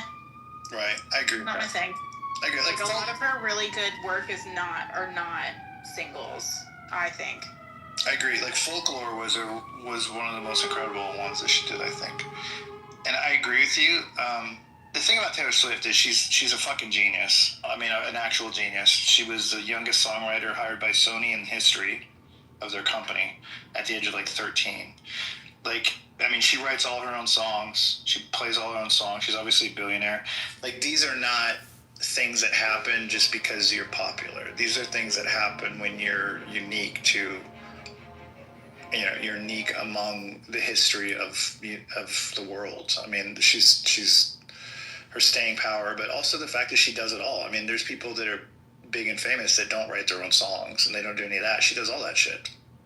If you watch her writing Folklore during COVID, she had, who's it, Ben Iver, what's his name? Is that what his name is? Bon Iver. Yeah, it always throws me off because it's spelled like Ben. Yeah. Bon Iver. She had him come over during COVID, and there's a video where they're writing all their songs together and stuff. I just don't know how people do it. I mean, I'm watching her do it, and I'm like, she's fucking talented. She's been doing it since she was fucking like 5 years old. That girl is I don't care what anyone says. That girl is. Oh, I'm talking about Taylor Swift. Are we on the? No, I said that's what I'm talking about. Yeah, since she was 5. No. So anyway, I have a big heart for all the people that served. My grandfather retired as a lieutenant colonel in the U.S. Air Force, and all my family served. And anyway, appreciate people like you and all those that you serve. If you don't mind me asking, did you or your significant in the past, you guys served during the time of when you guys were illegally invading countries? Yes, I did. Who are you talking to? Like Afghanistan and Iraq. Wait, Resistance, are you American? Yeah, I'm American. Do you like America or do you hate America? You're gonna answer my question first. Boys. I want to answer to my question. Were you veterans? He's diverting. Were you guys serving when the American government was illegally occupying and destroying other countries? That's all I asked. Yeah. So what?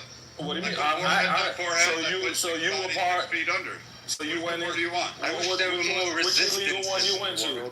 Which one did you go to? Afghanistan, Iraq, which one? Does it matter? We can have peace over Yeah, it does. I just want to know for I clarity. appreciate everybody going over there. Man. Shut up. Oh, you were in both. You was in both.